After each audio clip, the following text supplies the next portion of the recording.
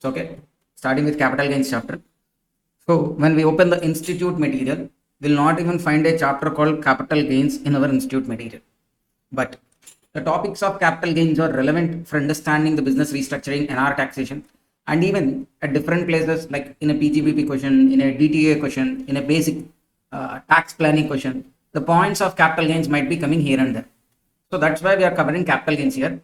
Otherwise, there's no separate question being asked only from capital gains. It is relevant for doing a different question, okay, not specifically related to capital gains. Okay, so just like as any other head, so we have 5 heads. For each head there is a charging section. Okay, so let's say for example PGBP, the section 28 is the charging section. Same like that for capital gains, section 45 is the charging section. What is the role of charging section? Sir, in any head, the charging section role is like it tries to give the scope of that head. What is that section purpose? Which incomes are being covered under that particular head? That is covered by the charging section. Okay, by reading the charging section, you'll understand. Okay, under this head, these incomes are taxable. That clarity we will get by looking at the charging section. See, charging section 45. What does it say? Any profit or gain arising from transfer of a capital asset.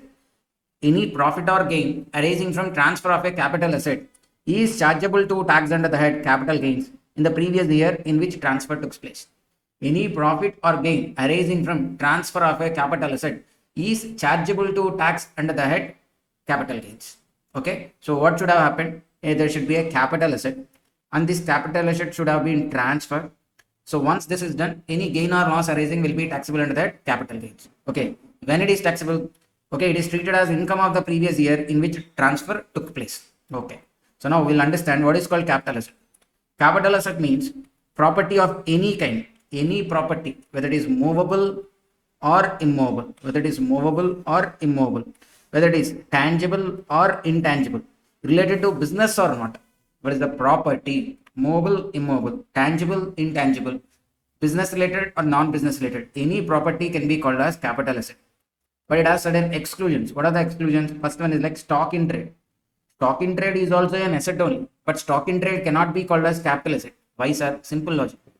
When you sell stock in trade, like that is a business. When you trade stock, that is a business. So the resulting gains or incomes are nothing but the profits from business. So that's why that is covered by PGBP. That's why stock in trade is not a capital asset.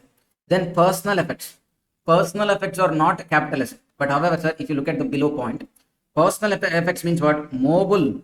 Only if they are mobile, we can call them as personal assets. Okay, sir. If you have a house, residential house, which you are using for your living, still that residential house can't be called as your personal effects. Why? Because that is immovable. It should be movable, used for personal purpose by SSE and his family. Mobile for personal purpose by SSE and his family. Okay, so it should be a mobile one and personal as purpose. Okay, so however, sir, personal effects excludes. Sir, understand the point. Capital asset definition excludes personal effects, and again for the personal effects definition there are exclusions. So see, exclusion to exclusion is an inclusion. So these exclusions to personal effects are nothing but inclusions to capital assets. Okay, see, these are exclusions of capital asset. That means inclusion to capital asset. What are those? Jewelry, archaeological collections, drawings, paintings, sculptures, work of art. Along with jewelry, sir, we can even write bullions also. Bullion, jewelry, bullion, archaeological collections, sculptures, drawings, paintings, work of art. All these are like personal effects. All these are like what? Personal effects. Okay, but still, these are to be treated as like capital assets only. So stock in trade is not a capital asset. Personal effects now, like let's say furniture will be there in house. That is a personal effect, not a capital asset. Then you might have a car or bike. Okay, you might have a gadgets like watch, other electronics, unless those watches are like highly precious. See, normal watches which we wear are like personal effects. But you have a watch worth like some 5 lakhs worth, 10 lakhs worth. Those kind of watches again will come under the jewelry kind of things. Okay, so furniture, car, bike, gadgets, okay, like mobile, laptop, which we have. So these will not come under the capital asset. They'll come under what? Personal effects. Okay. If it is like gold jewelry, silver jewelry, bullions, archaeological collections, drawings, paintings, sculptures, work of art, these are exclusions to personal effects.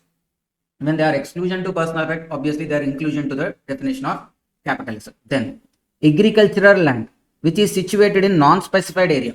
It should be an agricultural land which should be specified in non-specified area. Nothing but it should be a rural agricultural land. It should be a rural agricultural land. The question is, when can we call something as rural agricultural land? When can we call something as rural agricultural land? See, sir. Okay, land outside the specified area is rural agricultural land. Outside the specified area is called rural agriculture. Nothing but, sir, they are with the specified area which they are saying is nothing but like an urban limits. So if a land is away from urban limits, then it is rural. Okay, that's what they are saying. Like, let's say, sir, there is a place where the population is greater than 10,000 but less than or equal to 1 lakh. See, look at this first yellow circle, sir. It is a place or a town. Consider it as like a towns kind of. Okay, in this municipality, if that population is like 10,000 to 1 lakh, let's say 70,000, then the land should be away from the municipal limits. I mean, this yellow circle is the municipal limits which is kept by that local municipal authorities. Should be away from that limits, and even 2 kilometers radius. If you draw a circle within the 2 kilometers radius also, land shouldn't be away. So that means for this population, when it is like 10,000 to 1 lakh, you should check this second circle. Why? This is the circle drawn with 2 kilometers radius. Okay, so that that place shouldn't be within the municipal limits nor within 2 kilometer radius also. Then it is called as what? Rural agricultural land. Done. Then second case, where the population is 1 lakh to 10 lakh, then in that case, the municipality here, it shouldn't be within the municipality limits. Here the population of municipality is 6 lakhs. So in that case, the land shouldn't be situated even within the municipal limits and even within 6 kilometer radius also. Even within 6 kilometer radius. Sir, if the population is above 1 lakh, then this 2 kilometer circle doesn't have any relevance. Population is more than 1 lakh, then this 2 kilometer circle doesn't have any relevance. You should check what? The municipal limits and 6 kilometer radius. It shouldn't be within 2 municipal limits nor even within the 6 kilometers. Then it is called as what? Rural agriculture land. Then greater than 10 lakhs. Sir, greater than 10 lakhs na, the population of this particular municipality is like what? Greater than 10 lakhs. Let's say it is like some 30 lakhs. Population is like 30 lakhs. Then not within the municipal limits nor within 8 kilometers also. Okay, so in that case, 2 kilometer circle and 6 kilometer circle both are irrelevant. You just check the municipal limits and even within the 8 kilometer radius. Okay, if it is away from 8 kilometer radius, then only it is called as what? Rural agriculture land. And one more thing, sir, if it is exactly, the land is exactly 2 kilometers away from local limits, exactly 6 kilometers away, exactly 8 kilometers away, that means the land is situated on what? On the line. The land is situated on the line. Even in that case also, it is an urban agriculture land. Yes. Yes, this is the first class. Okay, I mean, it's not for DT, it is the first class. DT, we already had 21 or 22 classes we already completed. See, this is the 23rd class. You could see the description also. And the capital gains, first part. Okay, even if it is on the line, it would be treated as what? Urban land only. Even if it is on the line, it is urban land only. Away from the line, 2 kilometers, 6 kilometers, 8 kilometers, then only it is called as what? Rural agricultural land. Sir, everybody, are you able to understand what is called rural agricultural land? Rural agricultural land, it should be away from the municipal limits and even it should be away from the limits of agricultural land. Limits of this 2 kilometers, 6 kilometers, 8 kilometers, depending on the population. If the population is 10,000 to 1 lakh, you should check 2 kilometer radius. I mean, not within the city limits or within 2 kilometer radius. If the population is 1 lakh to 10 lakhs, not within the city limits nor within 6 kilometer radius. If the population is above 10 lakhs, not within the municipal limits nor within the 8 kilometer radius, then it is called as rural agriculture land. So rural agriculture lands are not capital assets. Clear? So stock in trade is not a capital asset. Personal effects, not capital assets. However, jewelry, archaeological collections, sculptures, drawings, paintings, work of art are capital assets only. Then agriculture lands, rural agriculture lands are not capital assets. Then specified gold bonds or gold deposit certificates issued by the central government or special bearer bonds, not having much relevance, sir. If any specified gold bonds, actually these kind of bonds has been withdrawn now. Okay, back then, 10 years back, there used to be this kind of gold bonds and gold deposit certificates issued by central government. Those are not to be treated as capital assets, and any special bearer bonds of 1991, those also not to be treated as capital assets. Okay. So any property can be treated as capital asset except stock in trade, personal effects, rural agricultural land, gold bonds, and special bearer bonds. Then here, if you see, sir, personal effects includes any securities held by a foreign institutional investor, even though they were held as stock in trade. Sir, Indian investor or Indian stock trader, if he is having any shares as stock in trade, that need not be treated as personal effects. I mean, that need not be treated as capital asset. But if the same kind of shares, if they are held as stock in trade by a foreign institutional investor, then in that case, you need to treat them as like what? Capital asset only, capital gains only applicable. Then any unit linked insurance policy issued on or after 1st February 2021. If it is a unit linked insurance policy which is issued on or after 1st February 2021, to which exemption under section 1010D does not apply, has to be treated as what? Capital asset only. Okay. So able to understand that here?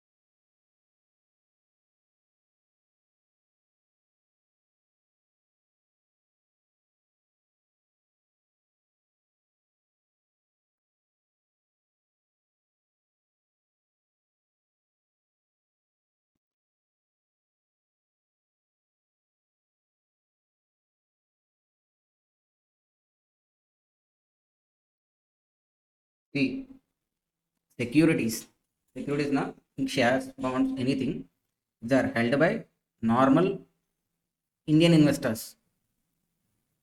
Okay, there could be two options. Any shares we trade can be held as stock in trade. I mean, like we are with an intention to sell in the 1 or 2 days only. Second thing, you wanted to hold them for a longer term. It's based on the period you hold and at the time of trading. If you do as like intraday trade, if you kept the shares as like intraday trade, then they'll come under the stock in trade. If you do as like not intraday trade, other than intraday trade, then they'll come under the capital gains. So okay, it's based on executing an order, how you select that one. If you are an Indian investor, then if you are having any shares as stock in trade, that resulting profits or gains is taxable under that PGBP only, speculation business. If at all you are a foreign institutional investor and you do intraday trading, even though they are stock in trade, they won't be treated as business income, they will be taxable as capital gains only. That's why those securities, even though they are stock in trade, will be held as capital asset only. Okay, then types of capital assets. We have two types of capital asset: short-term capital asset, long-term capital asset. There are two types of capital assets: short-term capital asset, long-term capital asset. See, from 22nd July 2024, there is a change in law. Okay. See, we have three categories, sir, actually. To decide as long-term or short-term, you have three categories. Like, one is like, we'll check greater than or greater than 12 months. I mean, 12 months is one thing.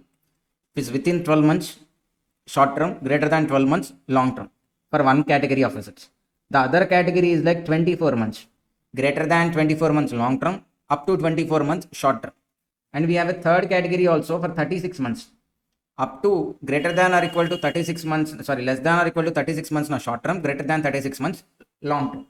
Then the government thought of bringing down this. I mean, to make the law easy, instead of having three categories here, they wanted to make it like two categories only instead of three. Okay. So this 36 months they wanted to remove.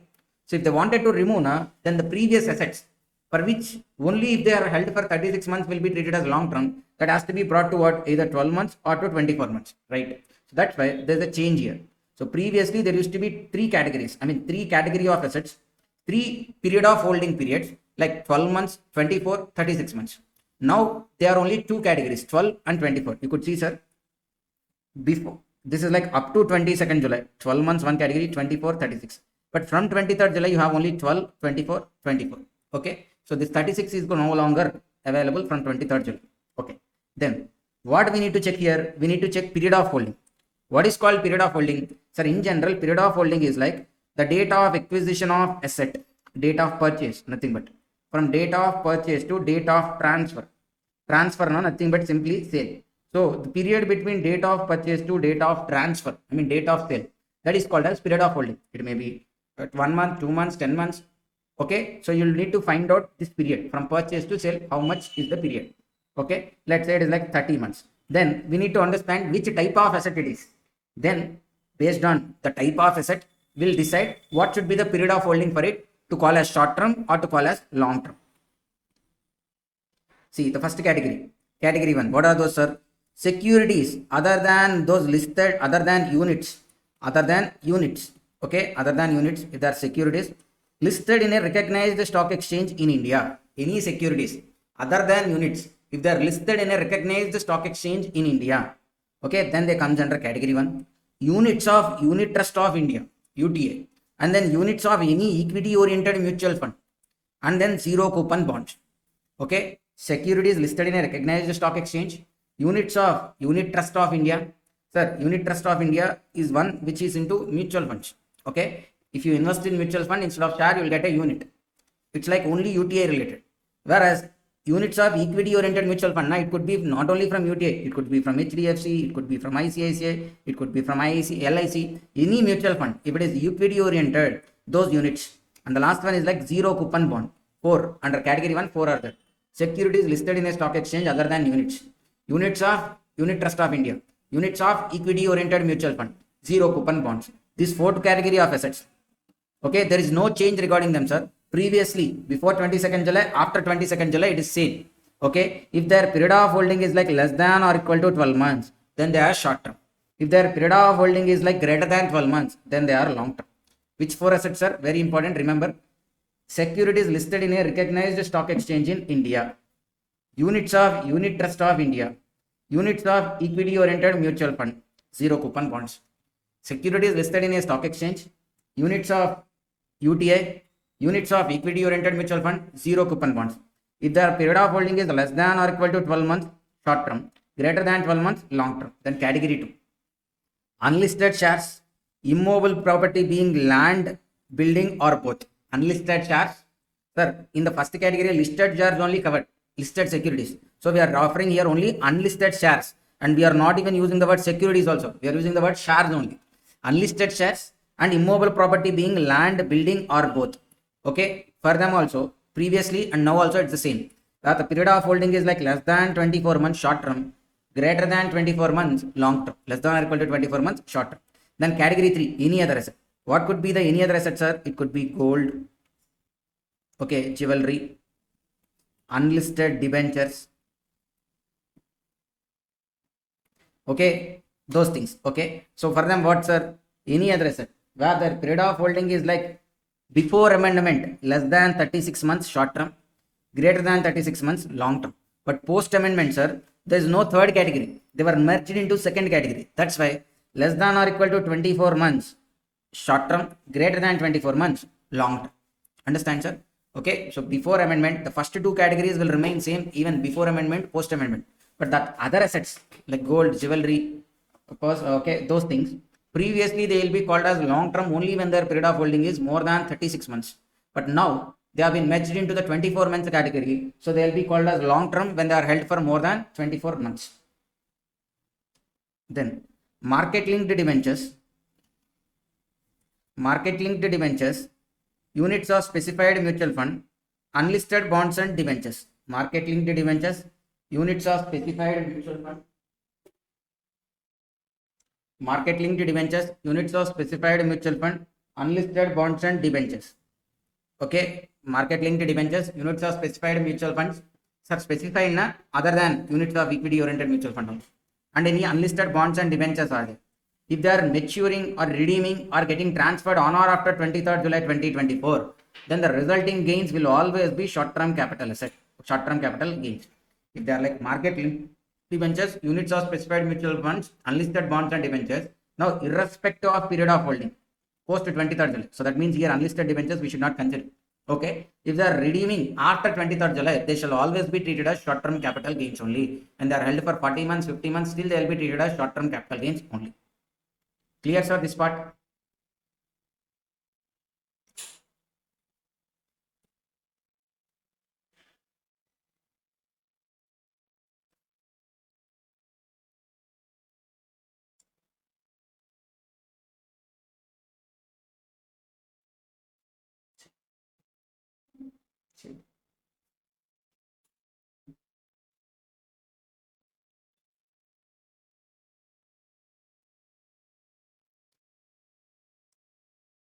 So then you could see assets which are covered under 111A and 112A. Okay, so in the basics itself we have covered this part. Once again quickly I am revising only. Section 111A, section 112A. What are the assets covered here? Listed equity shares, listed equity shares. Sir, listed equity shares na, okay, listed equity shares in India.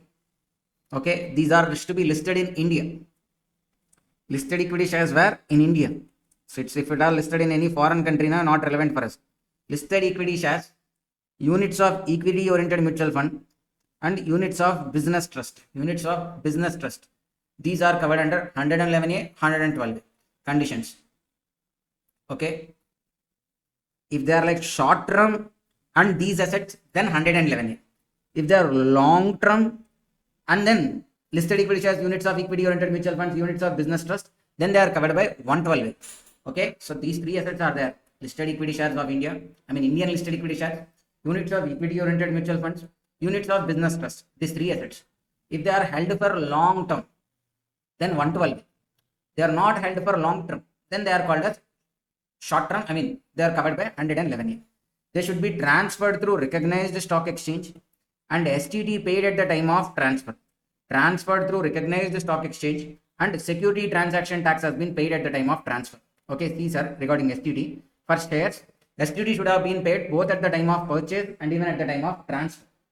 Whereas for units, STT should be paid only at the time of transfer, that is enough, not at the time of purchase. Okay, so these are called as 111, 112.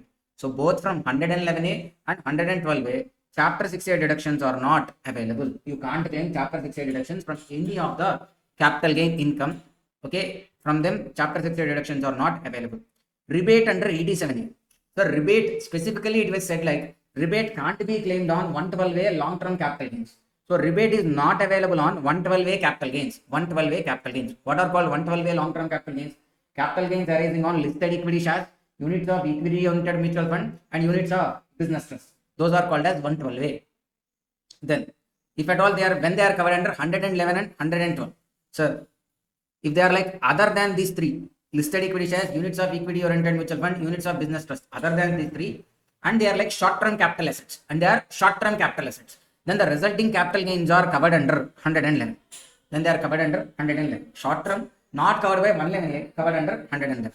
Rebate under 87A is available. On them, Chapter 6A deductions also available.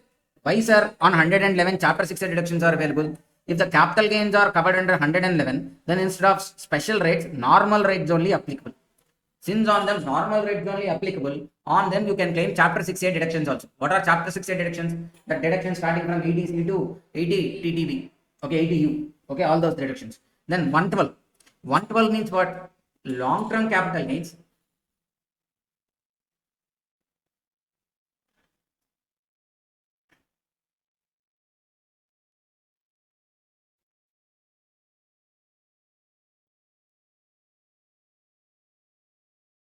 STT means Securities Transaction Tax. Ramya, STT means Securities Transaction Tax. Securities Transaction Tax. This Securities Transaction Tax will be paid to stock exchange. The Securities Transaction Taxes will be paid to stock exchange. Even though securities, okay, security transaction tax is paid to stock exchange. If STT is applicable on listed equity shares, units of equity oriented mutual fund, units of business trust, then they are covered by 111A or 112A. Based on period of holding, if they are held for more than 12 months, long term, up to 12 months, short term capital assets. Okay. Now, we'll take examples also, sir, once we complete the tax rates also. Okay. But before that,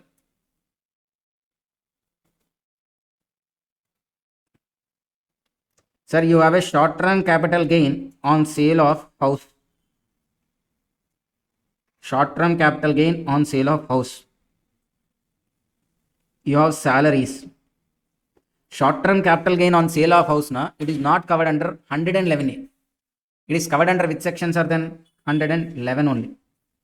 Okay. Why? Under 111A, 3 assets only covered. What are those 3 assets? Listed equity shares, units of equity oriented fund, units of business trust. Then the third one is like short term capital gains on sale of listed equity shares. That also India and STT also pay. Okay. Then these are covered under which section? 111A. Listed equity shares. Short term capital gains on sale of listed equity shares in India only 111A. Let's say a person is having salary net, sir, this is like salaries from that head after standard deductions only. Okay, after standard deduction only, he is having 4,50,000 as salary. Then short term capital gain on sale of house property. Sale of house. Let's say he is having some 2 lakhs short term capital gains. And short term capital gain of listed equity shares is having 1,50,000. So total income is how much? 4,50,000 plus 1,50,000, 6 lakhs plus 2, total 8 lakhs is the total income. Which total income? Gross total income. Now he has chapter 6A deductions. Chapter 6A deductions. He has chapter 6A deductions. Let's say under 80C, he has 1,50,000. He has 80D, another 50,000. He has another 50,000. 80C, 1,50,000. 80D, 50,000.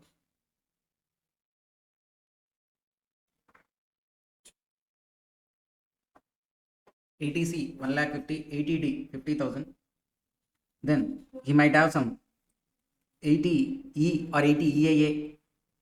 So let me take 80 EAA, another 1,50,000. Then he has 80G of another 2 lakhs.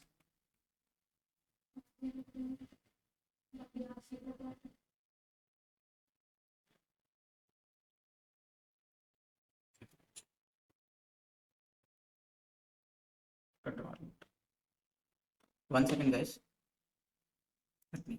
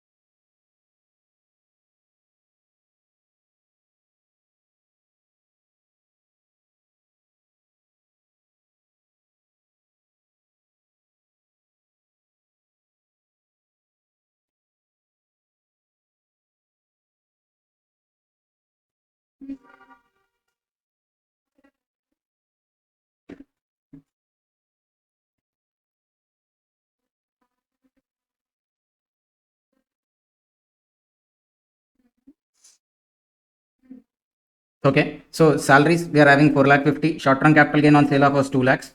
Short term capital gain on sale of listed equity shares 1 lakh 50. So total income 8 lakhs. Chapter 6 deductions 80C, 80D 50, 80EA 1 lakh 50, 80G 2 lakhs. So total, okay, then let me take another 80G, let me take it as like 3 lakhs, sir. 1 lakh 50, 50, 1 lakh 50. Total, it's like 6 lakh 50 here. So total chapter 6A deductions are how much? 6 lakh 50. We have gross total income 8 lakhs. So obviously we'll take deductions as how much? 6 lakh 50. But that is not possible. Why? Because on 111A you can't claim chapter 6A deductions. You could see on 111A you can't claim chapter 6A deductions. So your deductions part is restricted to what? Your deductions part is restricted to the other incomes excluding 111A. If we exclude one, okay, so we are still having 6 lakh 50, right? Okay, let me make it like different, little different. 80D as 75,000. Okay, so how much it is? Like 6 lakh 75,000. How much it is? Like 6 lakh 75,000. So can we claim 6 lakh 75,000? No. Why? These two are the ones on which you can claim deduction. But the two together we are having only 6 lakh 50. But here total chapter 6 is like 6 lakh 75. So it is restricted to 6 lakh 50,000 only. It is restricted to 6 lakh 50,000 only. Okay. Then the net total income is how much? 1 lakh 50,000. On this 1 lakh 50,000. Okay. Then I need to tell you another concept also, sir. Wait for this. Keep this net total income. Then we'll again come back. Okay. Other short-term capital assets we have discussed. Rebate available. Chapter 6A deductions also available. Then 112. Sir, 112 is not other short-term, sir. It's a mistake. Correct it. How much? What is like? It is other long-term capital assets. Not covered by 112A. Okay. So what is covered under 112A or 111A? Listed equity shares, units of equity oriented mutual fund, units of business trust. The others are other short term is covered under 111, other long term is covered under 112. Rebate under section 87A available. Chapter 6A deductions also, sorry, here chapter 6A deductions also, correct it, sir, not available. Not available. So in simple, sir, let me clarify you. Out of capital gains, long term capital gains, they may be 112 or 112A. Chapter 6A deductions not available. Chapter 6A deductions not available. Whereas short term capital gain, they are under 111A. Then again chapter 6A deductions not available. If at all they are short term capital gains covered under 111, then chapter 6A deductions available. Why, sir? Simple thing, sir. If they are taxable at special rate, then chapter 6A deduction is not available from capital. 111, no, they are taxable at normal rates. That's why deduction is available. Okay. Now even rebate concept also. Sir, rebate is available on everything except 112A capital gain. If the capital gains is under section 112A, then on them rebate is not available. What are 112A assets? Listed equity shares, units of equity oriented mutual fund, units of business trust. Okay. So this point clear now. Now quickly, sir, look at the format for computation of capital gains also. Consideration here. Then less transfer related expenditure including STT paid, net consideration, subtract indexed cost of acquisition, indexed cost of improvement. Okay, so from usually what is the format for computation of capital gains, sir? Very simple format. Selling price we have, from there we should subtract purchase price. But we are calling it with different words. That's the basic format. Selling price minus purchase price. So we are calling the selling price as consideration received on sale. Okay, nothing but gross sale consideration this is. Okay, from there we should subtract transfer related expenditure. To sell it, if you incur any expenditure, let us like brokerage expenditure, something. But from this transfer related expenditure, you cannot subtract STT. What is called STT? Securities transaction tax. You cannot subtract. Other expenditures you can subtract. You can't subtract securities transaction tax. Okay, then you will get what? Net sale consideration. From net sale consideration, you should subtract what? Cost of acquisition, cost of improvement. In general, cost of acquisition and cost of improvement only. Sir, because from 23rd July, there is no concept of indexation. So we should only actually subtract cost of acquisition and cost of improvement. What is cost of acquisition? The original purchase price. Cost of improvement means any other improvement you did, that is called as cost of improvement. Okay. What is called indexation? Indexation, adjusting the cost to inflation is called indexation. For 30 years back, your grandfather purchased a house for 2 lakhs. Now the property value is like 2 crores. 30 years back, your grandfather purchased for 2 lakhs only. But now that value is like 2 crores. From you sold for 2 crores. Now from the 2 crores, if you subtract only 2 lakhs, that days 2 lakhs, 30 years back, on today's 2 lakhs are not seen. That's why they are giving an option to do inflation adjustment. Okay, that is only called as what? Indexation. That is only called as what? Indexation. So you should do what? The 2 lakhs, you should, there is some numbers for adjusting with indexation, inflation and all. So you will do that calculation and you'll find out the indexed cost of acquisition. Okay, that you'll subtract. Then you will get gross capital gains. From gross capital gains, you should subtract exemptions under section 54, 54B, 54D, EC, F, H. These are the exemptions under the 54 series. If you subtract these exemptions, then you will erase the capital gains, either long term or short. And then indexation benefit not available for short term capital assets. And you should remember, sir, from 23rd July, it is not available on any asset. From 23rd July, indexation is not available on any asset. Then come to the tax rates. Capital gains tax rates. Capital gains. Long term capital gains under 112. If they are like 23rd July, if they are after 23rd July, the tax rate is like 12.5% in excess of 1,25,000. If they are before 23rd July, 1 lakh, I mean in excess of 1 lakh, they are taxable at 10%. I mean first 1 lakh or first 1,25,000 not taxed. Excess 12.5% if it is after 23rd July, 10% if it is after before 23rd July. Okay, then on 23rd July also it is 12.5%. Okay, on or after it is. Then long term capital gain under 112. Sir, what is 112A and 112?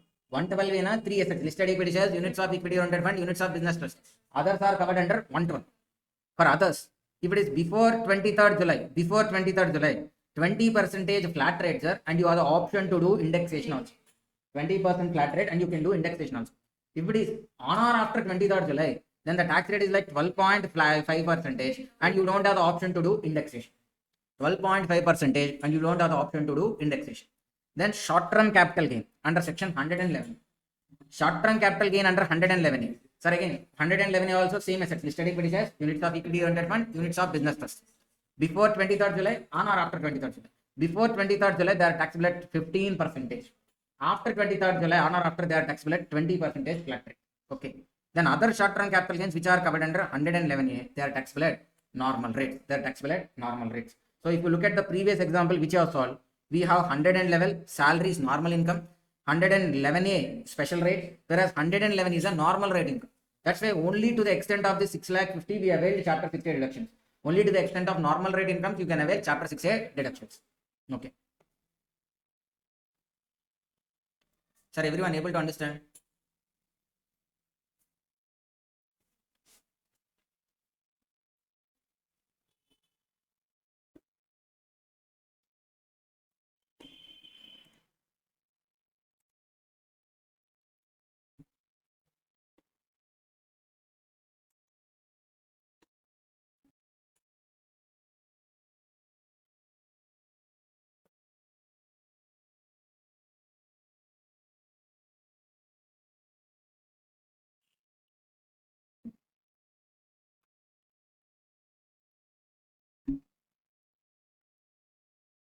Then, sir, this concept, capital gain tax rates for resident individual or HUF, I'll discuss after some time, sir. That is important only, but I'll discuss afterwards.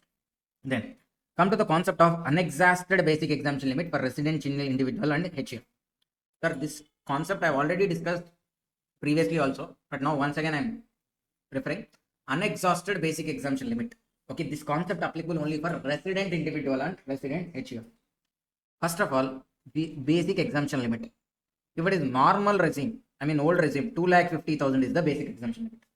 If it is like default regime, 115 BSE, then the basic exemption limit is like 3 lakhs. Okay, it could be 2,50,000 or even it could be 3 lakhs. Okay, fine. Now, from this basic exemption limit, first we'll adjust the normal tax rate incomes. Normal tax rate. What are normal tax rate incomes? Salary, normal tax rate income. House property income, normal tax rate. PGBP, normal tax rate. IFOS, normal tax rates. Okay, except casual incomes, others are normal tax rates. Then, in capital gains also, short-term capital gain covered under 111A, normal incomes. All these normal incomes, first you'll adjust here. Okay, it could be salary, it could be house property, anything, you adjust from here. Okay, let's say that is only 2 lakhs. Salary, house property income, only that. Okay, that is only 2 lakhs. After adjusting 2 lakhs, there is another 50,000 balance from the basic exemption limit. That is called unexhausted basic exemption limit. Unexhausted basic exemption limit. Now let us assume the same person is having a 111A income. 111A means what? Short-term capital gains, which are taxable at a special rate 20%, post 23rd July. Okay, this 111A income is also there. Actually, these are taxable at flat rate 20%. But on them also you can adjust unexhausted basic exemption limit. Unexhausted basic exemption limit, this 50,000 can be adjusted provided assessee is a resident individual or resident HF. If you look at the examples which we did, we have net total income how much? 1,50,000. Either it is default regime or okay, we cannot take default regime, sir. Why? Because we claimed chapter 60 deduction. So obviously it is not default regime, it is like what? Old regime. Old regime now, what is the basic exemption limit? 2.5 lakhs. Here he is having how much, sir? Net total income 1,50,000. That also completely belonging to 111 only. Completely belonging to 111 only. Why?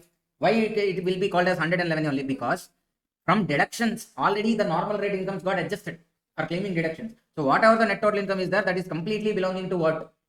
The special rate. So usually you should have a basic exemption limit of how much? 2.5 lakhs. To adjust from basic exemption limit, you don't have any normal rate income. So total 2.5 lakhs is what? Unexhausted only. Now adjust this unexhausted basic exemption limit 2.5 lakhs with this 1,50,000. If you adjust this 1,50,000, then the taxable income is nil.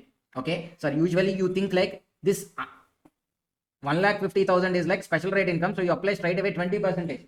But here there is unexhausted basic exemption limit. If you adjust this unexhausted basic exemption limit, then there is no total income at all to tax. So are you able to understand, sir, everybody, this unexhausted basic exemption limit concept? And this concept is applicable only for resident individual and resident HUF.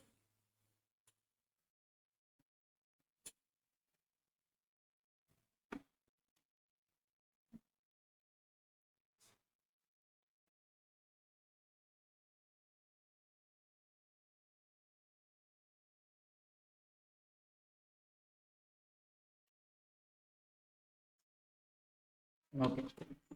Then, sir, this surcharge part I already explained also. You remember? Okay. What? Sir, under default regime, what are the surcharge rates, sir? Up to 50 lakhs. Nil. Okay. Total income up to 50 lakhs. Nil. 50 lakhs to 1 crore. How much, sir? 10%. Then 1 crore to 2 crores, sir, default regime. Okay, 15%. Above 2 crores, not 25%. Then old regime. Up to 50 lakhs, nil. 50 to 1 crore, na, it is like 10%. 1 to 2 crores, na, it is like 15%. 2 to 5 crores, na, it is like 25%. Yes, intraday profits are also general rates only. Yes, because they are taxable under that PGBP, na, so they will come under the normal profits only. Speculative business. Greater than 5 crores, na, they are covered under like 37%.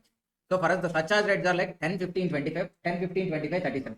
But if at all the total income consists of dividend income, short-term capital gain under 111A, long-term capital gain under 112 or 112A, if, okay, either default regime or old regime, if it consists of these incomes, then an enhanced surcharge of 25% or 37% is not applicable.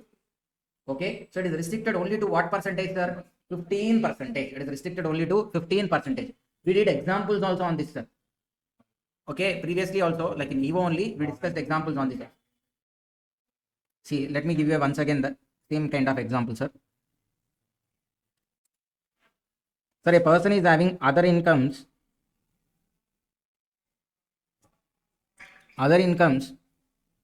1 crore default regime, sir. I'm taking like default. Other incomes 1 crore 50 lakhs. Other incomes 1 crore 50 lakhs.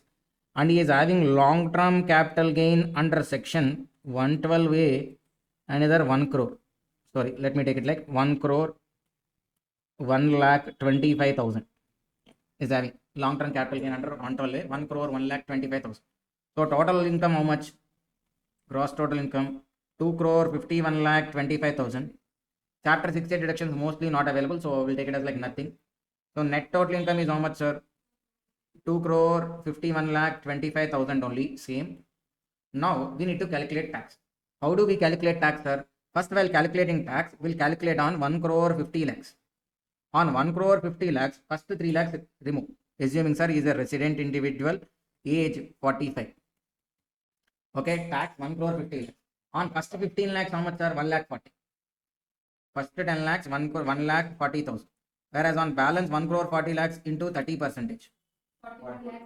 You add this 1,40,000 also. So what is the total tax on 1 lakh?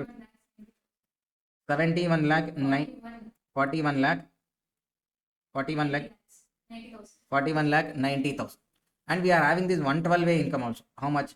1 crore 1 lakh 25,000. Yes sir. 1 crore 1 lakh 25,000. And on this 1 lakh 25,000, assuming after 20,000. First 1 lakh 25,000 not tax.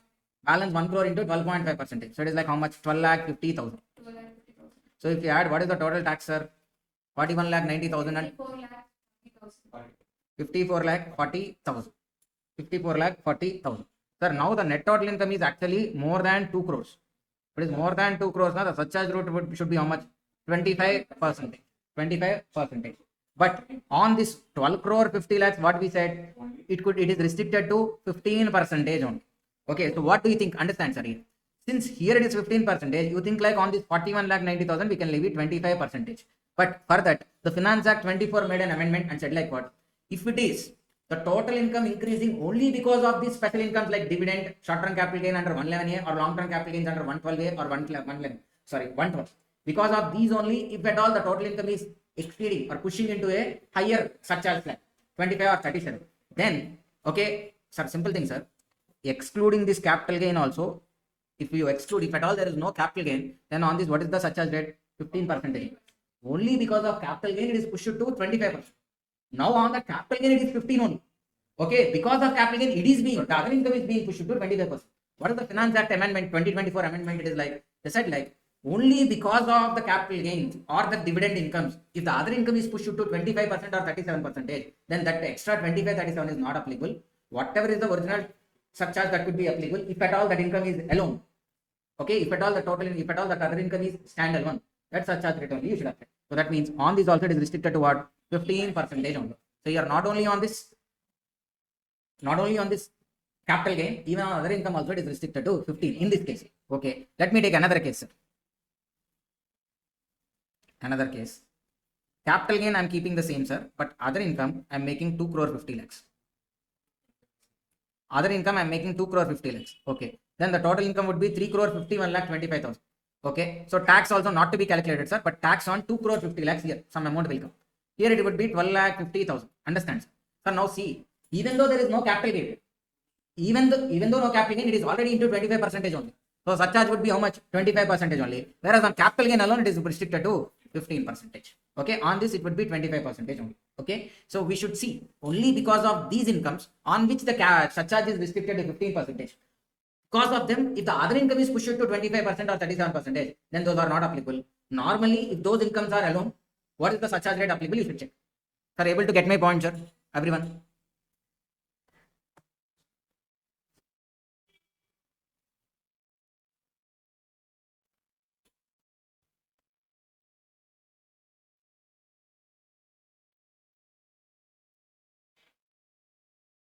Then transfer.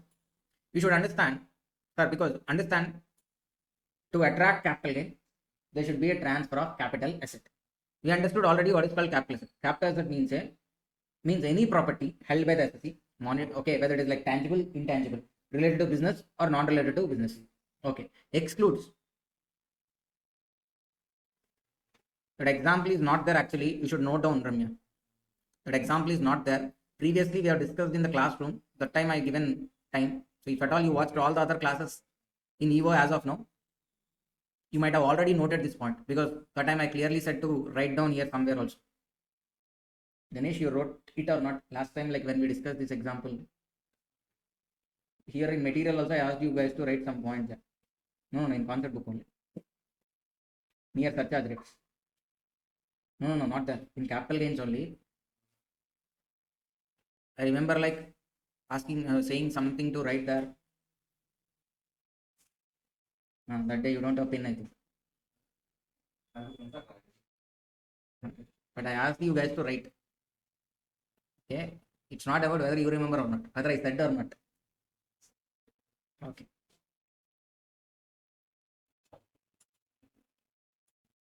See, you are sharp, so you'll remember. There may be students, some average students like me, they'll forget quickly. So that's why I'm asking you whether we have written it previously or not. I remember like I said to write and all. Okay. So whether you guys written or not is the question.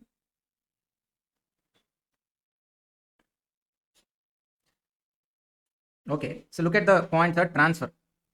See, to attract capital gains, we should have 2 points. One is like it should be a capital asset, plus there should be what? Transfer. We already discussed what is called capital asset. Any property excludes stock in trade, personal effects, then rural agricultural land, special gold bonds and special bearer bonds. Okay. So now transfer includes sale. Okay, basic thing. Sale include, transfer means sale. Most of the questions will have sale only. Then exchange. If there is any exchange of assets is there, that also has to be treated as transfer. Then relinquishment of an asset. What is called relinquishment, sir? See that. Giving up or surrendering right. You are giving away your right. Okay, then that is called as relinquishment of an asset. Let's say, sir, company given you right shares. What is called right shares, sir? To the existing shareholders, company gives an option called a rights option. Okay, like, sir, company already having shares. You are having shares. Company wants to raise more share capital. Okay, it wants to raise more share capital.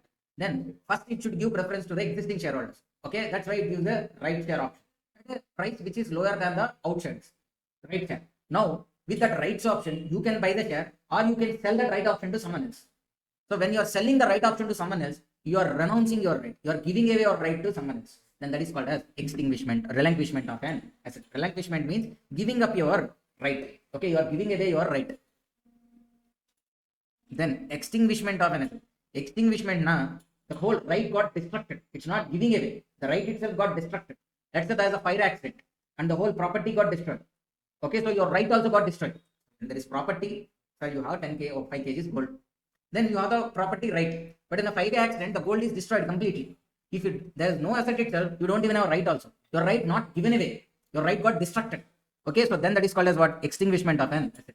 Something like loss of property, buyback of shares, redemption of debentures. This will come under the extinguishment. Then compulsory acquisition by government. What is called compulsory acquisition, sir? To extend roads or to do any other infrastructure related government projects and all. The government may be sometimes compulsorily acquiring the land of public. Sir, they wanted to extend the road, sir. Okay, so some person property is there which is like beside the road. Now the government is of a plan to widen the roads. To widen the roads, this private property of this person has to be taken away. Okay, this person is saying like, I will not give my property. If you want road, now keep the other way road. I don't want to give my property. I'll keep it like that. And what government will do? It will do compulsory acquisition. Okay, whether he like or not, the government will take away the property and will pay some compensation. That is called compulsory acquisition. Okay, there you are not selling. Government taking away compulsorily. Still it comes under what? Transfer. Then maturity or redemption of zero coupon bond. Where a zero coupon bond is being redeemed. That also will come under what? Transfer. Then conversion of a capital asset into stock in trade. Conversion of a capital asset into stock in trade. What is called conversion of capital asset into stock in trade? Sir, you have a piece of land. Okay, it's like 1 acre. 1 acre urban land you are having. 1 acre urban land you are having. Now this 1 acre urban land is a capital asset. Now what you are doing? You are converting this urban land into plots. Like you are divided them into pieces. Okay, now each plot you are going to sell. Then that you are into the business of real estate business. Okay, then each plot will become what? Stock in trade. So you have converted the capital asset into stock in trade. So, sir, understand. You didn't sold anything. Okay, understand. You just laid ventures. Okay, you seen. You could see that in so many places. That land, they'll just lay some roads and divide the land into plots. They may put some identification marks, lay roads, maybe some electric poles and all. Okay, maybe some water tank might be out constructed. Nothing else they have constructed. So just the land of 1 acre is converted into plots. None of the plots has been sold, but still it would be considered as what? Transfer only, because you converted a capital asset into stock in trade. Then any transfer covered under section 53 of Transfer of Property Act. Any transfer covered under section 53. What is 53A? There should be a contract in writing. Transferee has paid consideration or willing to perform is part of the contract. Transferee should have taken the possession of the property. So usually we'll consider as sale only when the title registration is done. What this point is like, even though title registration is not done, when section 53A of the Transfer of Property Act conditions are satisfied, it amounts to transfer. What? Property possession given to you. You paid consideration.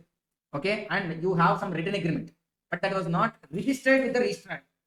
Okay, you had some sale deed agreement, but that was not registered. Land registration alone, title deed transfer alone is not met. But you paid amount, there's the agreement between you, and ownership also given to you. Then it also amounts to what? Transfer only. Capital gain is applicable. Okay, na sir. So for us, transfer includes what? Sale, exchange, relinquishment, extinguishment, compulsory acquisition by government, redemption of zero coupon bonds, conversion of capital asset into stock in trade. Any transfer covered under Section 53 of Transfer of Property Act.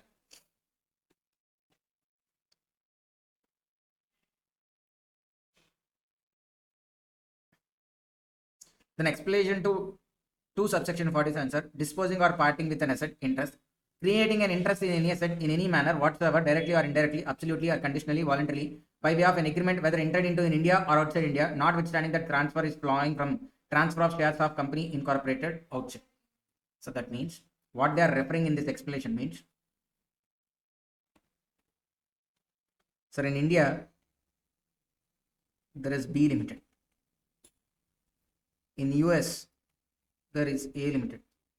Okay, this A limited is having 100% shareholding in B limited. Okay, in US you are having what? A incorporation, not A limited, A incorporation. This A incorporation is having what? 100% shareholding in B limited. Now this B limited is into some business, it carries business. Now A incorporation, sir, it does not have any business other than shareholding in B limited. A incorporation will not do anything. It just raised the capital. That capital invested in B limited. That's what it did. Okay, it doesn't do any other active business. Now A incorporation shares, understand sir, the shares of A incorporation, okay, the shares of A incorporation are transferred to Z. Shares of A incorporation are transferred to whom? Z. Okay, A incorporation shares are held by A. Now A sold the shares of A incorporation to whom? Z. Shares of A incorporation to whom? Z. Okay. So now this is the sale of shares in India, no, outside India. A is also in US, Z is also in US. Outside India. Both are outside India. And even the shares sold are also related to what? Foreign company only, that is also outside India. But this share value of A incorporation is derived from the value of share of B limited. Why? Because A incorporation doesn't have any business. It only invested in B limited. Now whatever B limited will do, based on that only A incorporation share will also goes up or comes down. Okay, so what they are saying, like, even though you didn't sold B limited share directly or indirectly, but there is an asset or interest which is located outside India, which is deriving its value from an Indian share. So this foreign company share is there in A incorporation, that will also be treated as an Indian asset only. That also has to be treated as a transfer as per Indian capital gains or Indian income tax. So on this share of share also capital gains will be applicable.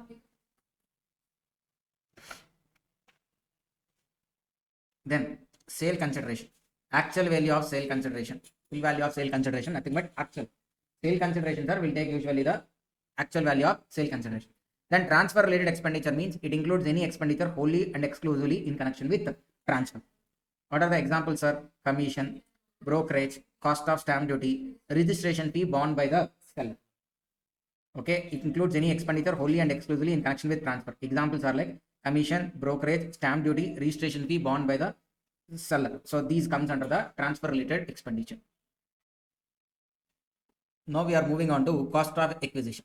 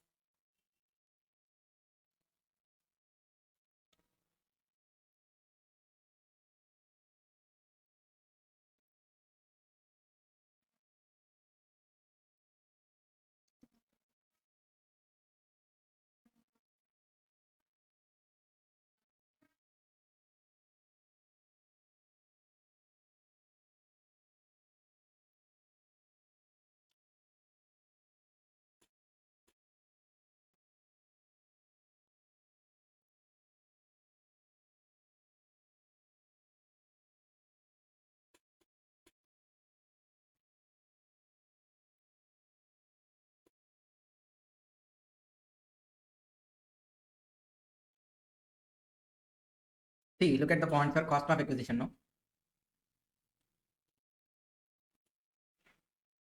hello, all.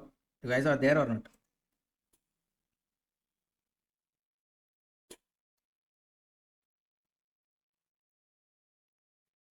Okay, cost of acquisition. Sir, in capital gains, the most of the chapter is about deciding cost of acquisition. Most of the chapter is about what? Deciding cost of acquisition. Okay, in different cases, what would be the cost of acquisition? Okay, so that is the main chapter.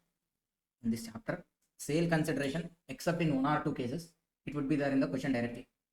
Transfer related expenses directly there in the question. You have sale consideration, you will subtract transfer related expenditure. Then next what you should have? Cost of acquisition. So the cost of acquisition will be understood. In general, purchase price I said. But in different scenarios, it will change. Okay, so that deciding cost of acquisition is only the main agenda. Okay. Capital asset acquired. If asset was acquired before 1st April 2001. Okay, in general, sir, this is like. So there are specific cases. Specific cases will learn separately. So we are talking in general, the cost of acquisition where the asset is acquired before 1st April 2021. What would be the cost of acquisition? It would be the fair market value as on 1/4/2001 or the original purchase price. Okay, you could take, sir, what they are saying like may take the fair market value as on 1/4/2001 as cost of acquisition. I mean, he has options. He could take the original purchase price or he could even take the fair market value as on 1/4/2000. Sir, which is better? You will take cost of acquisition or fair market value. That we cannot tell straight away, sir. We will check the values. Let's say the cost of acquisition is 3 lakhs. Cost of acquisition. Fair market value is like 4 lakhs. What is better to take? 4 lakhs. It is better to take 4 lakhs. Why? Cost of acquisition is high means capital gains will be less. So that's why it's based on our benefit only. So nobody, okay, if you have sense, you will not take cost of acquisition as 3 lakhs. You will take the fair market value only. You will take it as like what? 4 lakhs. Okay. But if it is like immovable property, but if the property is like immovable property, then fair market value cannot exceed stamp duty value as on 1/4/2000. 1/4/2000. Sir, see, example if you could see. Okay, if at all the asset is acquired on or after 1st April 2001, sir, then no problem, sir. Before only problem. After 1/4/2001, you straight away take actual cost. Before 1/4/2001, what you should do? You do take the cost of acquisition as original purchase price or fair market value, whichever is higher. Okay, straight away make it as a rule, whichever is higher, because that itself is the beneficial. Okay, now let's say fair market value is only higher. If fair market value is higher, okay, and then if it is an immovable property, that fair market value shall not exceed stamp duty value. Shall not exceed stamp duty value. So now look at the examples. Purchase of asset 1st April 98. Okay, actual cost 5,70,000. Fair market value as on 1/4/2001 6 lakhs. SDV not available. Cost of acquisition 6 lakhs. Cost of acquisition is like 6 lakhs. Why? If no stamp duty value, you will take actual cost or fair market value, whichever is higher. Second case, 1st April 99 is the date of purchase of asset. Actual cost is how much? 3,30,000. Fair market value is 3,80,000. Which we should take? 3,80,000. But the stamp duty value is 3,50,000 only. So you cannot take fair market value. It is restricted to what? Stamp duty value. So it should be cost of acquisition is how much? 3,50,000. Then date next third case, 1st April 2000. Actual cost is how much? 2,50,000. Fair market value is how much? 2,75,000. Which is higher? 2,75,000. Okay, so now 2,75,000 we should take our stamp duty value is how much? 2,40,000. So it is restricted to. Okay, so in no case it shouldn't be less than actual cost. Okay, so then, sir, understand simple thing. Fair market value restricted to stamp duty value only. Then the fair market value you are taking as 2,40,000. Original cost is 2,50,000. Which is higher? 2,50,000. So obviously take what? 2,50,000. Understand, sir? So the mistake you do is like here you will take it as like 2,40,000. You cannot take it as like 2,40,000. It would be 2,50,000. Why? Because actual cost is higher.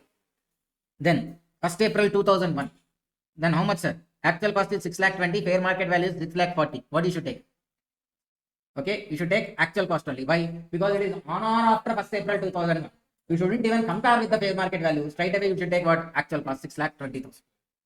Okay, so this concept of taking fair market value is not applicable to intangible assets. So whatever we are discussed is related to tangible assets only. Stamp duty value point will come only if it is a tangible plus immovable property. Are you able to get the point, sir?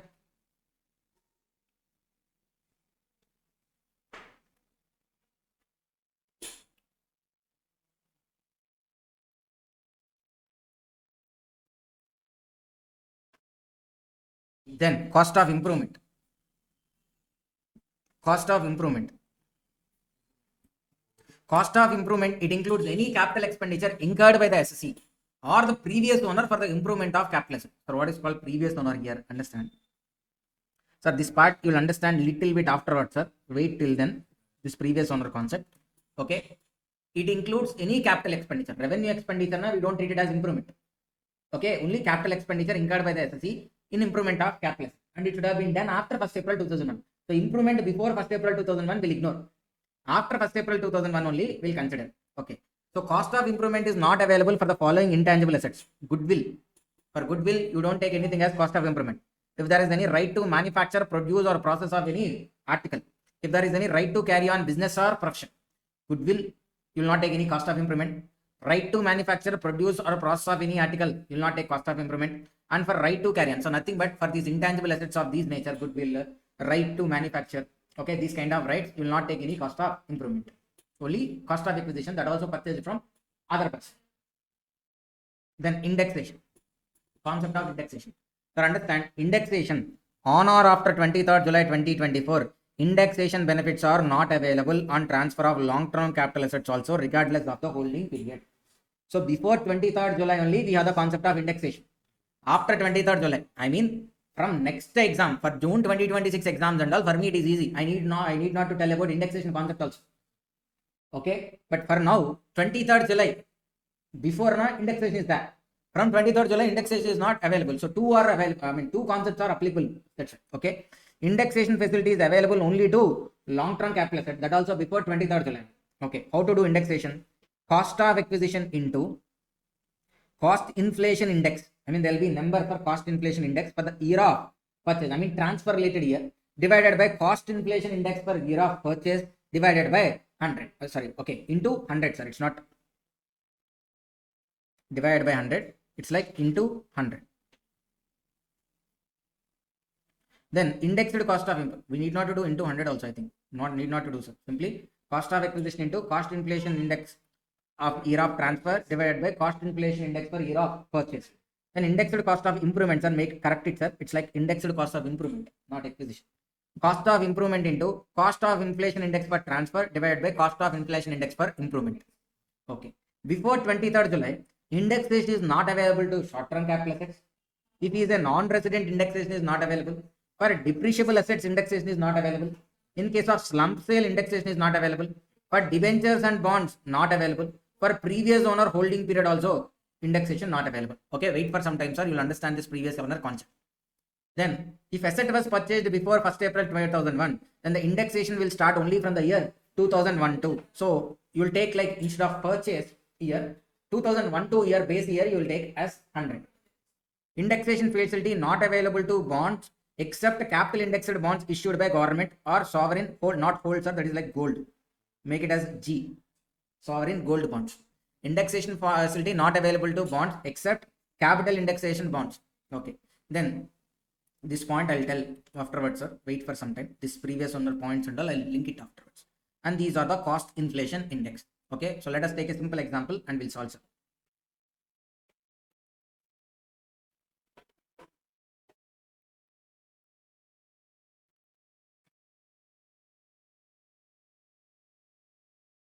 So there's a person, Mr. X.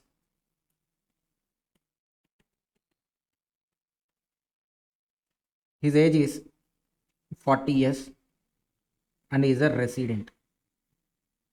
X age 40 years and is a resident. He sold a residential house on 15th May 2024. He sold a residential house on when? 15th May 2024 for 75 lakhs. Okay. Acquired this house on 1st April 1998 for 5 lakhs. 1st April 1998 for 5 lakhs.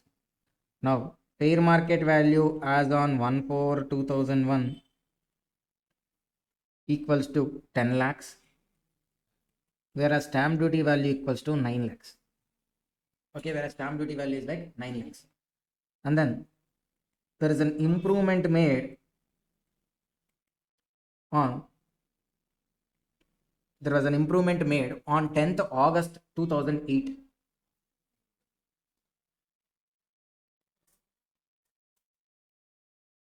There's an improvement made on 10th August 2008 for 10 lakhs.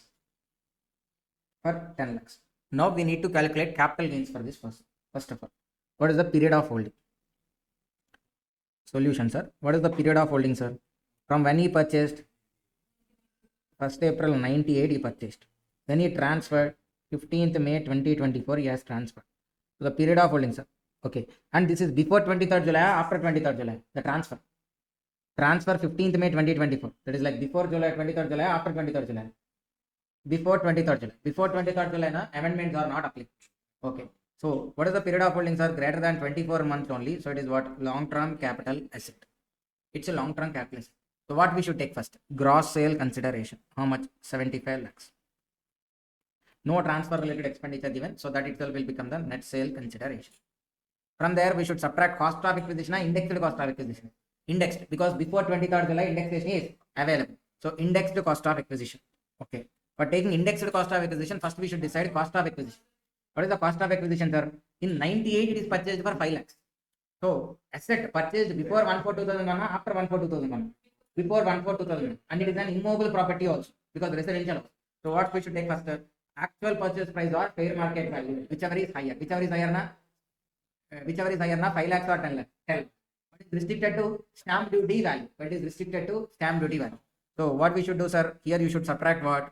Minus cost of acquisition is like, sorry, original cost of acquisition is like what? 9 lakhs. Cost of acquisition equals to 9 lakhs. So this 9 lakhs we should do what? Indexation. So 9 lakhs into, what is the year of transfer, sir? 2024. For 2024, previous year 24-25, what is the number, sir? 363. So you should take what? 9 lakhs into 363 divided by, okay, sir, year of purchase 1998. So that is before 2001. So what you should take here? Base year. I mean 2001-2. For 2001-2, what is the base year number, sir? 100. So you take here 100. So 9 lakhs into 363 by 100. What is the cost of acquisition? 32 lakh 67,000. Okay. Then we should do what? Indexed cost of improvement. Then we should do what? Indexed cost of improvement. So it is like indexed cost of improvement. What to do? What is the improvement we have done, sir? 10 lakhs. Okay. Cost of improvement equals to 10 lakhs. Okay. So 10 lakhs into, again, year of transfer related 363 divided by, in which year improvement is made, sir? 10th August 2008. That means 89. For year 89, what is the number, sir? 137. So you do 10 lakhs into 363 by 137. How much? 26,49,635. 26,49,635. So now from 75 lakhs, you should subtract 32,67,000 and 26,49,635. How much? From 75 lakhs, you should subtract 32,67,000, 26,49,635. 15,83,365. 15,83,365. This is the long-term capital gain under which section? 112. 15,83,365. This is the long-term capital gain under section 112. Understood, sir? So this is about what? This indexation, how to do, and then this cost of acquisition for an asset which is acquired before 1st April 2001. Then sir, before going further, let me clarify one more point also. Sir, for the same question, sir, if it is after 23rd July, if at all the transfer is after 23rd July, do we do indexation? Everything remains in except indexation. We can't do indexation. Okay, because from 23rd July, there is no benefit of indexation. Indexation can't be done. Okay, that's why only the tax rate reduced. Previously, the tax rate is like 20%. Indexation benefit more. Now the tax rate reduced to 12.5%. Indexation is not available. So that 7.5% tax saving they are giving, right? That is because you are foregoing indexation. Okay. So now, sir, I have left one concept above. Let me tell you that one. In page number 7.4, if you see capital gain tax rates for resident individual or HUF option under section 1. In 7.4 page, you will find out one topic. Okay. So for resident individual and HUF only this concept is applicable. But the problem is like in the Finance Act, when the government announced like we have been withdrawing the indexation benefit concept, then many individuals and HUFs are like unhappy. Okay, they didn't welcome the provision of removing indexation benefit. Okay, so much of negativity came against the government. Okay, it's only for the middle class people. Okay, the problem is like middle class sector, they are saying like we have purchased property like that. If you remove indexation benefit and all, obviously we'll have capital gains. if there is indexation benefit, we may not even have capital gains at many cases. Okay, if at all there is indexation benefit, there may not be even a capital gain also. But because of removing indexation benefit, obviously they'll have capital gain, because 5 years back 5 lakhs, now obviously it will become 6 or 7 lakhs. That 1 lakh, 2 lakhs, if there is indexation benefit, it wouldn't be taxed. But now this 1-2 lakhs is taxing, getting taxed. Either 12.5% also tax has to be paid, right? Okay, so middle class, okay, majorly the most middle class didn't welcome this provision.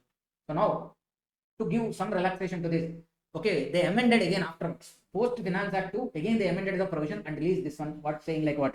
For resident, individual and HUF, there is an option. What is that option? Immovable property transferred on or after 23rd July 2024. The property should have been purchased, transferred after what? 23rd July, but purchased before 23rd July.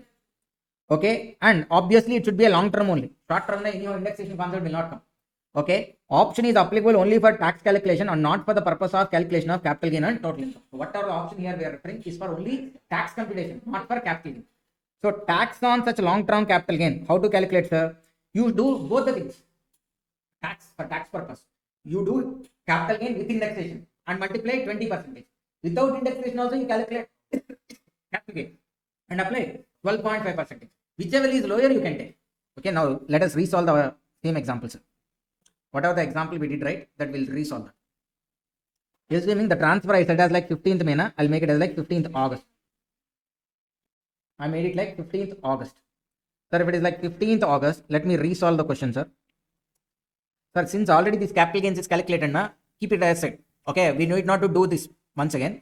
We remember the capital gain is like 15 lakh 83, 160, 365. If at all there is what? Indexation.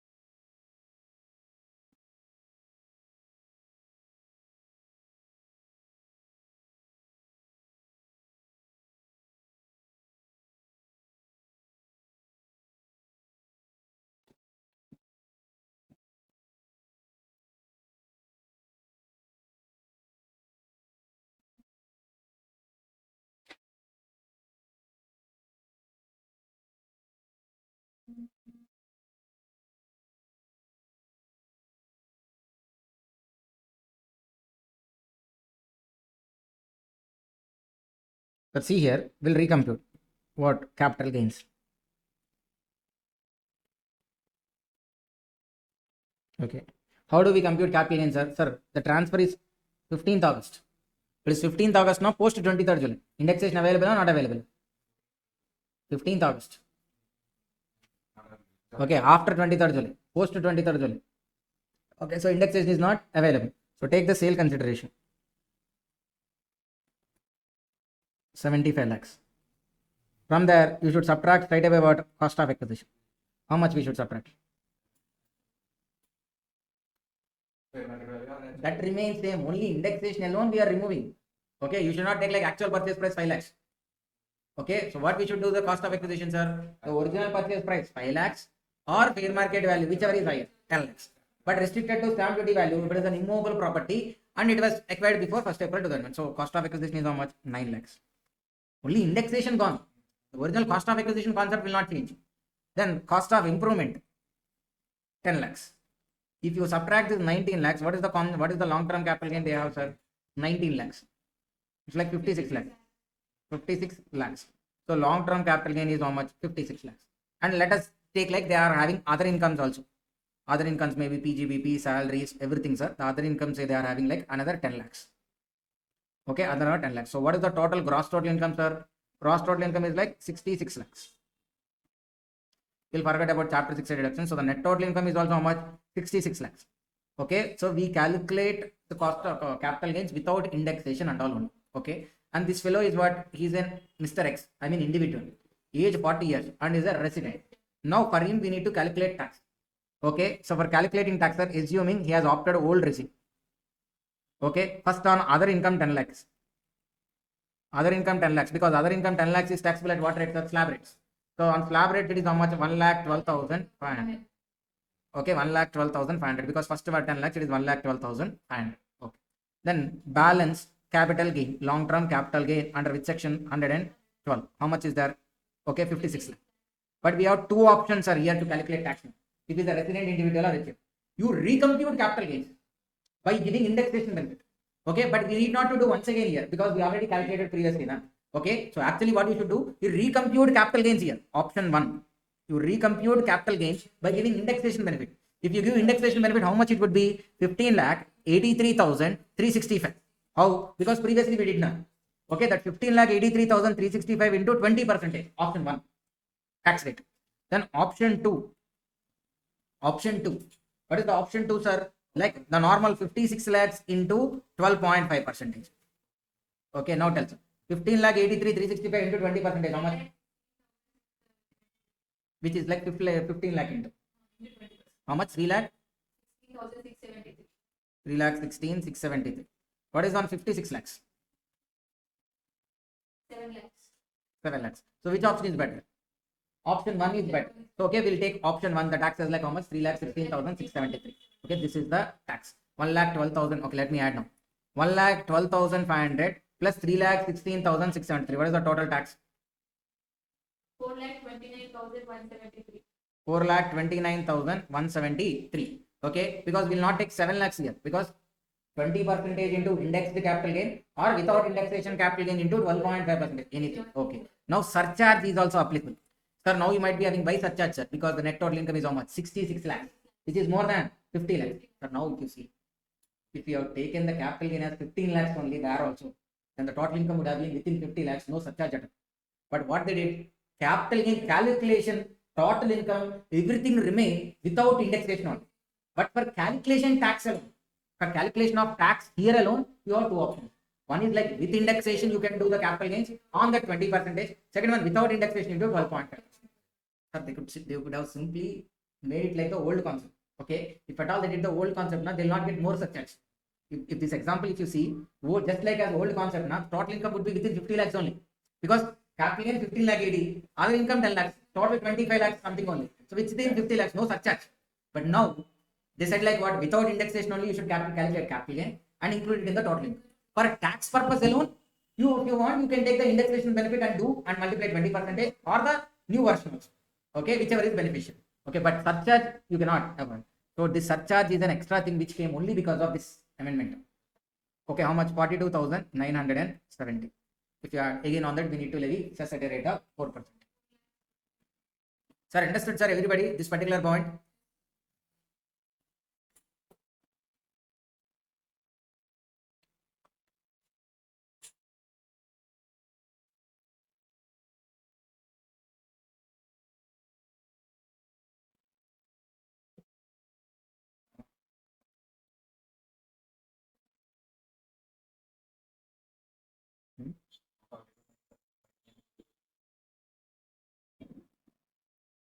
There's nothing great about surcharge. Okay, surcharge, total income more than 50 lakhs, na? That's why surcharge is applicable. That's what I'm saying.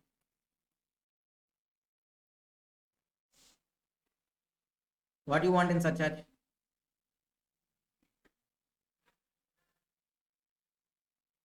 Okay, so what I said is like effect of amendment. I am saying effect of amendment. What I said, if at all, instead of giving these options, they could have simply said us to do indexation here itself, na? Okay, then what is the problem? If you do indexation here only, your capital gain will come down. If your capital gain comes down, gross total income will also come down. Okay, net total income also will obviously come down. Then your total income will be in that option. If at all indexation benefit here itself provided, na, your total income will be somewhere 25 lakhs only. Then this surcharge is not applicable because total income within 50 lakhs. But by keeping the provision in this way, here indexation not available. Okay, it is available only at the time of tax calculation, post 23rd June. That also only for residential individual and resident individual and HUF. Okay, so because of this thing, they cannot avoid surcharge.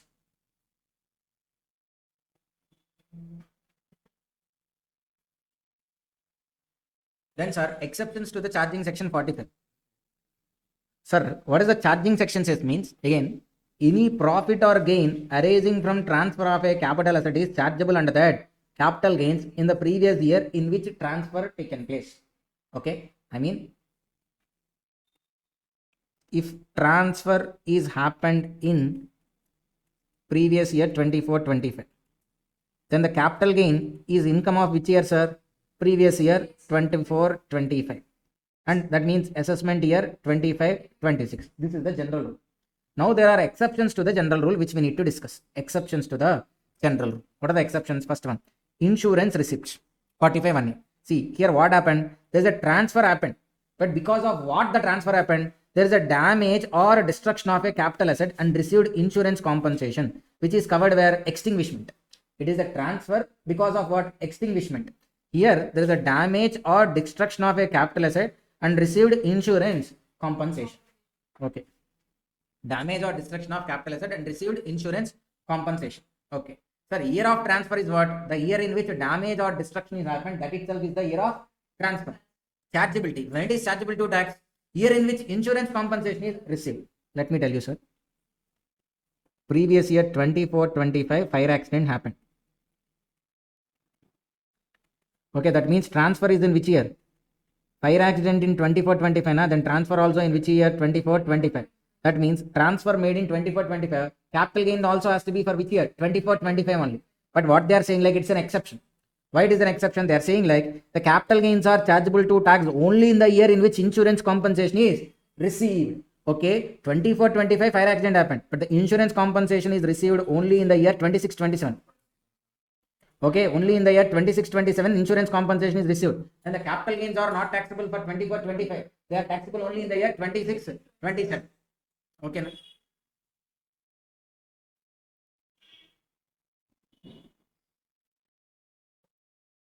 Kalaivani, surcharge rate is not fixedly 15%.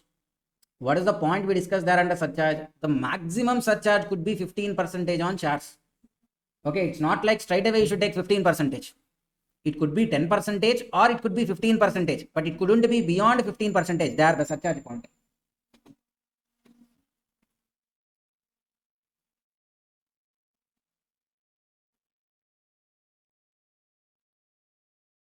Okay, insurance companies. Okay, the insurance compensation received when? 26-27. So the fire accident happened in 24-25. Insurance compensation received in which year? 26-27. So the capital gain is postponed to when? So the capital gains is postponed to the year, taxability is postponed to the year 26-27. A simple thing, sir. Already that fellow building caught fire accident. He lost property, he is in deep sorrow. That time you are going and asking him like, pay capital gains also. Will he pay? He'll kick you. Okay, into that fire. That's why the insurance, the capital gain chargeability is postponed to the year of receipt of insurance claim. Once he receives insurance claim, he'll feel happy. Because even though property lost, I got insurance claim, he'll be happy. Okay, because the loss is recovered from insurance claim. That time you ask about capital gain, he'll pay you. Okay, because he got money, now insurance claim. Previously, no money, property destroyed. You don't know whether insurance claim will come or not. You went and asking him, pay capital gains also or compute capital gain also. Okay, simply he'll kick you, you'll go and go into that property where it is like burning. Okay, so now period of holding. Sir, understands at this point, insurance compensation could be paid in money or even sometimes. Okay, so sometimes they could have just replaced the asset which is destroyed. Then what you should take as compensation? For understand insurance compensation, you lost a property, they could have replaced with your property. Okay, if that is the case, then how do you take the sale consideration? If at all they paid in money, take the money as the sale consideration. If they given you any non-monetary asset, then take the fair market value of that asset. Okay, and that fair market value will be considered as the insurance compensation. Then period of holding, date of acquisition to date of transfer only, sir, not to date of receipt of insurance claim.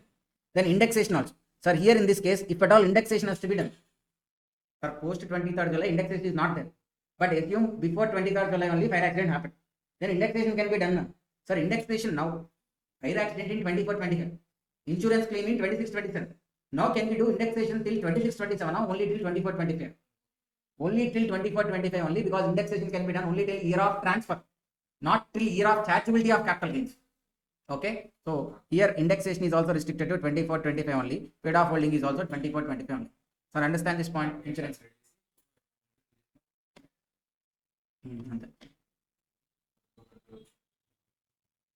Sir, computation you do as if it is doing on 24-25, simple.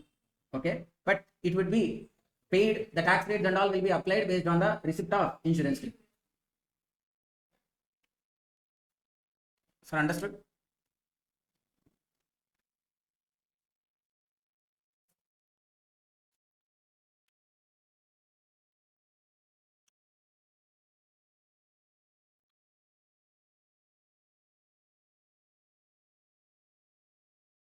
Okay, then next one, sir. Conversion or treatment of a capital asset into stock in trade. Conversion or treatment of a capital asset into stock in trade. Let's say, sir, what is this? You have a plot of land.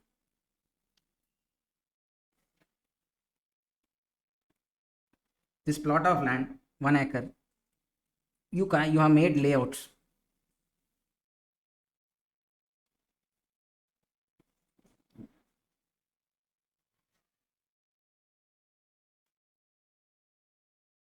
You made layouts. So what happened here now? You converted this capital asset into stock in trade. Okay, simple layouts. All these are like roads, electricity lines, drainages, everything you constructed there. And then this individual piece of plots you are selling.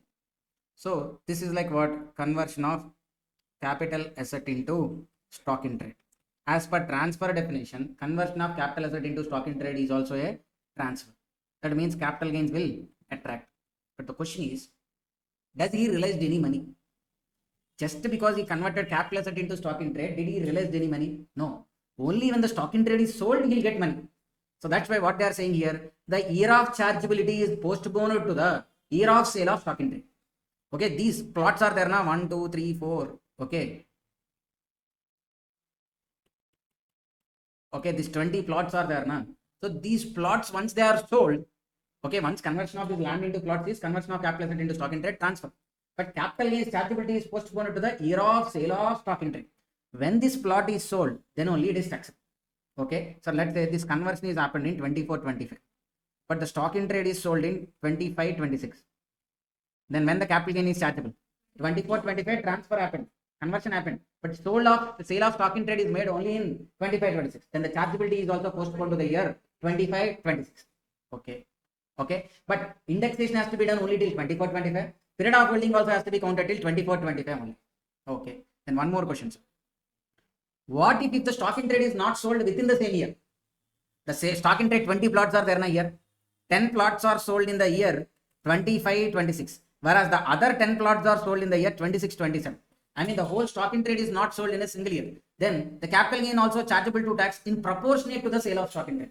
That means 50% of capital gains taxable in 25-26. 50% of capital gains taxable in 26-27. Because in proportionate to the sale of stock in trade. Okay. But you should remember one more thing, sir. Sir, when stock in trade is sold, PGBP will come. Because it's a business income. We are calculating here capital gain income. Okay. So now the question is, what you should take as the sale consideration? Because what you sold is stock in trade.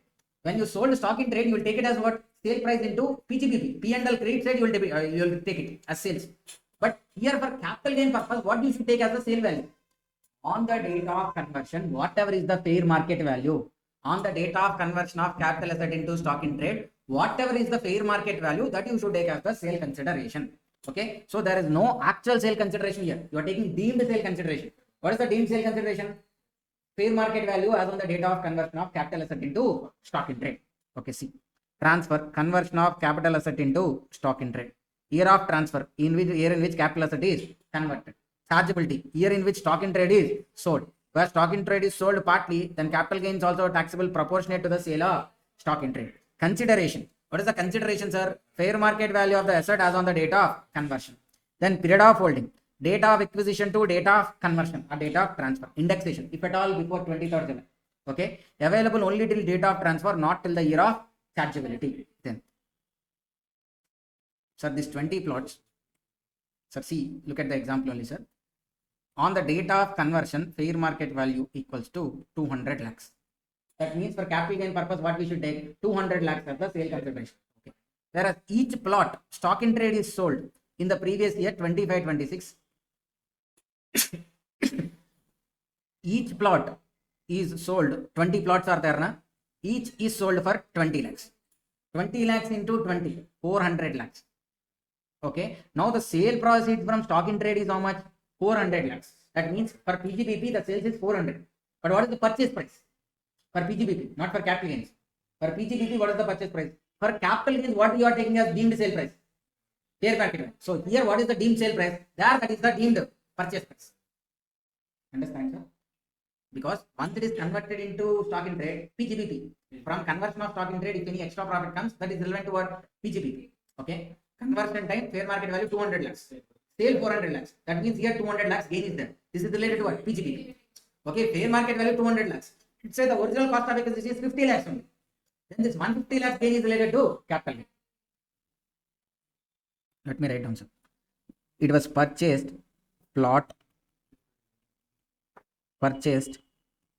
in 2015-16. Okay, and I am taking the indexed cost of acquisition only 15 lakhs, not 15-16, but that purchase price only I did indexation and all, and I am taking it as like what? 50 lakhs. Then in 24-25, plot converted into stock in trade. On this day, the fair market value is like how much? 200 lakhs. Then in previous year 25-26, stock in trade sold. How much? 20 plots into 20 lakhs, it equals to 400 lakhs. Okay. Now, till conversion, what is the gain? Till conversion, sir, the cost of acquisition is 50, fair market value is 200 lakhs. That means sale consideration 200 lakhs minus cost of acquisition, index cost of 50 lakhs. Then this is like what? Long-term capital gain 150 lakhs. Okay, sir, if you see, originally purchased 50 lakhs, ultimately sold for 400. 350 lakhs gain is there. But out of 350, 150 lakhs is taxed as what? Long-term capital gain. Okay, then from the date of conversion, under PGBP, what is the sale proceeds under PGBP? 400 lakhs minus purchase price. What is the purchase price? You should take fair market value as on the date of conversion, 200 lakhs. If you subtract this, 200 lakhs is taxable under which one? PGBP. So total 350 tax. Are you able to understand, sir, everybody?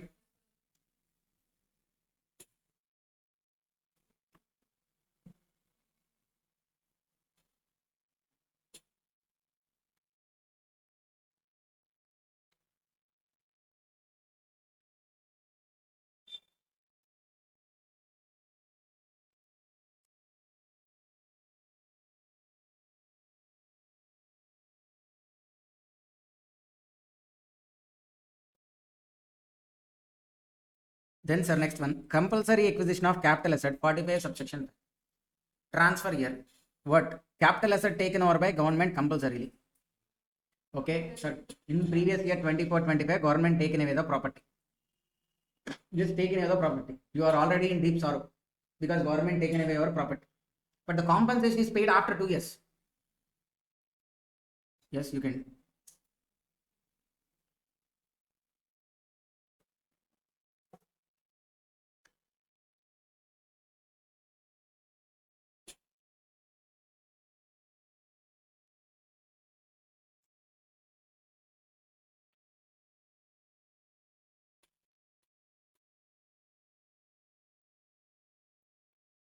See, government has compulsorily acquired the property.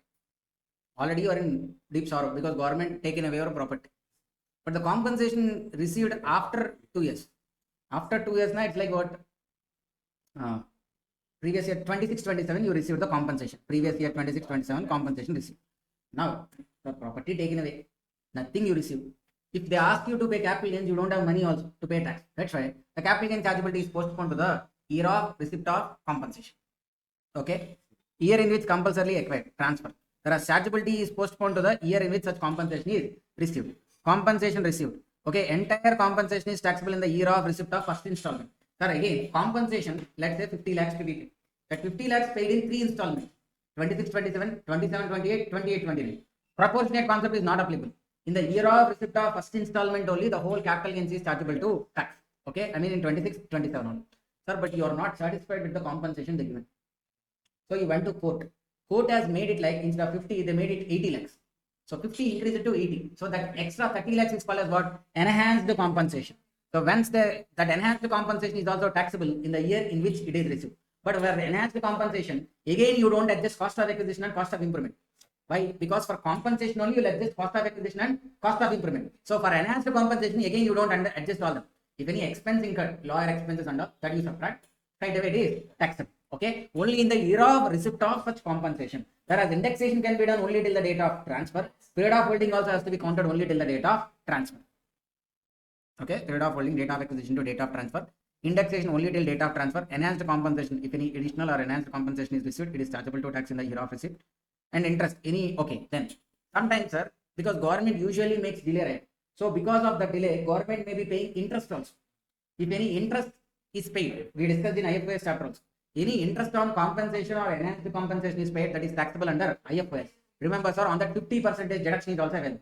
I mean, if you received 3 lakhs as interest, 1,50,000 straight away deduction. The other 1,50,000 is only taxable. Okay, sir. So now I am giving a break, sir, now. Section. Now we'll be continuing with the transactions which are not regarded as transfer. See, in these cases, even though the property has been transferred from one person to another person, ownership changed from one person to another person, but still, for the purpose of capital gains, we don't consider them as transfer. Okay, from A, the property is moved from A to B. Now B is the owner, A is not the owner. But if that is the situation which is listed out here, then on those transactions, capital gains will not attract. Okay. Section 47. Transactions which are not regarded as transfer. Section 47, subsection 1. On any distribution of assets on the total or partial partition of a HUF, where an HUF is totally or partially, it's getting partition. Sir, here total or partial partition of a HUF, partial is missing here. On any distribution of assets on the total or partial partition of a HUF. So HUF has some properties. On partition of HUF, the properties are transferred from HUF to members. But such a transaction of distributing the assets from HUF to members will not be treated as transfer for the purpose of capital gain. In simple, from HUF to member, there is a property shift. So property owner is HUF originally, but now that is moved to member on partition of HUF. It is not a transfer. So here no capital gains will apply. Whereas member subsequently sells that asset. This subsequent sale is there now. On this capital gain will attract. If at all he sells, this member subsequently sells. Okay. So first one is what? Transaction which is not regarded as a transfer. Total or partial partition of a HUF. Then where the assets are transferred under a gift. Will inheritance by individual or HUF. Where the assets are transferred under a gift, will, or inheritance by individual or HUF.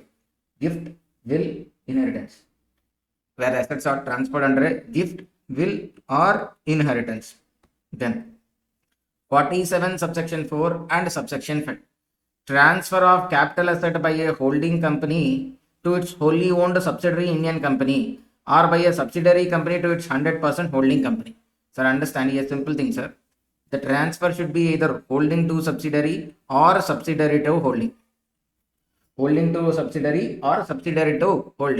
Okay. But the conditions are like what?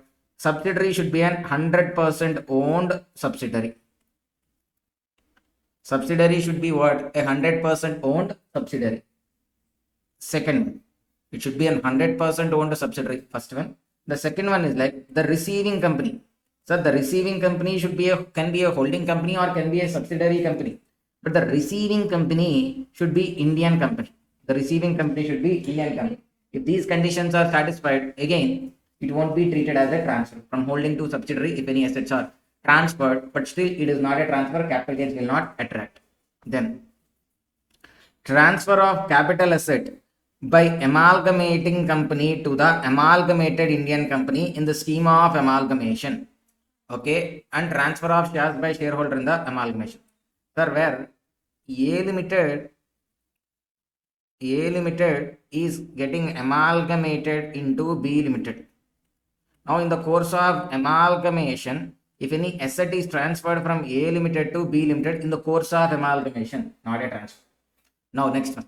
I'm a shareholder of A limited, but A limited is not continuing. What is happening to A limited? It is merging into B limited. So, my share also will not be there in A limited. So, instead of share in A limited, they'll give me a share in B limited. Okay, so my share is getting exchanged. Instead of A limited share, I'm getting B limited share. This exchange is happening on account of amalgamation. So that exchange will also not to be treated as transfer. Okay, that also need not to be treated as transfer. Okay, so transfer of capital asset in the course of amalgamation by amalgamating company to the amalgamated company, not a transfer. Transfer of shares in the amalgamating company and then getting a share in amalgamated company in the course of amalgamation is also not a transfer. So this part, this 47 subsection 6 and 7, we need to study in detail the conditions of amalgamation, all those that we'll be discussing again in the chapter business restructuring. Business restructuring chapter, this point will be elaborately discussed. Then 47 6b. 47 6b and 6d. What is about transfer of capital asset by the demerged company to the resulting Indian company? Sir, what is called demerger? One company will split into two or three. Okay, one company will split into two or three. So there's a company called A Limited, which is into telecom business, which is into petrochemical industries. Okay, it is into telecom, it is into petrochemical, it is into automobile industry. It is into automobile industry. Now, the company felt like since all these three businesses are under one organization, under one control, telecom, petrochemical, automobiles, all the three are under one particular roof. And the one set of board of directors has to look after telecom, petrochemical, and even automobiles. Only one set of directors should look after telecom, petrochemical, and even automobiles. So what they thought like, if at all they split the company into three, the automobile business will be taken care by A Limited. Now another two new companies will be floated. Okay, A Limited will be continuing as it is, but newly B Limited will come and even C Limited will also come. What they'll do, they'll transfer telecom business to B, petrochemical business to C, telecom to B, petrochemical to C, and automobiles will be under the A Limited.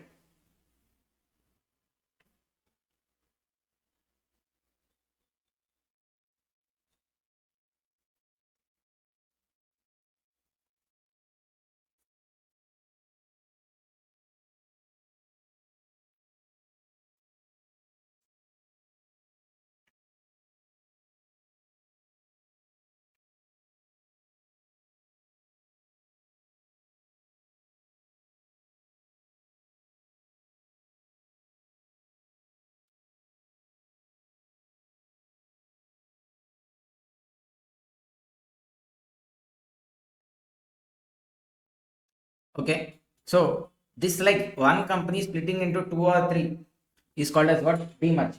In the course of demerger, where certain assets are transferred from the demerged company to the resulting companies. So this one is the A Limited. This is the demerged company.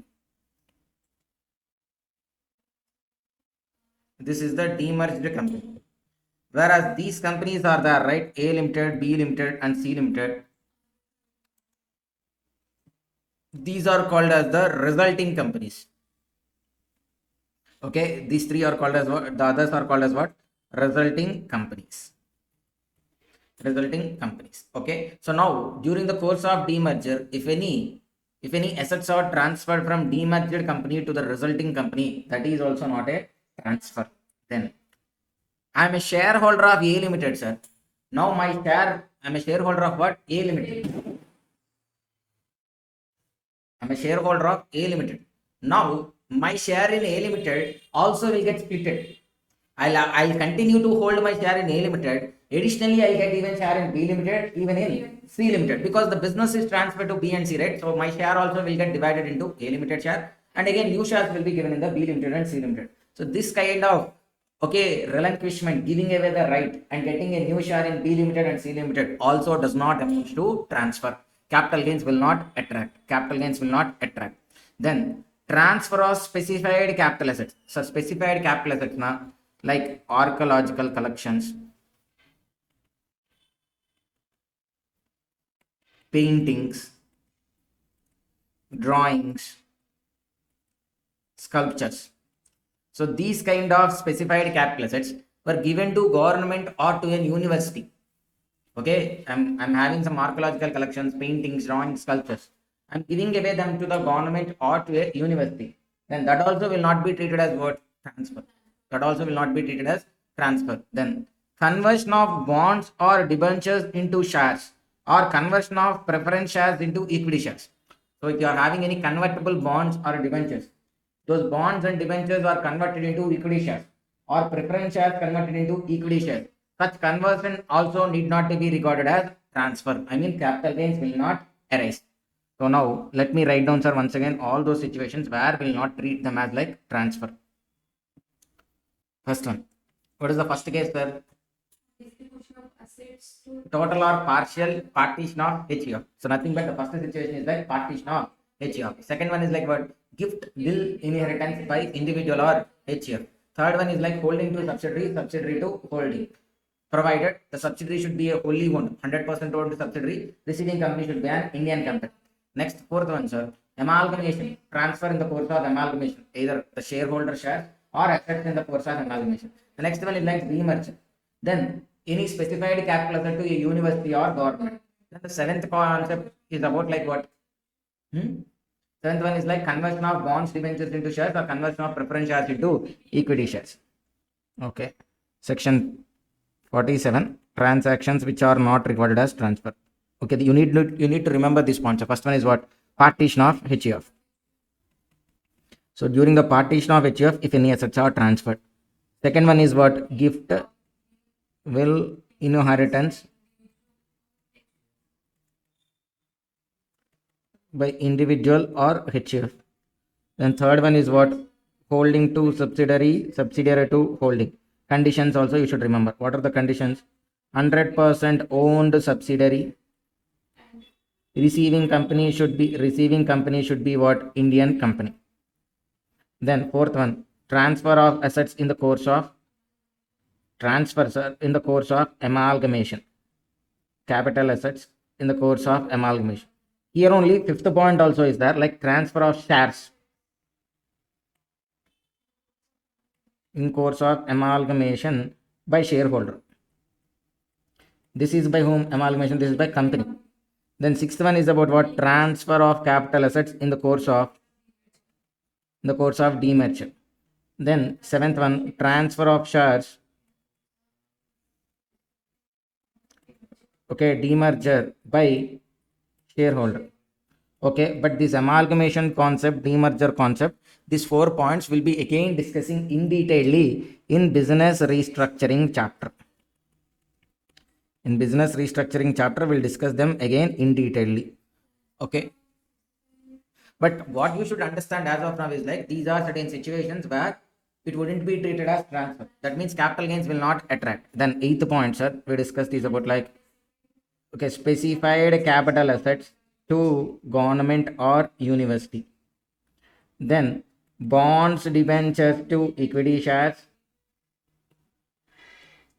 and preference shares to bonds, debentures or preference shares to equity shares. This kind of conversion also need not to be treated as what? Transfer. Okay. Okay, so these transactions are not to be recorded as transfer. So for understanding, I'm taking one particular situation. Mr. A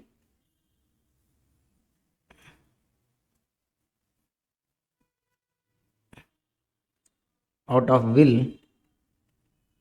will given a property to Mr. B. So now a property, residential house property is transferred from A to B under what? Will. Since it is under will, not a transfer. A to B. Okay. So no capital gains. But B is subsequently selling the house. Sells the property to C. sells the property to C for 70 lakhs. For 70 lakhs. Is it amounts to transfer or not? B selling to C. Yes, it amounts to transfer. Capital gains will arise. Okay. But did B acquire this property? Now the question is like, what is the cost of acquisition for B? Okay. What is the period of holding for B? Period of holding for B. What is the cost of acquisition for B? Okay. What is the cost of improvement for B? Okay. If at all made. So how do we find out all these things? Because B didn't purchase that property on his own. He got that property under a will. So what to take? Sir, then in that case, a simple thing, sir. The B is the new owner. For us in this concept, B is what? New owner. A is called as what? Previous owner. Sir, don't take it like only for the will. For all those 47 transactions, these 9 transactions, almost same. Okay. Forget about at least 4, 5, 6, 7 points because we'll discuss them again in detail in the business restructuring chapter. Here you see, so what? A out of will or gift, inheritance or partition of HF, the property is transferred from A to B and again from B to C. Now for B, he didn't purchase this property. What is the cost of acquisition for B? Period of holding for B, cost of improvement for B. Sir, the cost of acquisition of previous owner now whom? Mr. A. That will only be the cost of acquisition for Mr. B. The period of holding of Mr. A will also be included for the period of holding of Mr. B. Sir, A purchased this property originally in 2002 March. 2002 March. Okay, whereas the will gift is given, it was received by B in the year 2016 April. In 2016 April. And then it was sold to Mr. C in 2024 June. In 2024 June.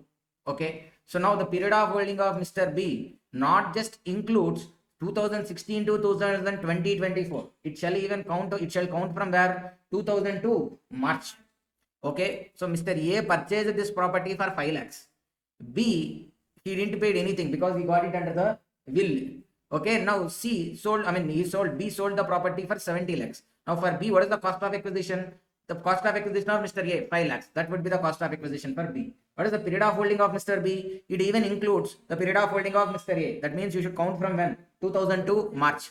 Cost of improvement. If any improvement is made by Mr. A, that will also include the cost of improvement of Mr. B. If B did any improvement in this period, like 16 to 24, that also has to be counted. So the improvements made by previous owner also has to be counted.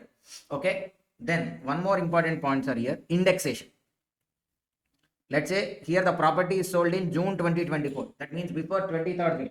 Before 23rd July, indexation concept is applicable. So indexation has to be done. Sir, indexation now, we need to do indexation from what? Date of acquisition to date of transfer. We need to do indexation. Sir, here the property, B became owner in 2016. Whereas originally the previous owner purchased in 2002 March. And it has to be indexed till 2024 June. Okay, financial year 24-25. So we know the end date 24-25. Till 24-25 we need to do indexation. From where it has to be started? From 2002 not 2016. Sir, as per provision, we should do indexation only from 2016. Okay, for period of holding, yes, previous owner will be counted. But indexation can be done only for the period for which Mr. B is owner. That means he received in 2016-17. From 16-17 till 24-25, indexation can be done. However, there is a case law, sir. Manjula Jesha case law. There is a case law. Manjula Jesha case law. In that case law, it was said like indexation can be done even from the date of, even for the period of holding of previous owner. That means from 2002 you can do indexation. From 2002 you can do indexation. So now understand, sir, there are two options. One, from 2016 you can do. The other options is like you can do from 2002. But if you do from 2002, definitely you should quote what? Manjula Jesha case.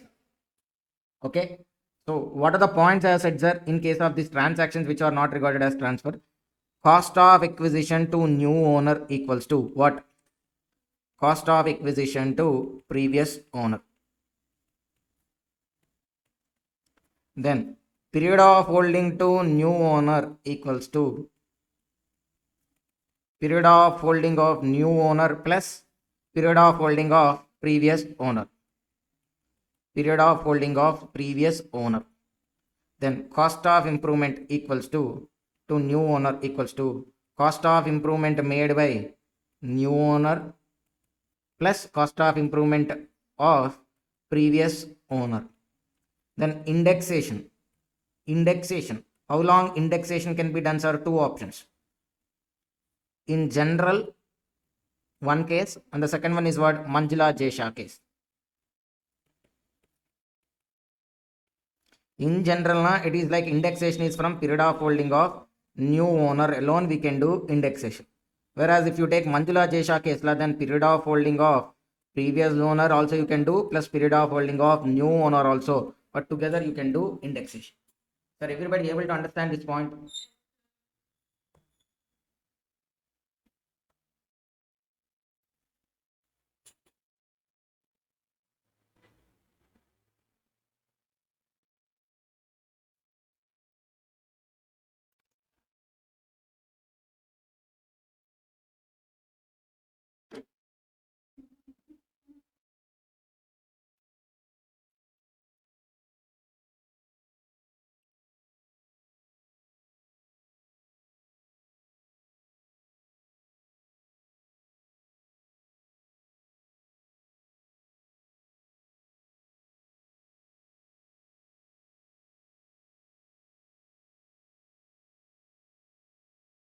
Okay.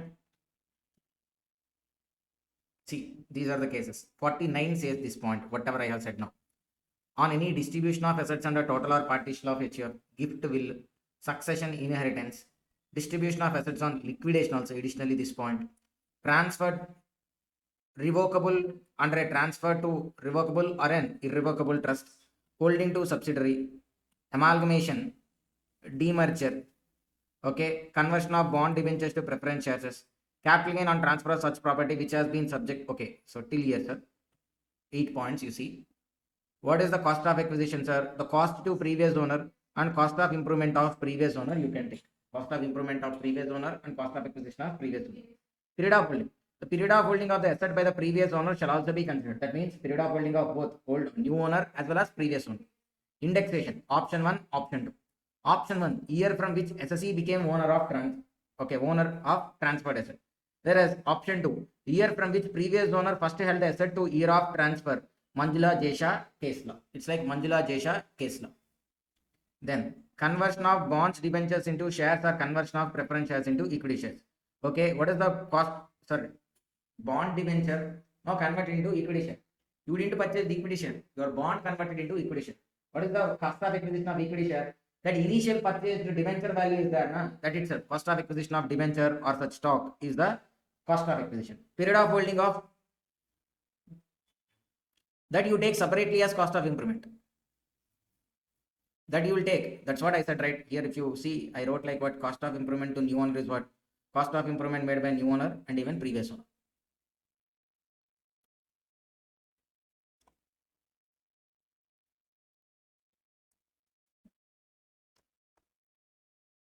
If indexation is available, na, like previous owner did improvement, you will take as cost of improvement 1, because different years, separate you should do indexation. And new owner also did improvement, that take it as like cost of improvement 2 and do indexation separately. Okay, cost of such debenture or stock. Period of holding, sir. Period of holding, even in this case also, the period of holding of bond debenture also shall be counted in the period of holding of equity share. Then next one, where the capital gains arising from the transfer of such property which has been subject to tax under 56 subsection 2 clause 10. Okay, let me tell you, sir.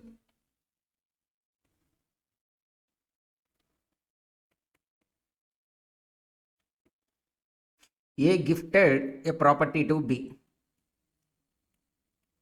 Transfer or not a transfer? Gift, not a transfer.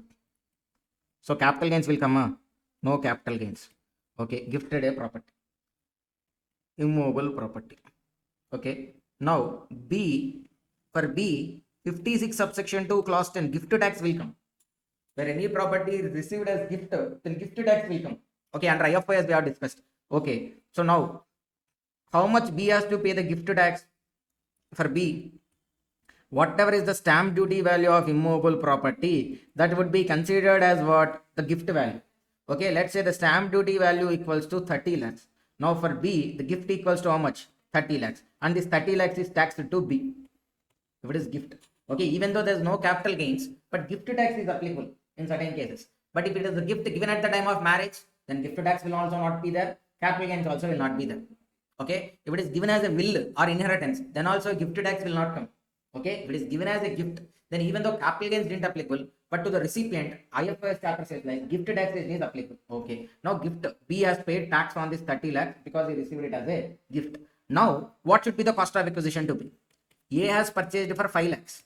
Now that 5 lakhs will only be taken as cost of acquisition or no? Since B already paid gift tax, whatever is the amount which he treated as gift for the purpose of levying gift tax, that would be taken as the cost of acquisition. So how much is the value he has taken as gift, sir? 30 lakhs. So now cost of acquisition for B is how much? 30 lakhs. Cost of acquisition is equals to how much? 30 lakhs. Okay, understand the point, sir? Where the capital gain arising from the transfer of such property which has been subject to tax under 56 subsection 2 clause 10 gift tax, then cost of acquisition is the value taken into account for the purpose of section 56 subsection 2 clause 10. Okay, but whereas period of holding, cost of indexation, indexation, everything like the same as like first point only.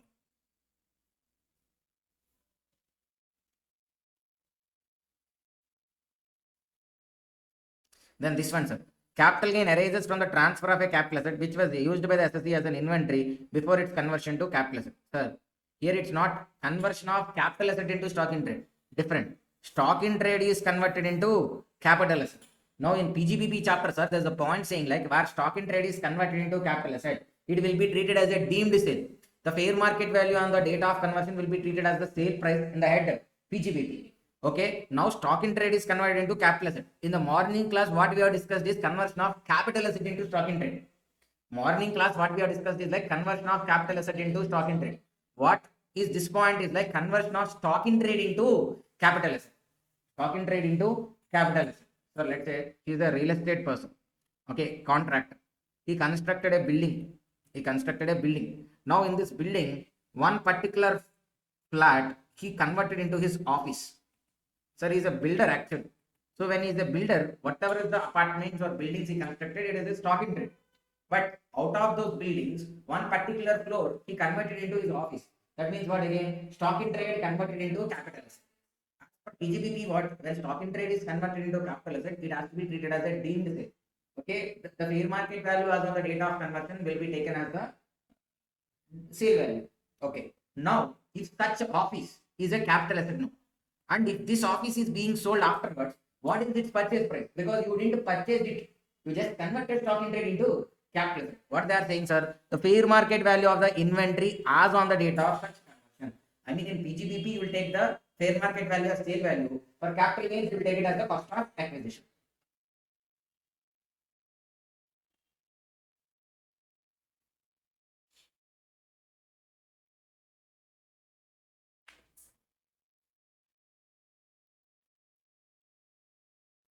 Sir, is it clear?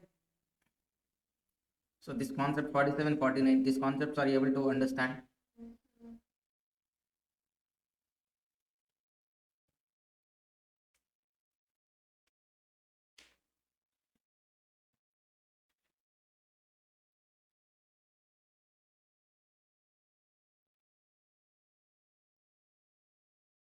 Then we are going to discussing about cost of acquisition of intangible assets. Cost of acquisition of intangible assets. Goodwill. So goodwill, we're going to classify it into self-generated, purchased, or received through modes like 47 related, like gift, will, inheritance, those things. But okay, see, if it is like a goodwill and it is self-generated, the cost of acquisition will always be what? Nil. If it is purchased, take the actual cost as the cost of acquisition. For what amount you purchase, that would be taken as the cost of acquisition. If it is received through 49 subsection 1 clause 1, like nothing but gift, will, inheritance, okay, transfer under a irrevocable trust, or else like amalgamation, liquidation, or in the case of demerger, in those cases if goodwill is transferred, then the cost to previous one, then it is like what? Cost to previous one. Whereas like purchased or through modes under 49 subsection 1 only, and claimed depreciation on that goodwill till previous year 1920, Then the actual cost is like depreciation, actual cost minus the depreciation claim till 1920, nothing but the written down value after till 19 the written down value. So why? Because on goodwill the depreciation is allowed to be claimed till year 1920, but later on the goodwill is not eligible for claiming depreciation. Then in that case, purchased or through modes under, either it is purchased goodwill or it was received from a previous owner. In both the cases, if till 1920 depreciation is allowed, then the original purchase price minus depreciation which was available till 1920, that balance amount will only be taken as cost of acquisition. Then for other intangible assets like trademarks, permits, licenses, copyrights, if they are like self-generated, the cost of acquisition is nil. If they are purchased from outsider, then the actual cost will be taken as the cost of acquisition. Sir, for intangible assets, see, okay, don't bother about these two columns or much. Okay, there won't be much discussion here about these 2 points. Okay, which 2 points? These two. Okay, these two, not much particularly you should understand here. Goodwill or any other intangible asset, self-generated, now you should take it as like what? Nil.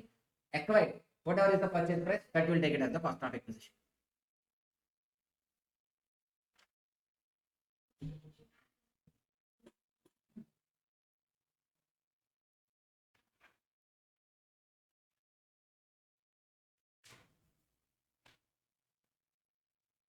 Okay, sir, shall we proceed further?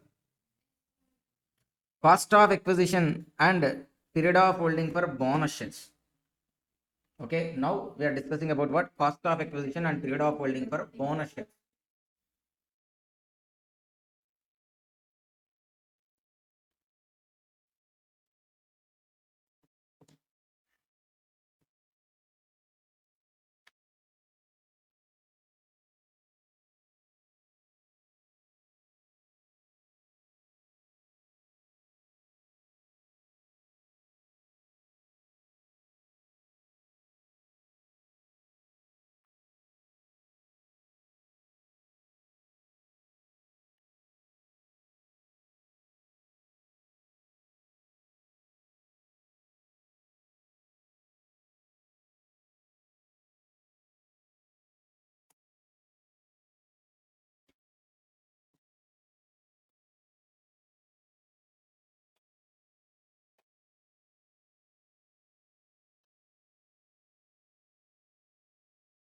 So now the concept is about bonus shares. Let's say, sir,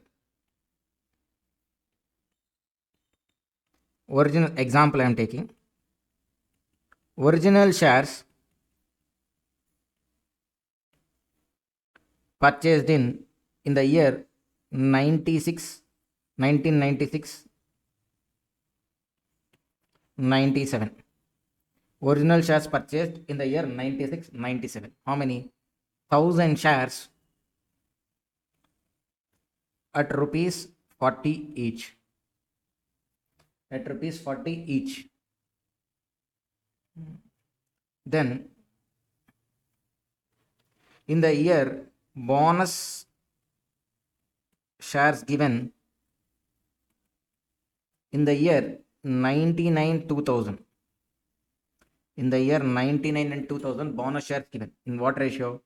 1:1, 1:1 ratio. Okay, then again bonus shares given in 2012-13, in 2030 in the ratio of 2:1, 2:1. What does it mean by 2:1? For every 2 shares held, 1 share is given as bonus share. Okay, 12-30.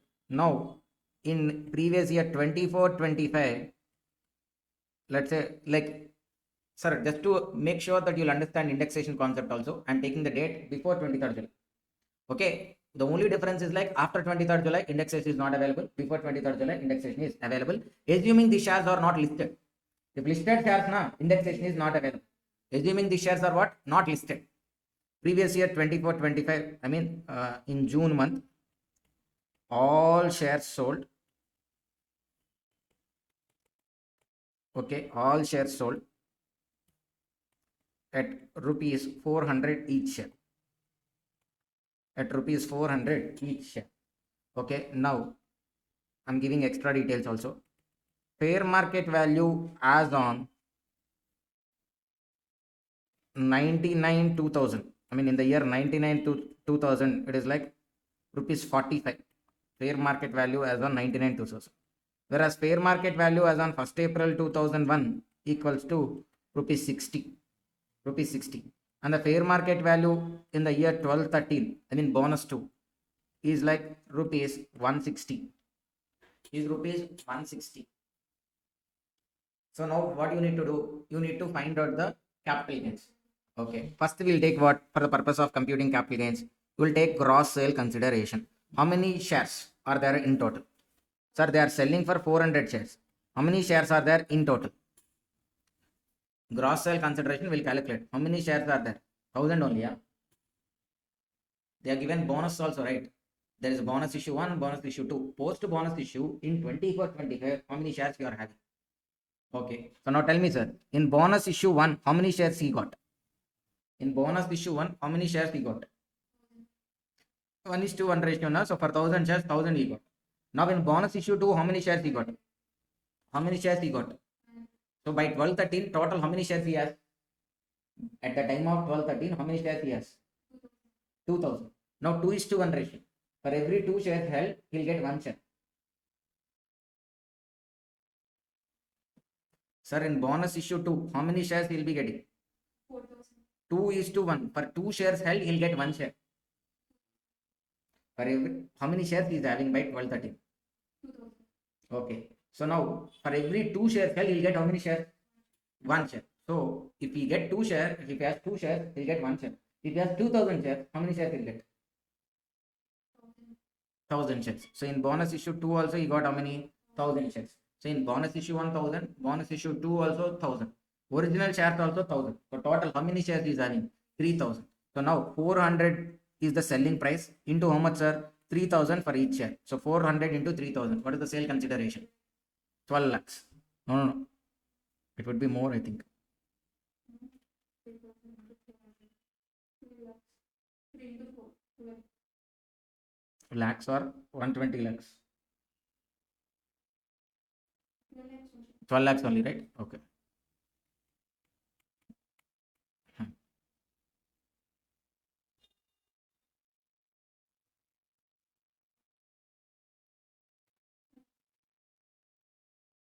Okay, minus, we should subtract. Okay, there is no transfer. If at all there are transfer related expenses, you should subtract transfer related expenses. Nothing is there. So you'll get what? Net sale consideration. That also how much? 12 lakhs. Sir, clear, sir? Everybody till here? Okay, now we should subtract cost of acquisition. For original shares, bonus 1, bonus 2.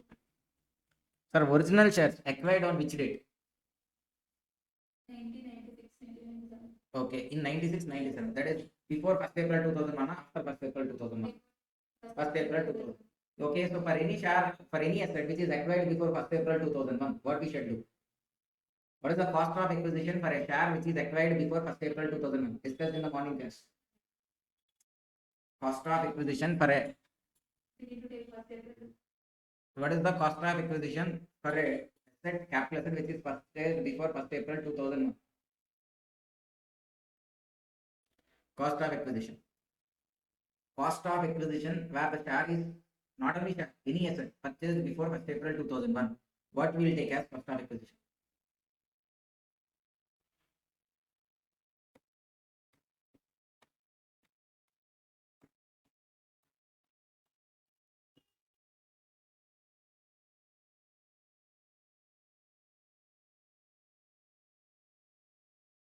What is the cost of acquisition? Cost of acquisition for an asset acquired before 1st April 2001. That is there clearly. Cost of acquisition for an asset which is acquired before 1st April 2001. Read there.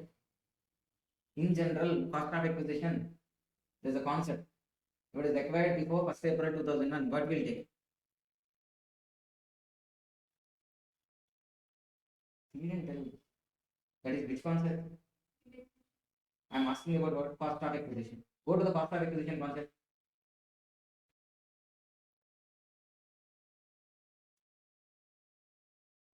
What will take? Fair market value as of the 1st April 2001. Or Fair market value, stamp duty value.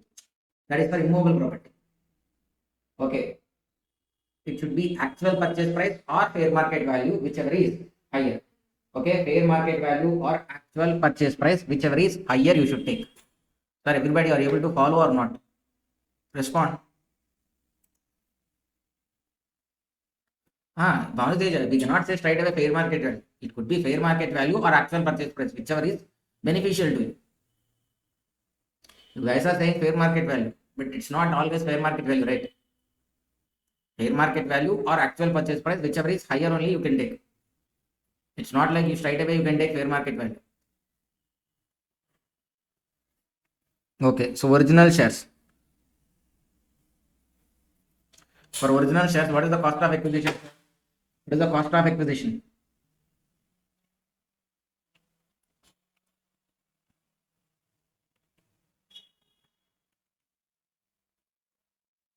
For original shares, what is the cost of acquisition?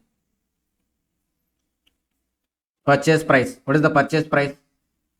40, or the fair market value as on 1/4/2001, 60. Whichever is higher now, what you will take? 60. Okay, so 60 into 1000. It is how much? 60 into 1000, 60,000. We need to do indexation. Keep aside.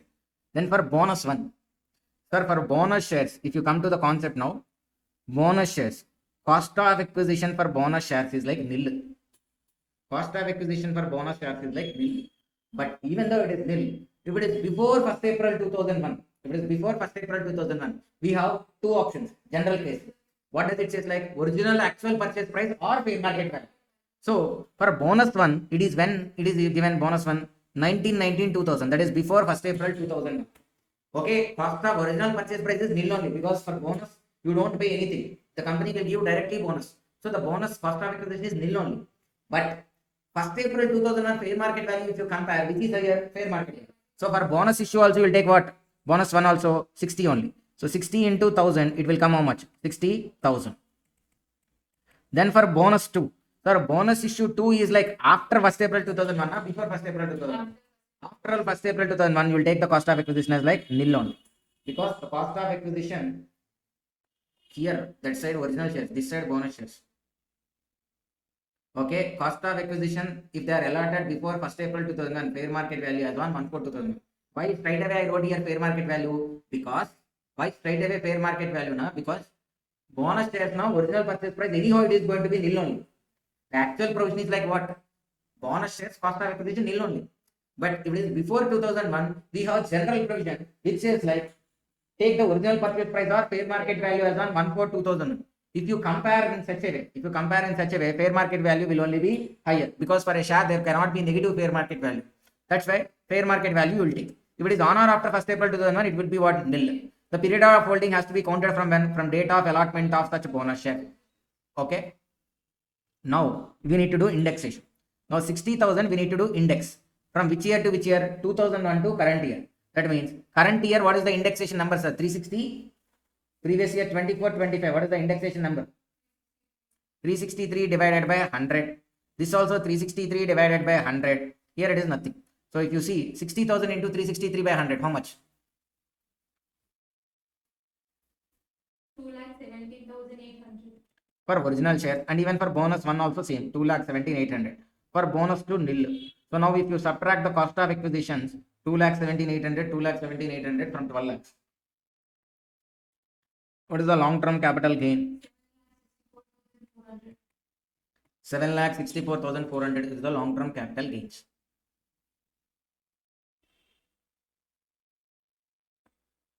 Sir, able to understand, sir, this concept, everybody? Bonus issue.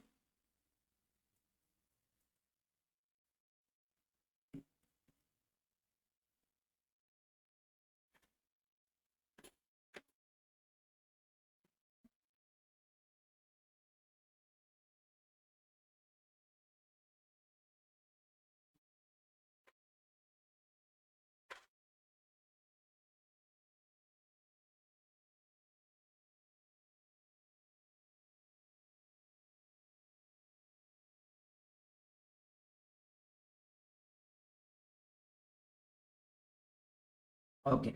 So now we are moving on to right share concept. Cost of acquisition and period of holding for right share. What is called right share, sir? To the existing shareholders, a company will allocate rights.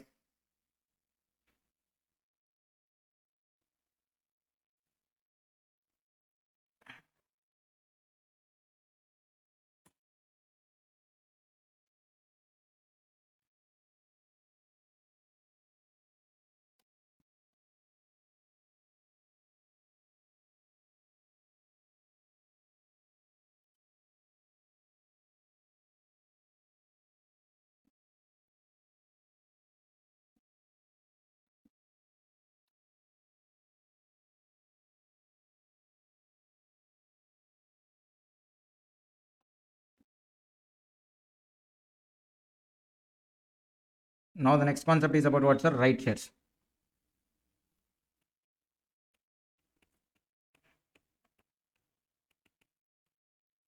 See, what is the concept here? Let's say Mr. A, he has purchased 1,000 shares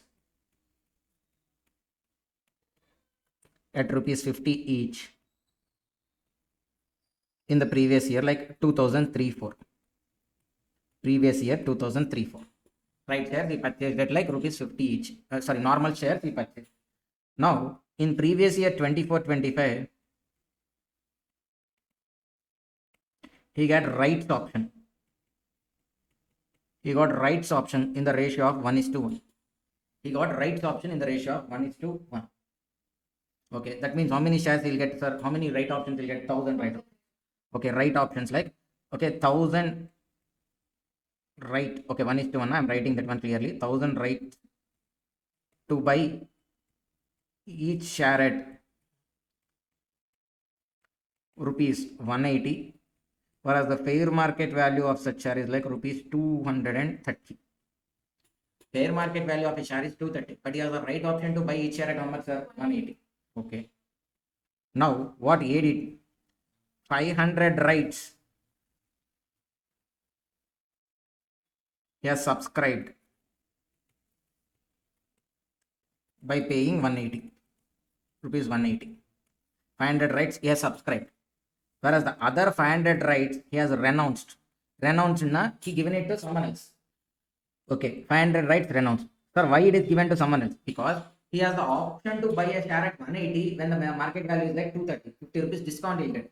So that benefit is giving to someone else. Will he is giving it free? No. 500 rights renounced at each rupees 20. Rupees 20 each. Okay, now for Mr. A, okay, to whom he has renounced this one, sir? To B, he has renounced that one. Okay, that renouncing is done to B. Now, what A did, na? He has total 1,500 shares, na? All these 1,500 shares he sold on. Sir, this rights option is given in the month of April. Rights is given in the month of April. All the 1,500 shares he has sold in the month of June 2024. Each share at rupees 280. Each share at rupees 280. Okay, each share at rupees 280.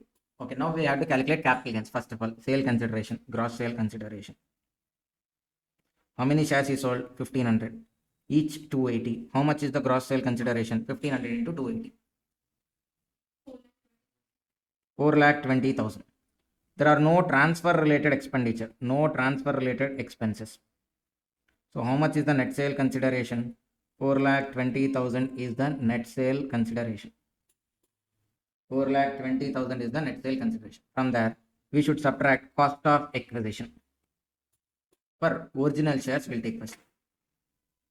Sir, here, sorry sir, one mistake we are doing. Let me correct it here only. The mistake is like, sir, we cannot do the capital gains computation for the 1,500 straight away. Why? Because 1,000 shares are original shares purchased when? 1,000 shares are original shares purchased in 3-4. Whereas the other 500 shares like subscribed recently in 2004, 24-25 only. So 500 are like short term, 1,000 are like long term. So we cannot calculate like in a single calculation. We need to do them separate. So 1,000 into 280 one column, 500 into 280 separate column. 1000 into 280, how much, sir? 2,80,000. This is for 1000 shares.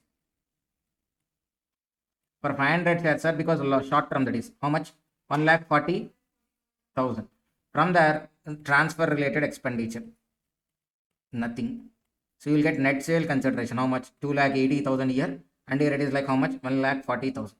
From there, you should subtract what? Cost of acquisition. For original shares, what is the cost of acquisition, sir? 50. But original shares are purchased in 3/4. That means they are held for long term. If they are long term, indexation is available. How much is the how to do indexation, sir? What is the how many shares, sir? 1000 shares into rupees 50. Sir, why 50 only taken? Because it is after 1st April 2001. You need not to take any fair market value and all. So simply you will take 1000 into rupees 50. Okay, so how much? 50,000 into, sir, what is the transfer related year indexation number? Previous year 24-25 indexation number how much?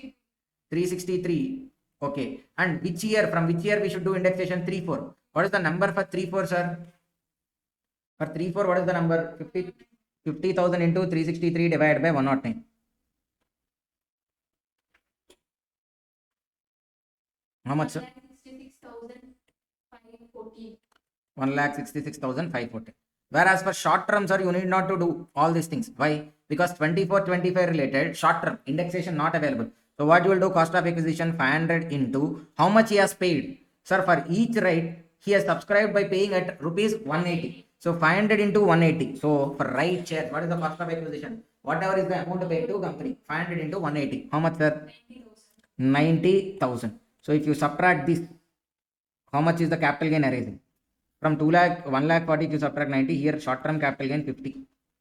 Here 1,13,486. This is like long term. The other one is like short term capital gain. 1,13,486 is the long term capital gain. 50,000 is the short term capital gain. But the point you should understand here is like what?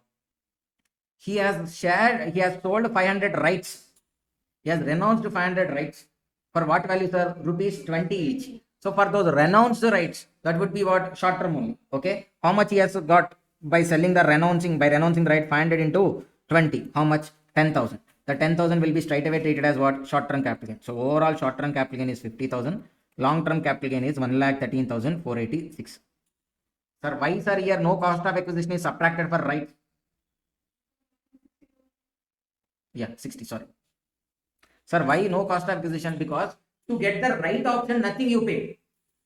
Right option you got freely only. But to buy the right share, you need to pay 180. That's why for right share, cost of acquisition is 180. But for right option, cost of acquisition is nothing, nil only. So everybody able to understand?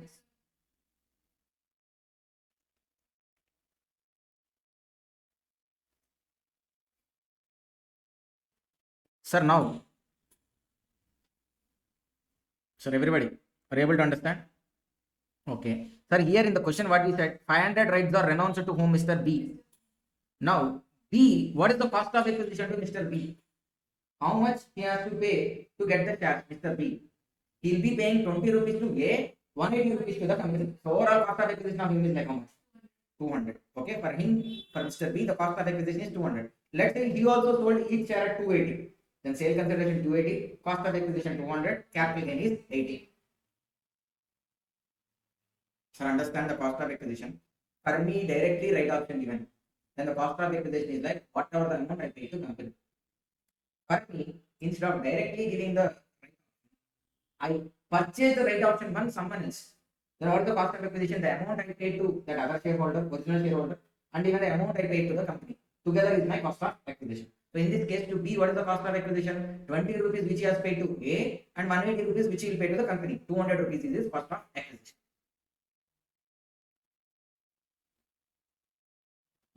Sir, are you able to get my point?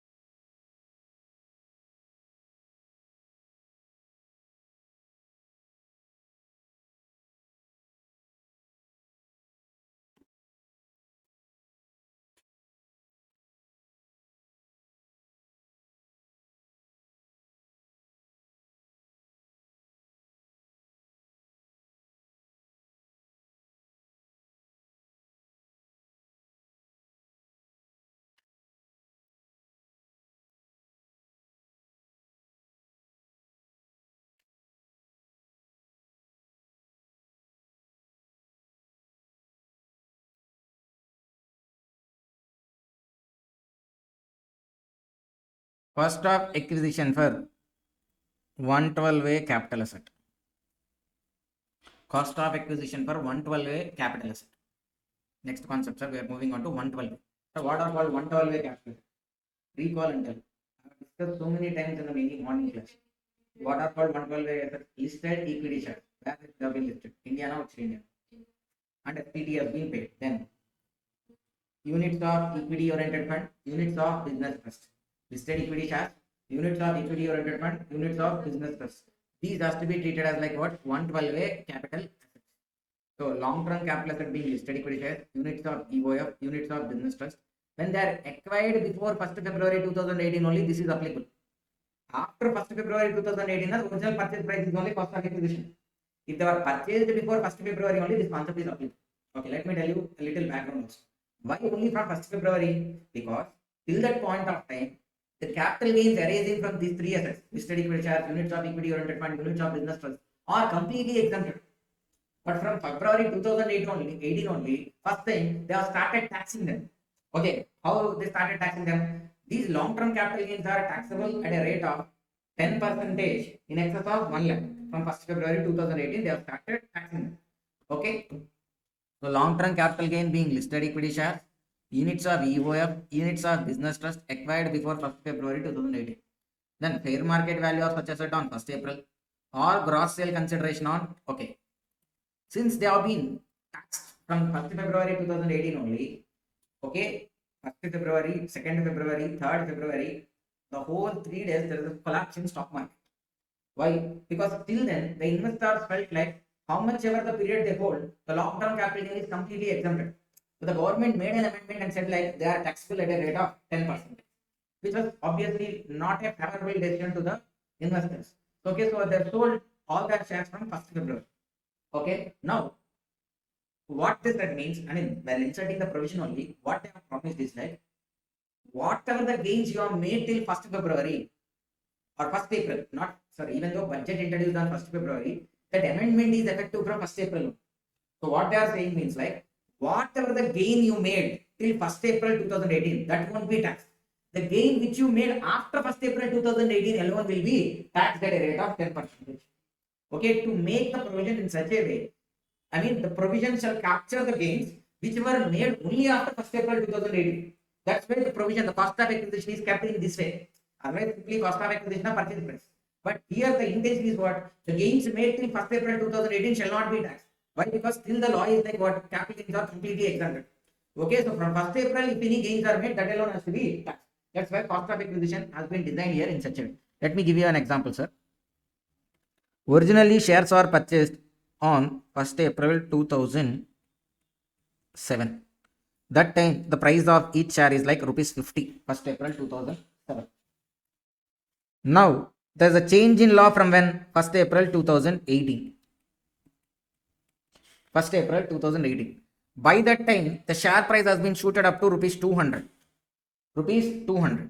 Now, the shares are ultimately being sold in which year? The shares are ultimately sold on like 31st July 2024. 31st July 2024. The shares are ultimately sold for what price? Rupees 350. So what is the agenda here? The gains which were made till this period 150. This shouldn't be taxed. But the gains which was made here 150. This 150 can be taxed. Why? Because the purchase price is 50. By the time there is a change in law, the share price is already went to 200. Already they have a gain of how much? 150. This shouldn't be taxed. Whereas the other gain 150 can be taxed. Now cost of acquisition should be designed in such a way that it should be how much? 200. Okay, so what they are saying like the cost of acquisition. First, you take the fair market value as on 1/4/2008. Okay, they're given it in like 2 steps.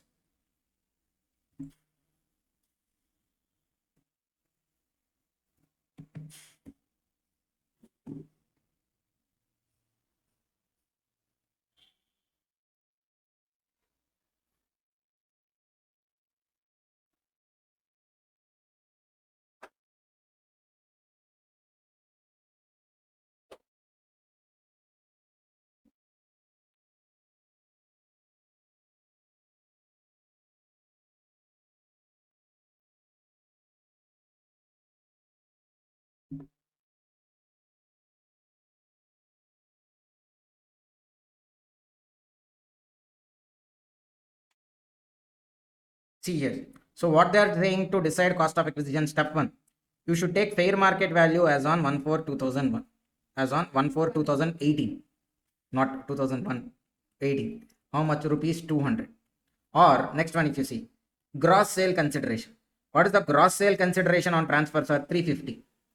Out of these two, whichever is what lower, that means how much? 200. Okay, step 1 we got how much? 200. Then step 2, what they are saying like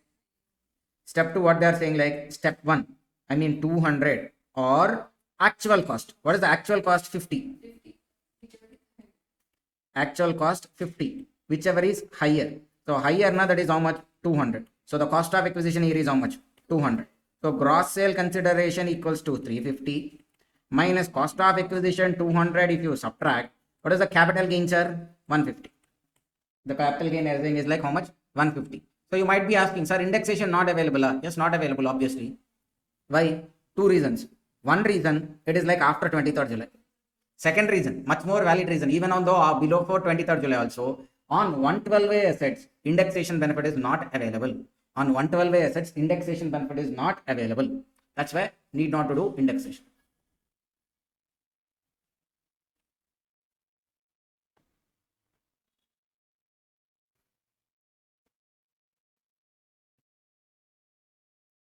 Got it, sir? Can we proceed further?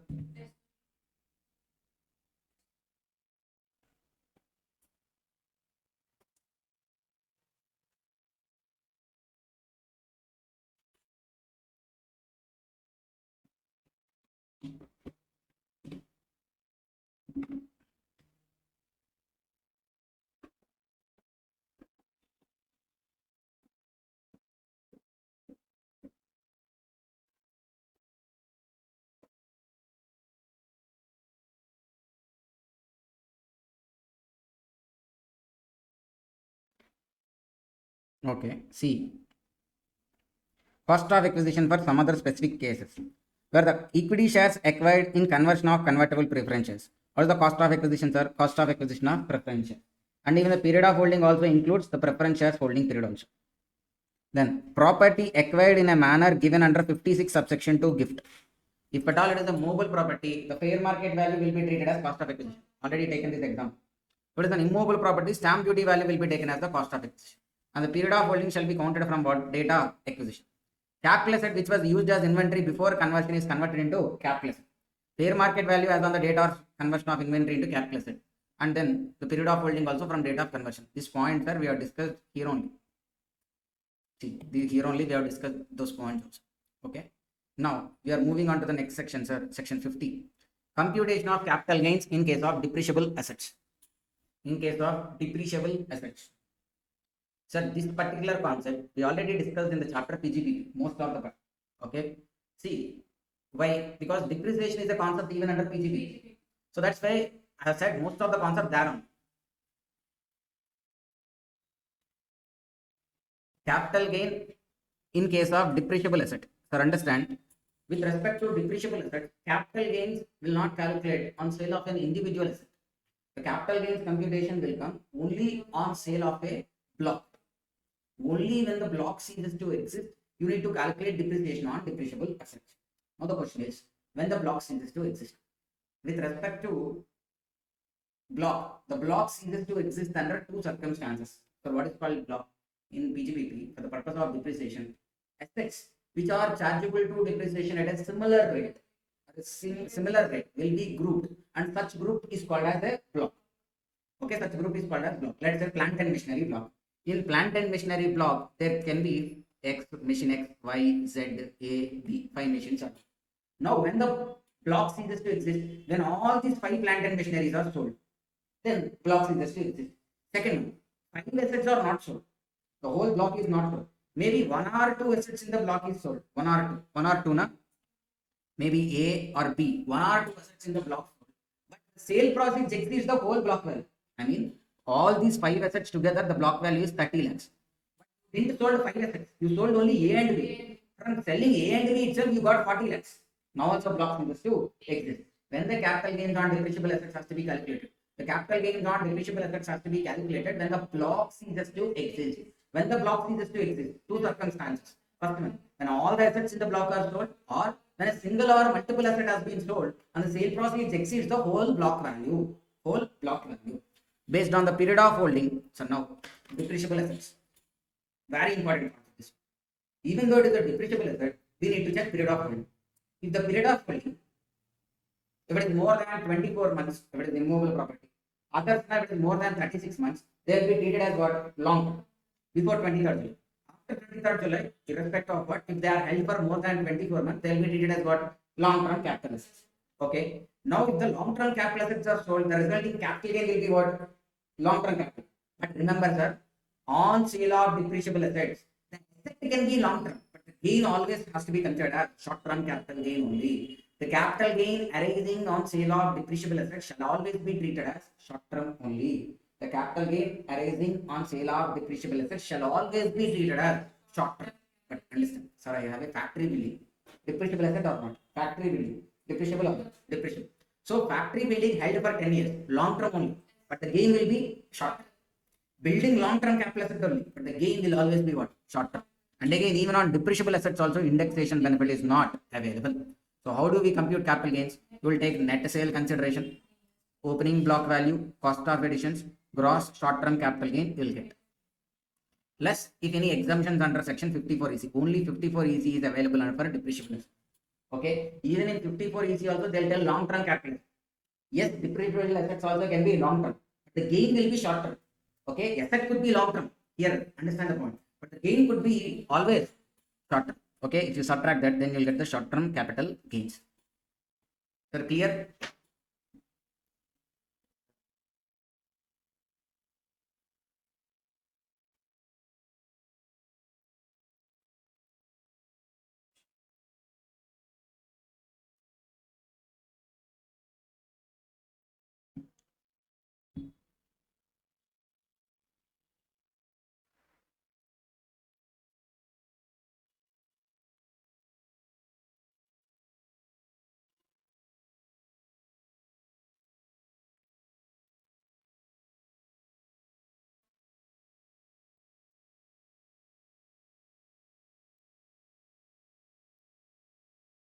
Then section 58. Computation of capital gains in case of units of specified mutual fund units, market linked debentures, unlisted bonds or debentures. 50A. Computation of capital gains in case of units of specified mutual fund, market linked debentures, unlisted bonds or debentures. This we discussed in the initial pages only, sir. For this is the newly inserted one. Specified mutual fund units, market linked debentures, unlisted bonds and debentures, which are transferred, redeemed or matured on or after 23rd July 2024 shall always be what? Short-term capital gains only, irrespective of period of holding. Then, sir, here there is one concept called slump sale. We didn't discuss slump sale here. Slump sale we will be discussing in their business restructuring only. Okay, slump sale. So now we are moving on to the topic section 50C. Very simple concept, sir. Deemed sale concept. Asset transferring a immovable property being a capital asset, immovable property. It should be a capital asset and it should be an immovable property. What are called the immovable property? Land and building together. Okay, when they are selling, then they are called as what? Immovable property. When the immovable property is sold, then find out the actual sale consideration. Let's say the actual sale consideration is like 100 lakhs. Actual sale consideration is like 100 lakhs. Whereas the stamp duty value equals to 120 lakhs. Now tell me, actual sale consideration is less than stamp duty value or more than stamp duty value? Less than stamp duty. Then what you should do? You should compare 110% of actual sale consideration with stamp duty value. 100 lakhs into 110% now how much? 110 lakhs. Okay, 110 lakhs and 120 lakhs you compare. Now also which is higher, sir? Stamp duty value only higher. On directly you compare, stamp duty value is only higher. First one. Second step, what I am asking, compare 110% of actual sale consideration and compare. Then also which is higher? Stamp duty value is only higher. Okay, then if 110% of actual sale consideration is higher than stamp duty value, then no problem. Either the sale consideration itself is more than stamp duty value, or 110% of actual sale consideration is more than stamp duty value. Anyways, sale consideration or 110%, any of this is like more than stamp duty value. No problem. Take actual sale consideration is the sale consideration. If at all stamp duty value is only higher, in our case, which is higher, SDV is only higher, then take SDV as the sale consideration. Take what? SDV as the sale consideration. Simple point, sir. Where an immovable property being land, building, or both is being transferred. Okay. Find out the actual sale consideration and compare it with stamp duty. SDV higher. Then go to second step. Take 110% of actual sale consideration and compare with SDV. Here also SDV is higher. One branch. If 110% is only higher, if 110% is higher, simply actual sale consideration will take, not the 110%, sir. Some people will take mistakenly 110%. 110% we are doing only for comparison. Okay, so you just compare the actual with SDV. Actual higher, take actual. 110% of actual with SDV. 110% higher. Then also take actual only, not 110%. Okay. If at all SDV is only higher, then SDV is the sale consideration. But SST is not accepting taking SDV as sale consideration. Are you able to get my point, sir? SST is not accepting to take SDV as sale consideration. Why? He is arguing like, sir, the market value is 100 lakhs only. That's why I sold for 100 lakhs. If SDV is 120 lakhs, what I can do? That's what the market price 100 lakhs only. Just because stamp duty value is higher, if you take stamp duty value as sale consideration, my capital gain will increase. Sir, instead of 100 lakhs, if you take 120 lakhs as sale consideration, my capital gain increase by 20 lakhs now. If my capital gain, are able to get my point? If I take actual sale consideration, what is my capital? If I take actual sale consideration, 100 lakhs. If I take stamp duty value, then the consideration is how much? 120. Cost of acquisition will be same, if whether I take 100 or 120. So when I take SDV, my capital gains will increase by 20 lakhs. So I need to pay more tax. That's why what I am saying, like, sir, in market price itself, 100 lakhs only. That's why I sold for 100 lakhs. Just because stamp duty value is there for 120 lakhs, what I shall do? The market price is only 100. That's what I can sell. Okay, that's my argument. Now what is the option? Where SST is aggrieved now, what, not satisfied with taking SDV as sale consideration, then he can go for appeal. Okay, in appeal, whatever is the price determined, that can be taken. Second option is what? The case can be referred to a valuation officer. Reference to valuation officer. Now, value of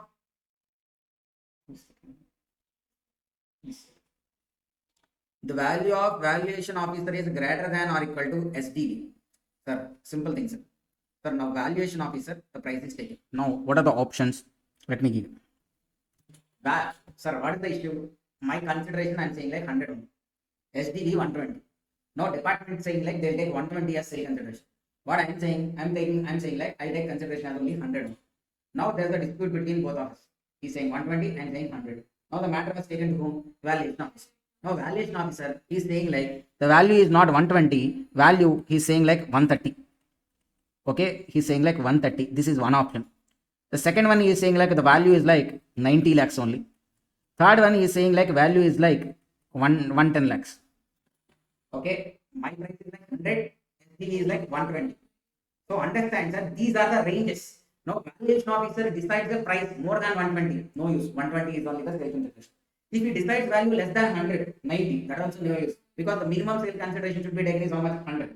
If at all he decides in between 100 and 120, then take that. Valuation officer price will consider when, if he determines more than stamp duty value, then take SDV only as sale consideration. If he determines less than actual sale consideration, then actual sale consideration only is the sale consideration. If it is between the sale consideration actual and stamp duty value, then take the price determined by valuation officer. See, sir, value of valuation officer is greater than or equal to SDV. That means 130 lakhs. Then you will take as what? SDV, 120 lakhs only consideration. Then the last one, value of VO is less than actual sale consideration. I mean less than 100 lakhs. That means how much? 90. Then consideration will take 90. No, 100 lakhs you will take. If the value of VO is in between SDV and actual sale consideration, like let's say example 110 lakhs, then what will take? Will take 110 lakhs as the simple reason, sir. Me, income tax officer, both are having a fight. VO is like a middleman who has to do settlement. If we do something in between our dispute, then we'll consider his word. If we take extreme thing, okay, beyond things, then that way, that side extreme thing will take, or this side thing will take. Sir, able to get my points are here?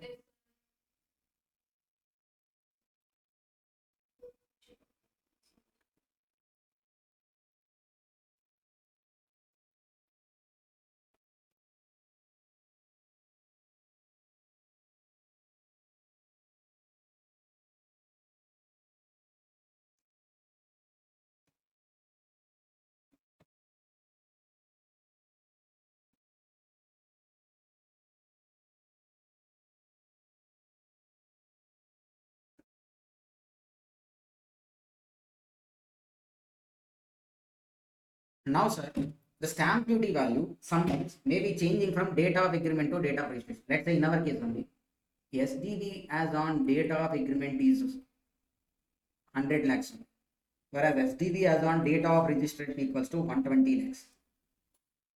SDV as on date of agreement is 100, whereas on date of registration it is like 120 lakhs. Now we are having a question like whether we should consider the stamp duty value 100 lakhs or 120 lakhs. For that simple things, you can take the SDV as on date of agreement provided the following conditions are satisfied. What are those? Consideration is paid wholly or partly on the date of agreement. First of all, an agreement should have been entered on the date of agreement. Okay. And consideration should have been paid wholly or partly. Okay. That also through which payment is by way of account pay check, account pay draft, or through electronic clearing system. Only in prescribed modes that have been paid. Then you can consider date of agreement. Otherwise, it will take only date of registration. Will take only date of registration. You will not consider date of agreement.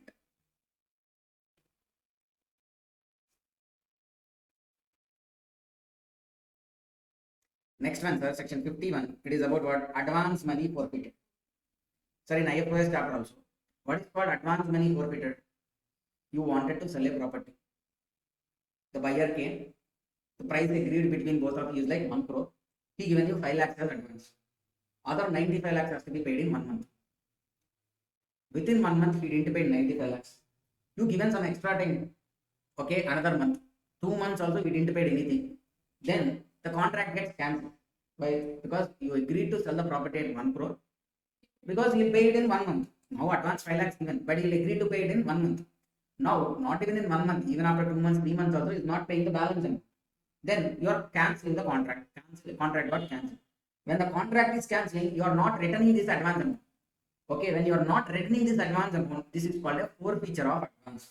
That is the benefit to you now. That 5 lakhs money which you have forfeited, okay, that is a benefit to you. So how that would be taxed? Understanding my point, sir? If the forfeiture is happened on or after 1st April 2014, then it is taxable in the same year. If the forfeiture is happened on or after 1st April 2014, then it is taxable in which year, sir? Same year only, under which IFRS. Where the advance money is forfeited. Sir, property not yet transferred. You are intended to transfer the property, but the contract didn't mobilize. You just give an advance, and the contract finally couldn't be executed. You cancel the contract. So on cancellation of contract, advance you are not returning. You retain your advance money. Then that is called as what? Forfeiture of advance. If it is after 1st April 2014, the advance money forfeited is taxable under the head IFRS.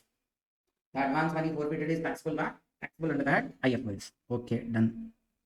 Then it is forfeited before 1st April 2014, where the advance money is forfeited before 1st April 2014. Then what to do? Reduce the forfeited amount from cost of acquisition. Whatever is the amount forfeited, that you reduce from the cost of acquisition. The amount forfeited you should reduce from what? Cost of acquisition. Simply reduce the forfeited amount from cost of acquisition. Okay, with this, sir, we have discussed the capital gains portion. What we have is like exemptions. Okay, half an hour it will take, sir. Exemptions part also will complete and we'll close the session. Okay, so that tomorrow afresh we can start with business restructure.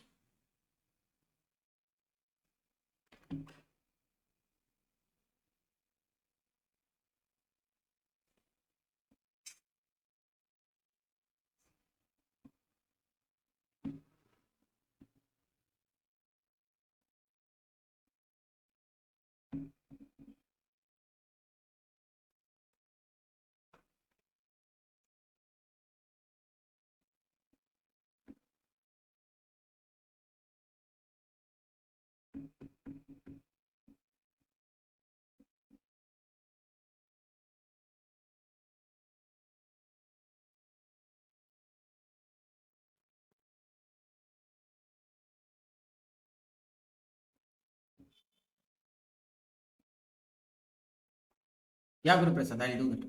Yes, I remember. I'll do. Exemption on compulsory acquisition.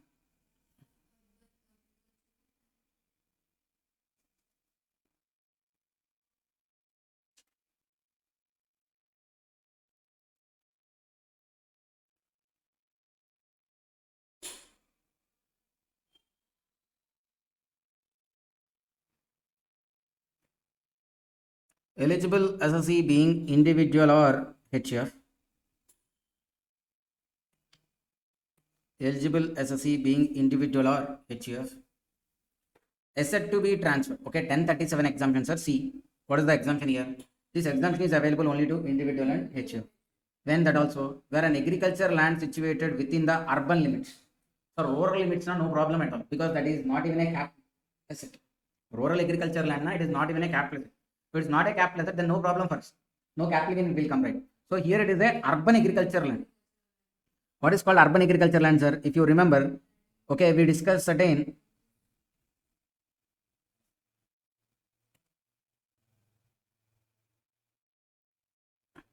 Okay, so population, based on population, you will check this 2 kilometer circle or 6 kilometers, or sometimes, okay, if it is like above 10 lakhs now, you will check what?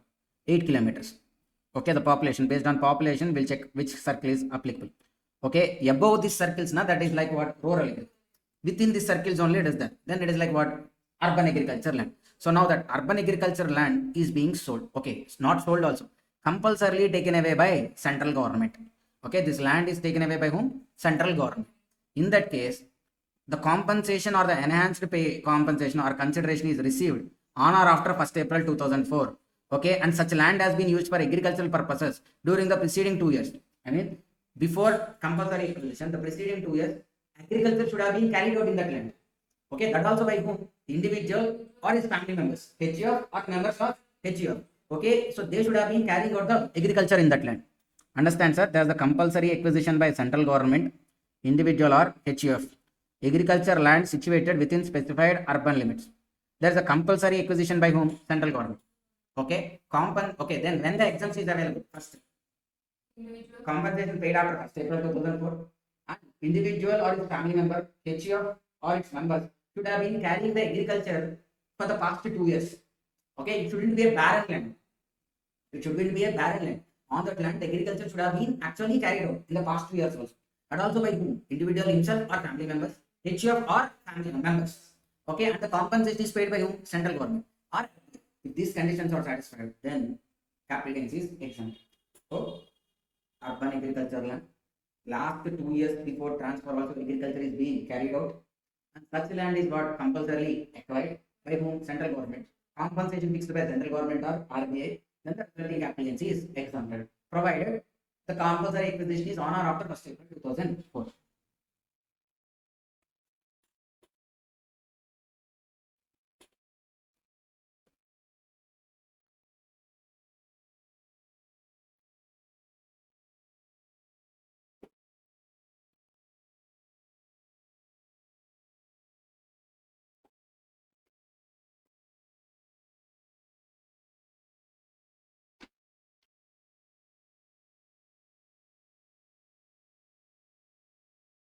Exemption under section 54. SSE individual or HUF.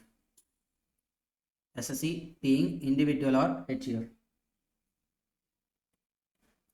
Transfers a long-term capital asset being residential house.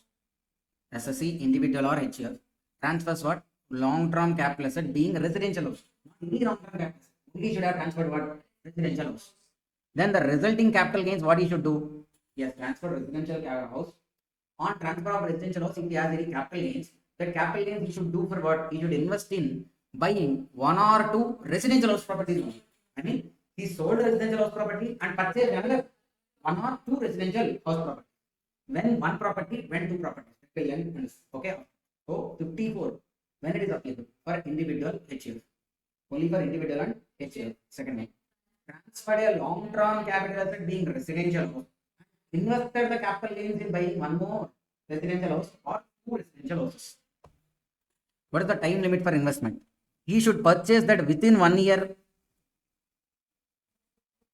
before transfer or within 2 years after the date of transfer.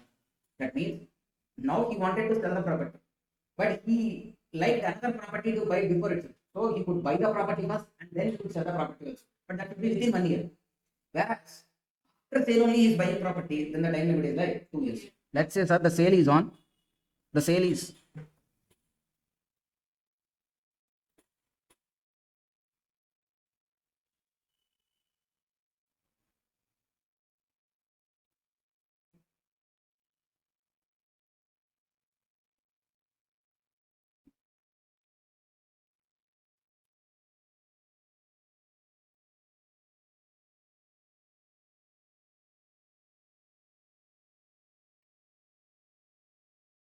The sale is assumed like 1st June 2024.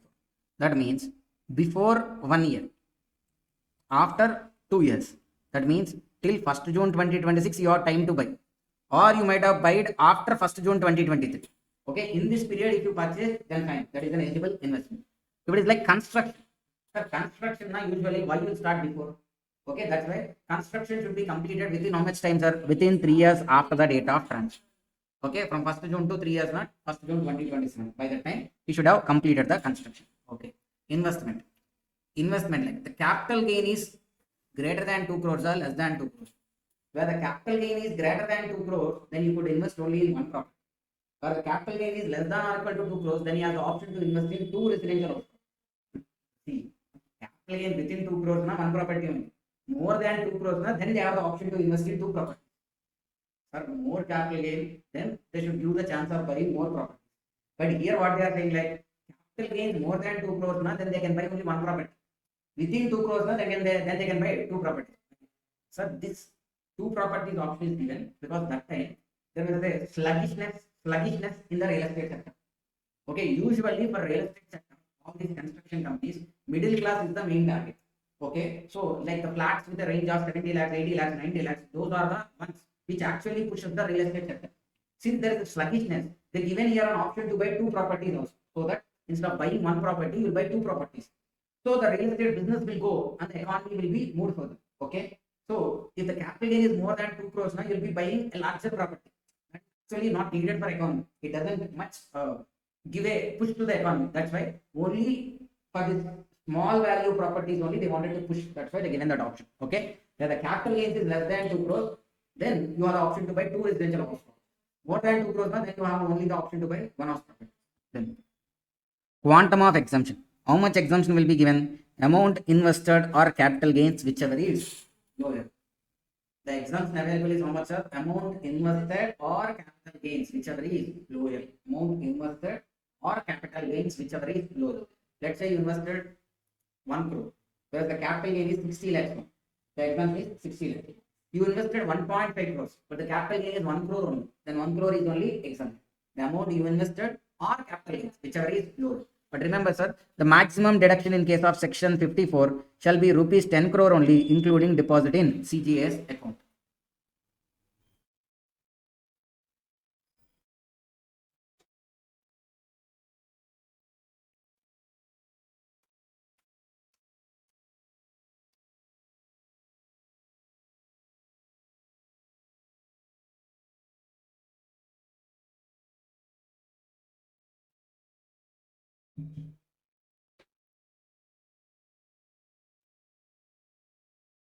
Okay, then one more point, sir, here. If it is less than 2 crores, he has an option to buy two residential house properties. Na? And that option to buy two house properties is like only once in lifetime. Sir, in 2018-19, once you sold a house property, and then your capital gain is less than 2 crores. Then you can buy how many house properties? Two residential house properties. Okay, assuming capital gain less than 2 crores. Then in 2026-27, another house property is sold.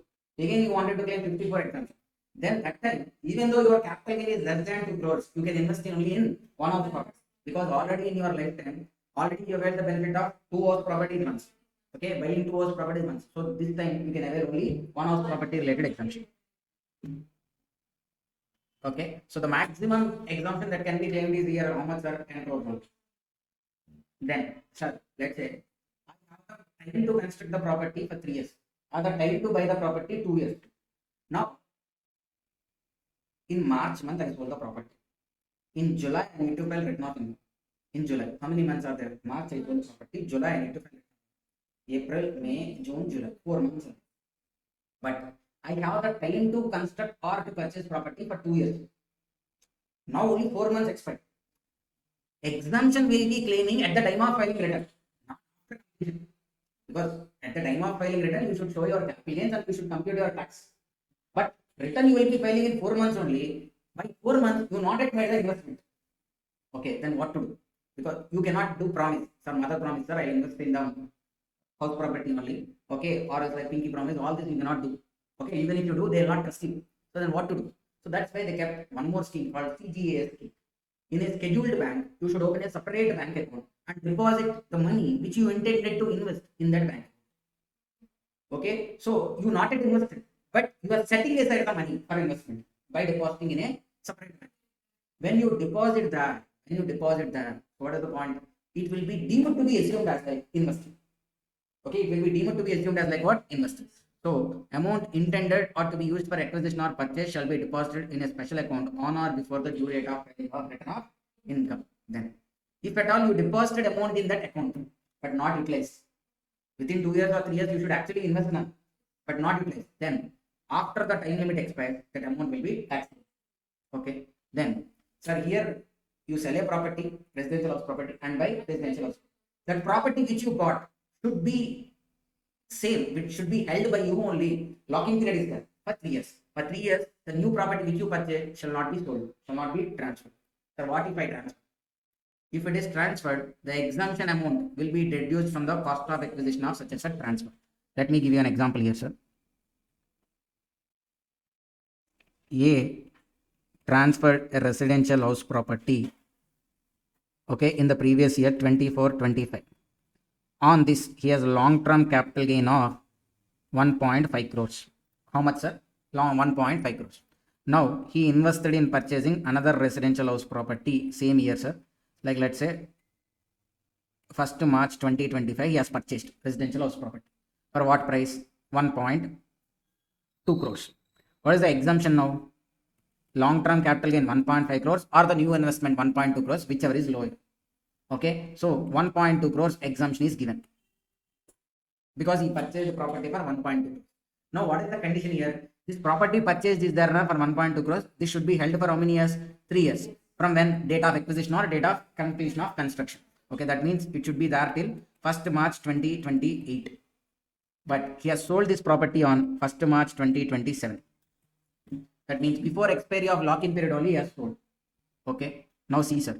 For what value he sold? He sold for 2 crores. So the gross sale consideration is how much? 2 crores. Minus cost of acquisition. Actually, he has purchased this property for how much? 1.2 crores. Actually, cost of acquisition is 1.2. But what the provision is saying, since he has violated lock-in period, from cost of acquisition, subtract the exemption given initially. How much is the exemption given initially? 1.2. So from cost of acquisition, if you subtract 1.2, cost of acquisition is nil. So the total 2 crores will get taxed. Understand, sir? So if at all the lock-in period is violated, whatever is the capital gain previously exempted, that we should reduce it from the cost of acquisition. Sir, understand, sir, everybody?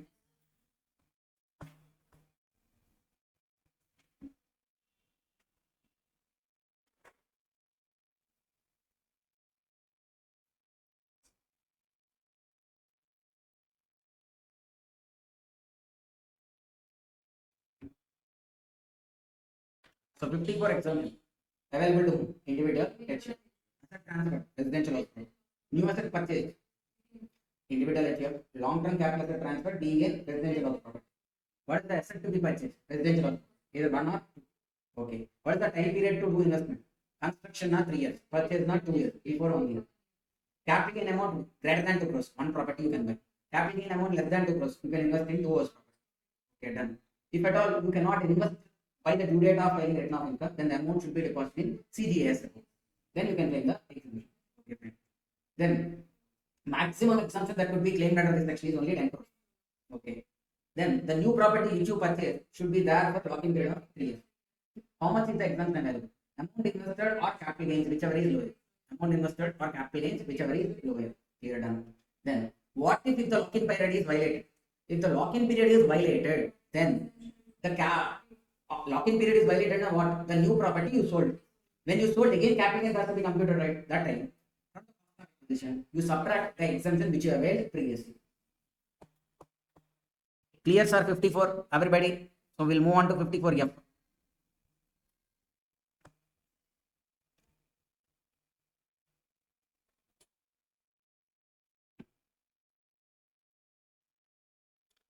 So for claiming exemption under 54F, again, SST should be what? Individual or HF. He has transferred what? A long-term capital asset, but other than residential house. So if asset transferred is residential house, 54. Other than residential house, 54F. Okay, then what should be invested? Sale consideration. Previously, capital gain should be invested.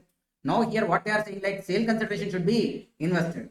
That also in how many house properties? Only in one house. Time limit for investment, same as 54. I mean, for construction of 3 years, purchase before 1 year, after 2 years. Then it has to be deposited in CGS report, if not invested by the time of written off income. Quantum of exemption, how much? Sir, for you, the sale consideration is like 3 crores. Capital gain is like 1.2 crores. Let's say sale consideration. Sir, here gold, I'm taking gold has been sold or shares has been sold. Why? The long-term capital asset other than house property should be transferred. If house property is 54, other than house property, then only will come under 54F.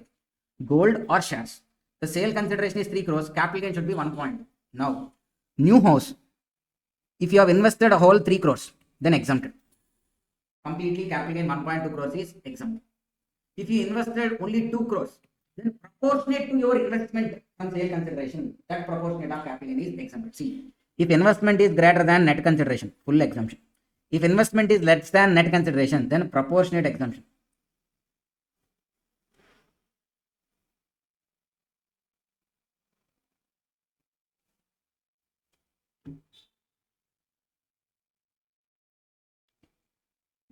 Okay, if investment is less than net consideration, then proportionate exemption. What is proportionate exemption, sir? How much you invested? 2 crores. What is the gross sale, gross capital gain? 1.2 crore. What is net consideration? 3 crores. So 2 crores into 1.2 by 3 crores. Correct. It shouldn't be like that, sir. Let me write down. Capital gain amount 1.2 crore into investment by net sale consideration 2 by 3. Anyhow, the same answer. 1 point into 2 by 3. Sir, what is the difference between 54 and 54? 54, to the extent of capital gains you invest, enough. Whole capital gains is exempted. But here under 54, if you invest to the extent of capital gains, not enough. You should have invested total sale consideration. Okay, total sale consideration which you invested, then exempted. Proportionate part sale consideration you invested, part capital gains only exempted. 50% of sale consideration invested, 50% of capital gains exempted. 90% of sale consideration invested, 90% of capital gain is exempted. Understand, sir? CGS account we already discussed. Then unutilized amount of capital gain deposit, same as not 54, sir, not 54F. Then here lock-in period. Lock-in period, sir, here it's not 3 years. Here it is how much? 5 years. So within 5 years, understand that he shouldn't transfer this property nor even purchase another property also. Sorry, sir. Here this lock-in period is 5 years, sir. Acquired constructed shall not be transferred nor create lien for how many years, sir? 5 years. So until there it is 3 years only, 54. Here it is like 5 years. Okay, if at all within 5 years either it is sold or a lien now mortgage is created, then long-term capital gain already exempted shall be charged as long-term capital gain in the year of sale or creation of charge or conversion into money on new asset, and now calculate capital gain separate. But there what we said, violation of lock-in period, from cost of acquisition we should subtract exempted amount. Here they are not saying like that. Whatever in the year of violation, take the capital gain as whichever is exempted previously as the capital gain for that year. Okay. Then additional conditions. On the date of transfer of long-term capital asset, SSE should not more than one residential. You should already have one house. Now, by sale of shares or any other long-term capital asset, you can buy another house. You already have 2 houses. Now you wanted to buy another house. Not possible. This exemption is not available. You can buy a house, but this exemption is not available. Understand, sir? Sir, now you are selling gold shares, and then you wanted to buy a house, but you already had 2 houses. Then 54F exemption is not available. If you have only one house, then 54 exemption is available. You don't even have a house, then also 54F is available. You have 0 houses. Yes, buy a house, 54F exemption is available. You already have one house, then no problem, 54F exemption is available. You already had 2 houses, then 54F exemption is not available. And then until the expiry of 2 years if construction purchase, 3 years in case of construction, another house property shall not be purchased. But this year you have some money because of sale of shares or sale of gold. That money you wanted to buy another house property. But next year you got lottery income. Again you wanted to house. But if you buy that house, this exemption will be good. Okay, until the expiry of 2 years or 3 years. In case of construction, 3 years. In case of acquisition, 2 years. Until the expiry of that period, you cannot buy another house. Even with some other income you have, you cannot buy another. If you buy another house, this exemption given will be gone. If above conditions not satisfied, then exemption capital gain taxable in previous year in which such other residential house is purchased or constructed. Notes. Section 54 and 54F. Cost of land purchased for construction or construction of additional floor, purchase of flat in apartment, purchase of land appertaining to the building are also eligible for 54 and 54F exemption. Then, construction need not to be completed in full. If at all part construction is there, that exemption is not available. Within these 3 years, you should complete the construction. Construction may be commenced before date of transfer, but should be completed after the date of. So what is 54F, sir? Individual achievement. Transfer long-term capital asset other than residential house. Should buy residential house. Should invest wholesale consideration. If wholesale consideration is invested, then total capital gains exempted. Part of sale consideration is invested, then part of capital gains will be exempted. Okay. Again, the investment in CGS account, all these is like common. Lock-in period here is not 3 years, 5 years. Then other conditions also. For 54, those additional conditions are not there. Here they are. What are those? At the time of availing 54F exemption, you can have maximum of 1 house only. If you have more than 1 house, then you cannot avail 54F exemption. Okay. Then next one, sir. Within the expiry of 2 years or 3 years, you shouldn't buy another. Okay. Done. 54B, 54D. Okay. 54B, sir. Individual or HF. Asset could be short term or capital asset, long term, but it is an urban agricultural land. It should be used before 2 years before the date of transfer, so not industrial, agriculture. Before 2 years, you are using it for what? Agricultural purpose only. And then, simple thing, you have urban agricultural land. Before sale also, you are using for agricultural purpose only. Now you sold that land. With the money, with the capital gains, you are again buying agricultural land. It could be urban or rural. Simple, sir. Sold agricultural land, urban agricultural land. So rural land, first of all, not a capital asset. So no problem of discussion also. Urban agriculture land sold. You got capital gains. Capital gains, what you should do? Use it for buying again agricultural land. It could be urban or rural. Okay. When you do that, the capital gains will be exempted. Okay. Capital gain or investment. Okay. The land purchase should be kept for how many years, sir? 3 years. Violation of lock-in period, same as 54. Unutilized amount of capital gain amount, same as 54. Then 54D. It is applicable to whom? Any assessee. By what? There is a compulsory acquisition. What? Land building of an industrial undertaking has been compulsorily acquired. Land building of whom, sir? An industrial undertaking has been compulsorily acquired. Okay. Compulsorily acquired the land building of industrial undertaking. So capital gain is exemption available. What he should do to get the exemption? He should have been used those assets 2 years before. Okay. I mean, past 2 years also he is using them for industrial purpose only. Now, with the money, capital gain he got, he should again purchase land and building for doing industries, for industrial purpose. Land and building compulsorily acquired. Now with the money, again you should acquire what? Land and building for industrial purpose. Capital gain is exempted. The investment time is like what? Within 3 years. Okay, capital gain account scheme, yes, applicable. Amount should be invested, gross capital gain. Capital gain or investment, whichever is lower, is exempted. Lock-in period, 3 years. Violation of lock-in period, same as 54. Unutilized amount also same as 50. Okay, but 54 EC important, sir. Just like as 54, 54F, 54 EC important. 54, 54F applicable only to individual and HF. But 54 EC is applicable to any assessee. Even for companies also it is applicable. Okay, what they should have sold? Long-term capital asset including a depreciable asset. Being land, building or land building may be depreciable asset or non-depreciable asset. Okay, anything, but it should be long-term. Okay, what they should do? The amount they got should be used in acquisition of NHA bonds, RECL bonds or any other specified assets. That also within how many days he has to invest? Within 6 months from date of transfer. Within 6 months. Any assessee transfer long-term capital asset being land, building or both. The land building means it could be residential house also. Yes. Any land, building or both, either depreciable or non-depreciable transfer. Got capital gains. What capital gains? What the capital gains has to be done? The capital gain amount should be invested in what? NHA bonds or RECL bonds within how many days? 6 months. Then capital gains exemption is available. Sir, one more important point. Sir, I sold a residential house. I got 2 crores capital gains. 1 crore I used for purchase of another residential house. So 54 exemption. Now the other 1 crore I am investing in bonds. Can I claim both 54 and 54 EC also? Yes. You can claim both 54 exemption as well as 54 EC exemption also. Okay, write down, sir, that somewhere. Okay, you think like 54 and 54 EC can't be claimed simultaneously. No, that's not correct. You can claim both 54 and 54 EC simultaneously.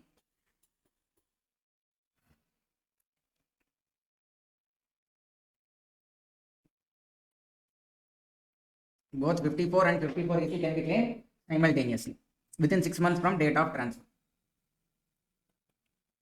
Okay. Then what is the exemption, sir? Capital gain or investment or rupees 50 lakhs. So here the maximum investment is how much? 50 lakhs. And the lock-in period is like how much? 55 years. If at all lock-in period is violated, same as 54F. That means in the year of violation, the exemption given is again treated as capital gain. Okay. Then the last section, sir, 54H.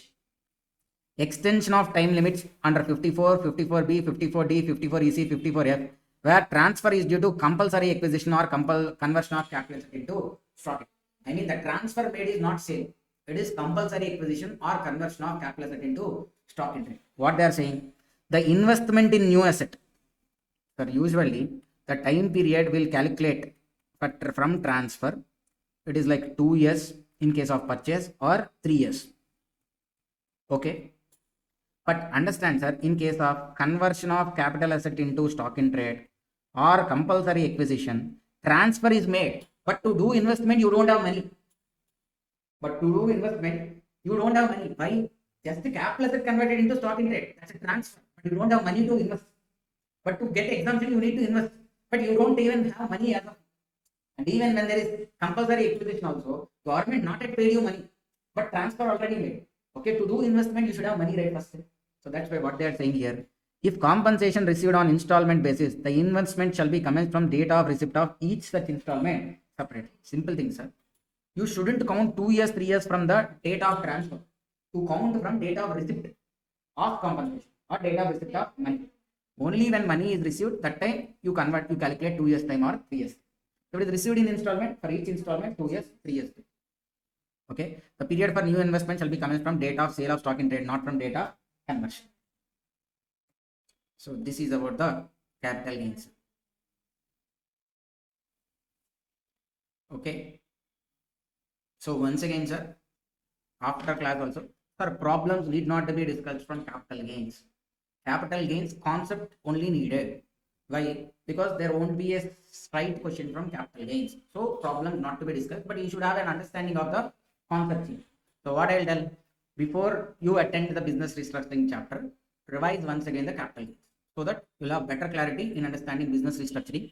You can link the points clearly. And one more thing, sir, you revise the depreciation part and come. Tomorrow we'll start with business restructuring. Okay. So by tomorrow, what you should study, capital gains, you complete one revision. And additionally, what you should do, PGBP depreciation part is there, na? The depreciation concept also you do one revision. If you do these two, then it would be easy for us to go ahead with the business restructuring topics. Okay, done? Everybody? Yes, sir.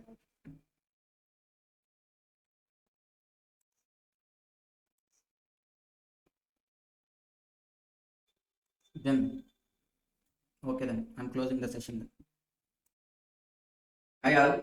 So now we're going to start with the chapter business restructuring and reconstruction. See, this chapter is quietly linked with capital gains and depreciation to the extent of PGB part and certain set off and carry forward points. Okay. See, so the term business restructuring means what? Business restructuring. Okay, you will structure the business in some other ways. Okay, you will be restructuring it. Let's say, for example, amalgamation. You know the meaning of amalgamation, right? One company amalgamating into another, or two or more companies amalgamating and forming a new company. Demerger. One company splitting into 2 or 3. Demerger. Slump sale. You selling your undertaking. Okay, let's say a company has 2 or 3 divisions. One division is being sold completely. Slump sale. Conversion of sole proprietorship into a company, or else like conversion of firm to company, or conversion of private limited company or unlisted company to LLP. So these are the restructuring, and these are the concepts we are having. Amalgamation, demerger, slump sale, conversion of sole proprietorship business to company, firm to company, and then company being private limited company and unlisted company to LLP. Okay, so first of all, sir, we are starting with the tax treatment with respect to amalgamation. What? The tax treatment with respect to amalgamation. So under amalgamation, section 2, subsection 1b. Section 2, subsection 1b. This definition is very important, sir. Amalgamation, these 4 points are there now. 4 of these points are very important. Okay. See, in question, they may say like amalgamation under section 2, subsection 1b, satisfied, not satisfied. So you should remember these conditions. First one, merger of one or more companies with another. The first point is what? Merger of one or more companies with another. It means what?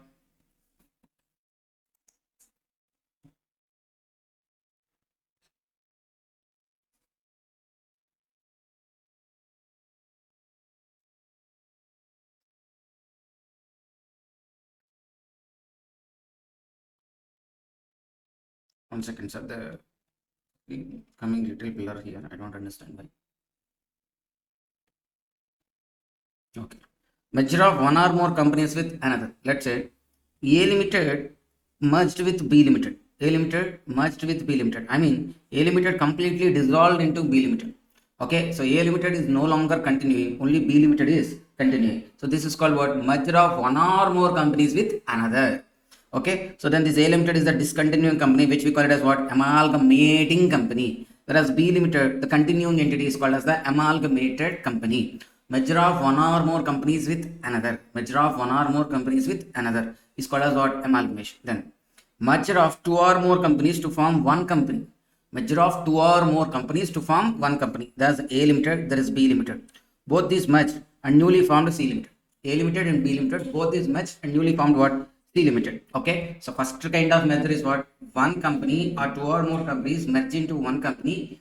Okay, and they'll not form a new company. Merge into a company which will be continuing. Okay, this is the first case. Second case, two or more companies merge and form a new company. So A and B merge and form a new entity C. A and B both are discontinuing only. Okay, then third one, all the assets and liabilities of amalgamating company which were there before amalgamation, immediately before amalgamation, shall become the assets and liabilities of what? Amalgamated company. All the assets and liabilities of amalgamating company immediately before the date of amalgamation shall become the assets of amalgamated company. Then shareholders holding not less than 75% in value. Shareholders holding not less than 75% in value, both equity as well as preference of the amalgamating company become shareholders of what? Amalgamated company. Okay, so how much percentage of shareholders shall become the shareholders of amalgamated company, sir? More than, I mean, less than, not less than, that means greater than or equal to 75%. Here both an equity preference, equity shareholders and preference shareholders shall become shareholders of the amalgamated company. So what are the four conditions, sir?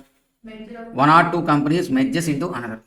One or two more companies will merge and form a new company.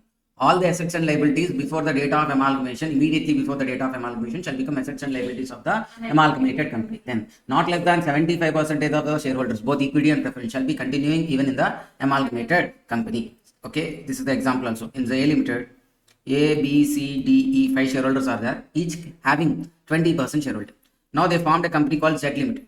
Okay, in this A, C, D, E. Okay, except B, all the others are shares, whereas B has cash settlement. Still it is fine because they are having what? 80% shareholding continuing. Then following are not mergers. Which are not mergers? Where one company acquires the property of another by purchasing it. Where one company acquires the property of another by purchasing it. Sir, merger na they'll take over assets and liabilities. So here there is A Limited and here there is B Limited. What this B Limited did? A Limited, sir, anyhow wants to discontinue, but it doesn't have an opportunity to merge. So A Limited selling individual assets like land, plant and machinery, buildings like this. So B Limited out of these assets, whichever it like, it has purchased few. Just because it purchased certain assets from A Limited, it does not amount to what? Merger. Then a merger where property is being distributed to another company after first company is being wound up. Sir, A Limited is there, B Limited is there. This B Limited is as 65% shareholding in A Limited.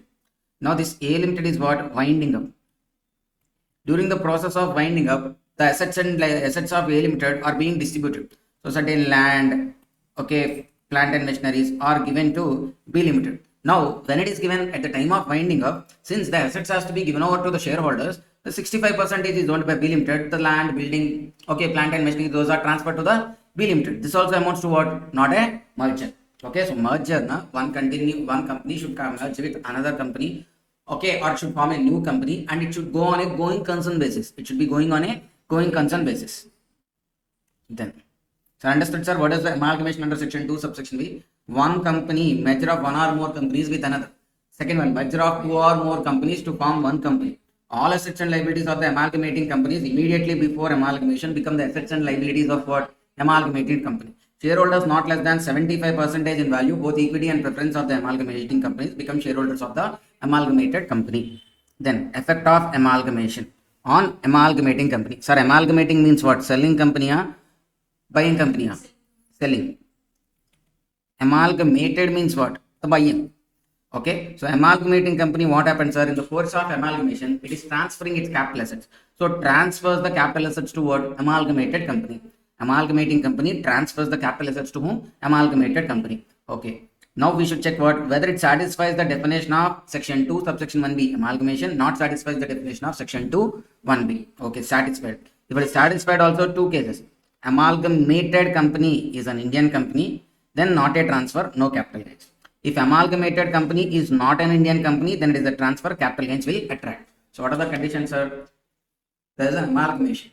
Then what conditions you should check? Whether it satisfies the definition of amalgamation under section 2(1)(b). Yes. Whether the amalgamated company is an Indian company or not. If both these conditions are satisfied, as per section 47, it is not a transfer. If it is not a transfer, then there is no question of capital gains on giving over by the capital assets by amalgamating company to the amalgamated company. It satisfies the amalgamation definition under 2(1). The point is like the recipient company is what? The amalgamated company is not an Indian company. In that case, it is a transfer only, capital gains will arise. If at all amalgamation conditions itself not satisfied, then also it is transfer, capital gains will arise. Understand, sir? Simple. So the definition of amalgamation is important here. If the conditions of amalgamation satisfied, not satisfied, satisfied, then again the amalgamated company, Indian company, not an Indian company. If it is an Indian company, then not a transfer, no capital gains. Not an Indian company, it is a transfer and capital gains will arise. Then the other case, okay, amalgamation definition is not satisfied. If the amalgamation definition is satisfied, then blindly it is a transfer and capital gains will arise. Okay, what if capital gains arise? What is the consideration we should take? The amount paid. Okay, how much is the purchase consideration received for amalgamation? That itself will be treated as what? The amount paid and nothing but the consideration. Then cost of assets in the hands of amalgamating company.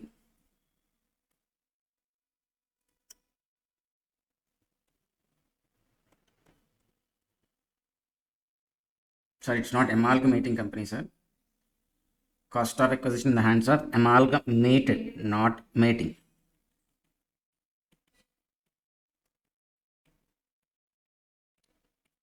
Amalgamated company. Okay, see.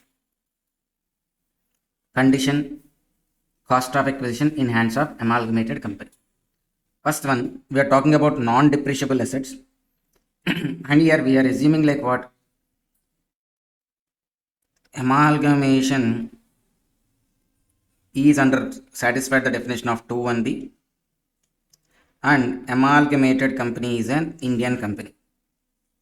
Amalgamated company is an Indian company. If these conditions are satisfied, then what happens, sir? The transfer of capital assets in the course of amalgamation is not a transfer, no capital gains arised.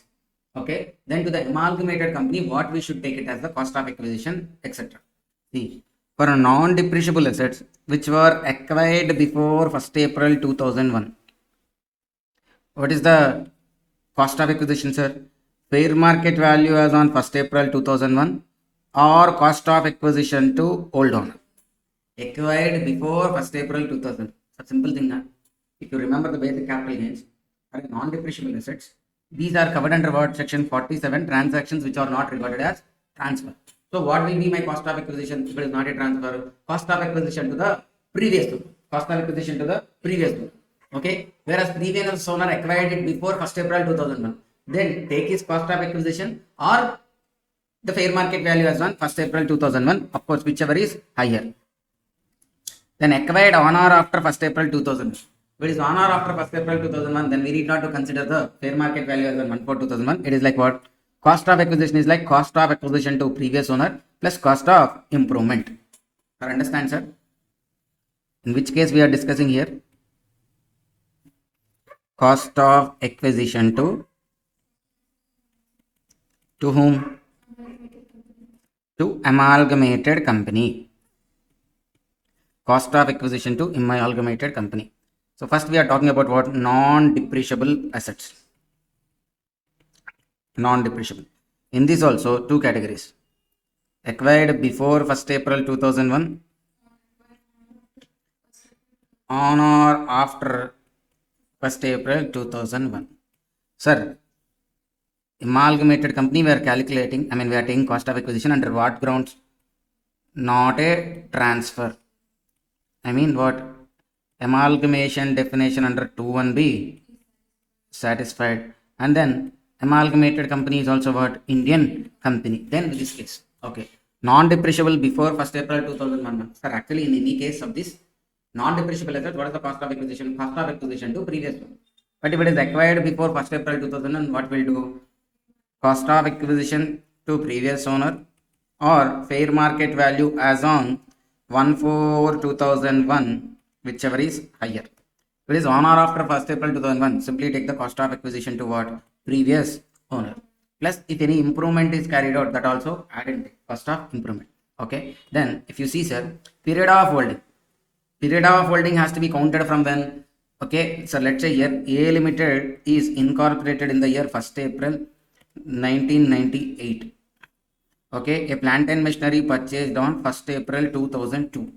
Okay, now in the course of amalgamation of A Limited into B Limited, this plant and machinery also transferred to B Limited. Sorry, sir, plant and machinery I can't take because we are talking about non-depreciable. Let's say I take an example of land which is purchased on 1st April 2002. Now when A Limited merged into B Limited, this land also transferred to B Limited. Now what is the cost of acquisition to B Limited, sir? Assuming all the conditions are satisfied, the cost of acquisition to B Limited is nothing but the cost of acquisition to previous owner, nothing but A Limited. So what is the land cost, sir? If at all A Limited purchased for 10 lakhs, then for B Limited also cost of acquisition is how much? 10 lakhs. Now this merger is happened on 1st August 2024. 1st August 2024. And B Limited selling this asset on 1st December 2024. B Limited selling this land when 1st December 2024.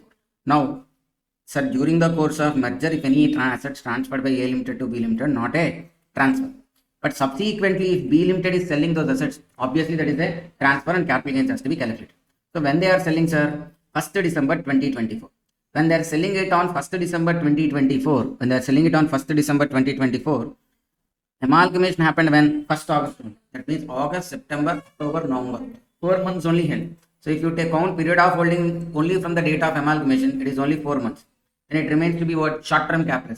So what does the provision says? Period of holding has to be counted from date of acquisition of whom?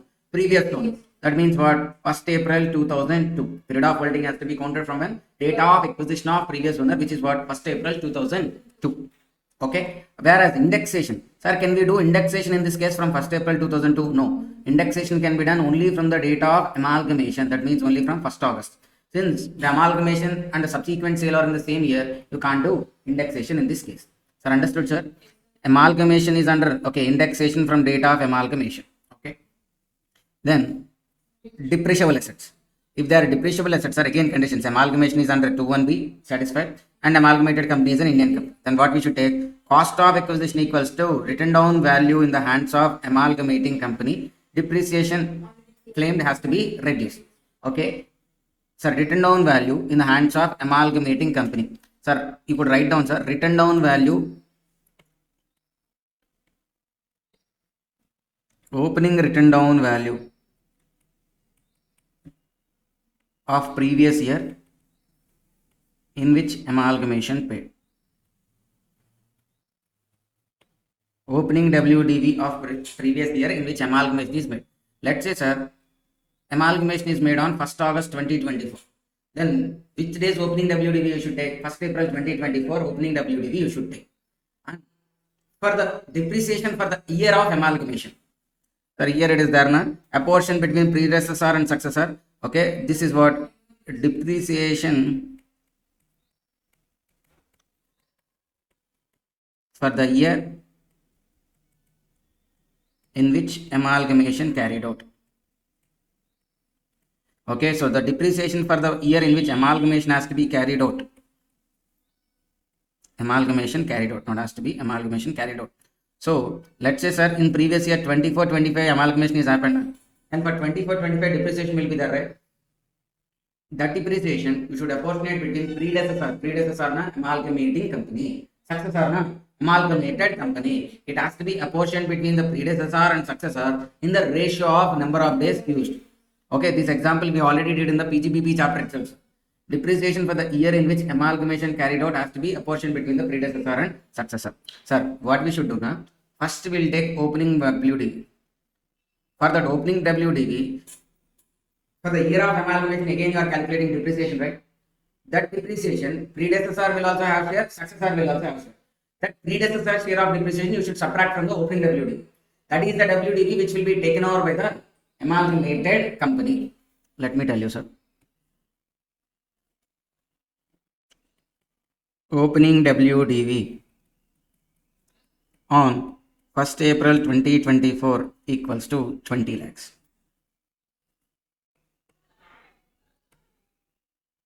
And amalgamation is carried out on 1st October 2024. Okay, amalgamation. Now, what we want for the successor, what is the cost of acquisition and depreciation? What is the cost of acquisition and depreciation? See, first, we should check number of days used by both predecessor and successor. So, predecessor here, successor here. How many days predecessor used, sir? April, May, June, July, August, September. April 30, May 31, June 30, July 31, August 31, September 30. How many, sir? 1, 2, 3, 4, 5, 6, 180 plus 3, 183 days. If year 183 days, na successor how many days? 182 days. Successor how many days, sir? 182 days. Now what we should do? First calculate depreciation as it is. Assuming, sir, this 20 lakhs is plant and machinery. How will take 20 lakhs into 15% equals to how much? 3 lakhs. Now it has to be apportioned. This depreciation of 3 lakhs has to be apportioned between what? Predecessor and successor. Okay. So for predecessor, depreciation equals to 3 lakhs into 183 by 365. One thing. For successor, 3 lakhs into 182 by 365. Tell. 1,50,400. Okay, here 1,49,590. 49,589. Okay, now what is the cost of acquisition that has to be taken by successor? Sir, original opening WDV how much? 20 lakhs. But till the year of succession, till the date of succession, there is some depreciation calculated. Na? So this 1,50,410, what we should do? Subtract it. If you subtract, what is the WDV, sir, that will be taken over by successor? 20 lakhs minus 1,50,410. 18,49,590. 18,49,590. So this is the cost of acquisition for whom? Successor. Then again for successor also there is depreciation. How much? Successor depreciation 1,49,590. If this also you subtract, then it will be how much? 17 lakhs. Understand, sir? So you take the opening WDV of the year in which amalgamation is happened. That opening WDV minus depreciation charge for the current year you subtract, then you will get the cost of acquisition to be taken in the books of. From there again successor depreciation also you should subtract to get the closing WDV. Okay. Stock in trade. Where any stock in trade is transferred on amalgamation, cost equals to original cost to previous owner plus improvement by new owner plus any asset transfer related cost. And sir, stock in trade transfer na this any profit is there na? On this any profit taxable under the head PGBP. Why? Stock in trade is not a capital asset.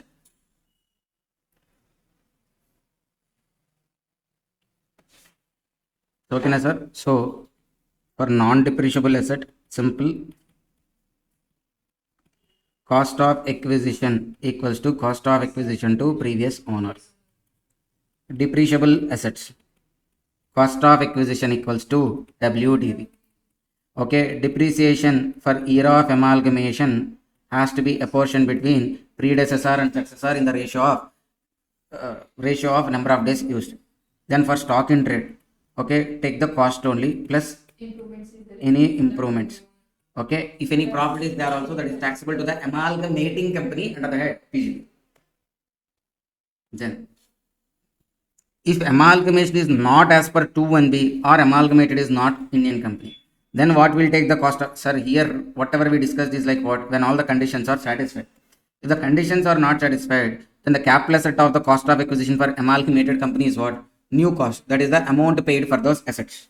Okay, how much ever the amount they paid, that will be treated as the new cost. Even for depreciable assets also same, how much ever is the amount paid to purchase them, that is the taken as the what? Cost of acquisition. Then, sir, we discussed till now effect of amalgamation in case of amalgamated company. Sir, why amalgamated company? Usually it's not a transfer. It's not a amalgamating company transfer to amalgamated. This is not a transfer. But it's not a transfer. Still, amalgamated company gets the assets. So, what cost of acquisition you should take? The cost of acquisition of previous owner. Then, effect of amalgamation on shareholder. Sir, if A Limited amalgamated into B Limited, and in A Limited there is shareholder X, Y, Z. These are called shareholders. Now, if A Limited amalgamated into B, what should have happened, sir? B Limited should have paid money and that was taken over by X, Y, Z. Or else B Limited should have allocated shares. The consideration is like what? Allocated shares to X, Y, Z. In which place, sir? Allocated shares to X, Y, Z, even in what? B Limited. Okay, so see now. For shares of amalgamating company, amalgamating the A Limited, shares in amalgamated company issued or paid consideration.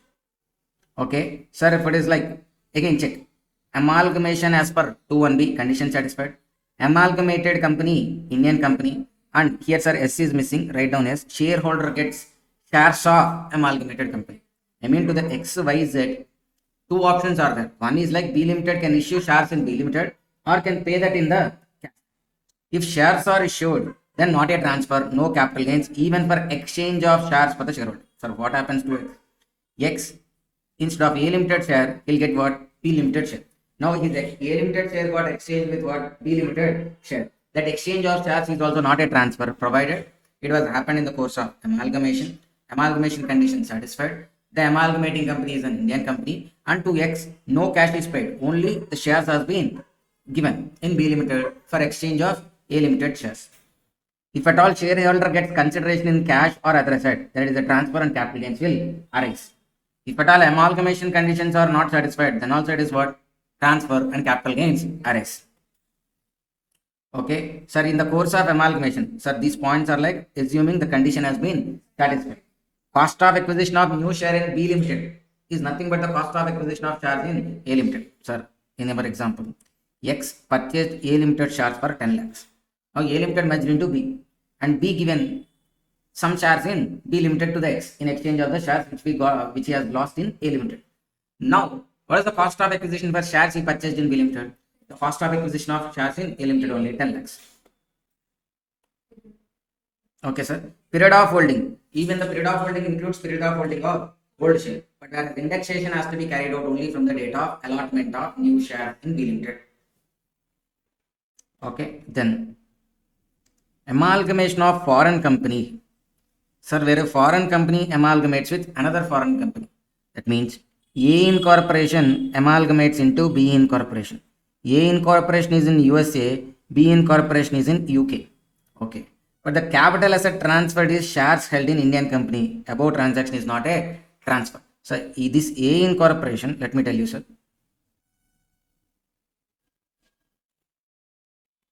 A incorporation of USA. This is like B incorporation of what? UK. Now what happened? This A incorporation has 70% shareholding in in Z Limited, which is Indian company. This 70% shareholding, now these are nothing but 70,000 shares. 70,000 shares.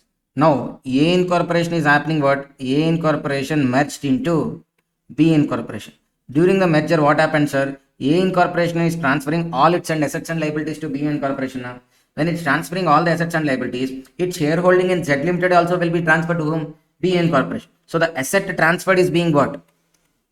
Shares in capital asset is transferred is nothing but shares in Z Limited. So shares in Z Limited is transferred in the course of merger. Both these are foreign companies only. Sir, actually two foreign companies are merging. What's the problem to us? The problem is like the ultimate capital asset being transferred is what? Indian capital. That's right. Okay. So but what this section is saying, like it is also not a transfer. Then one foreign company amalgamates with a foreign company, whereas the capital asset transferred or not directly the shares of Indian company, but which derives substantially value directly or indirectly from the shares or shares of an Indian company. Okay, in that case, there will be one more layer.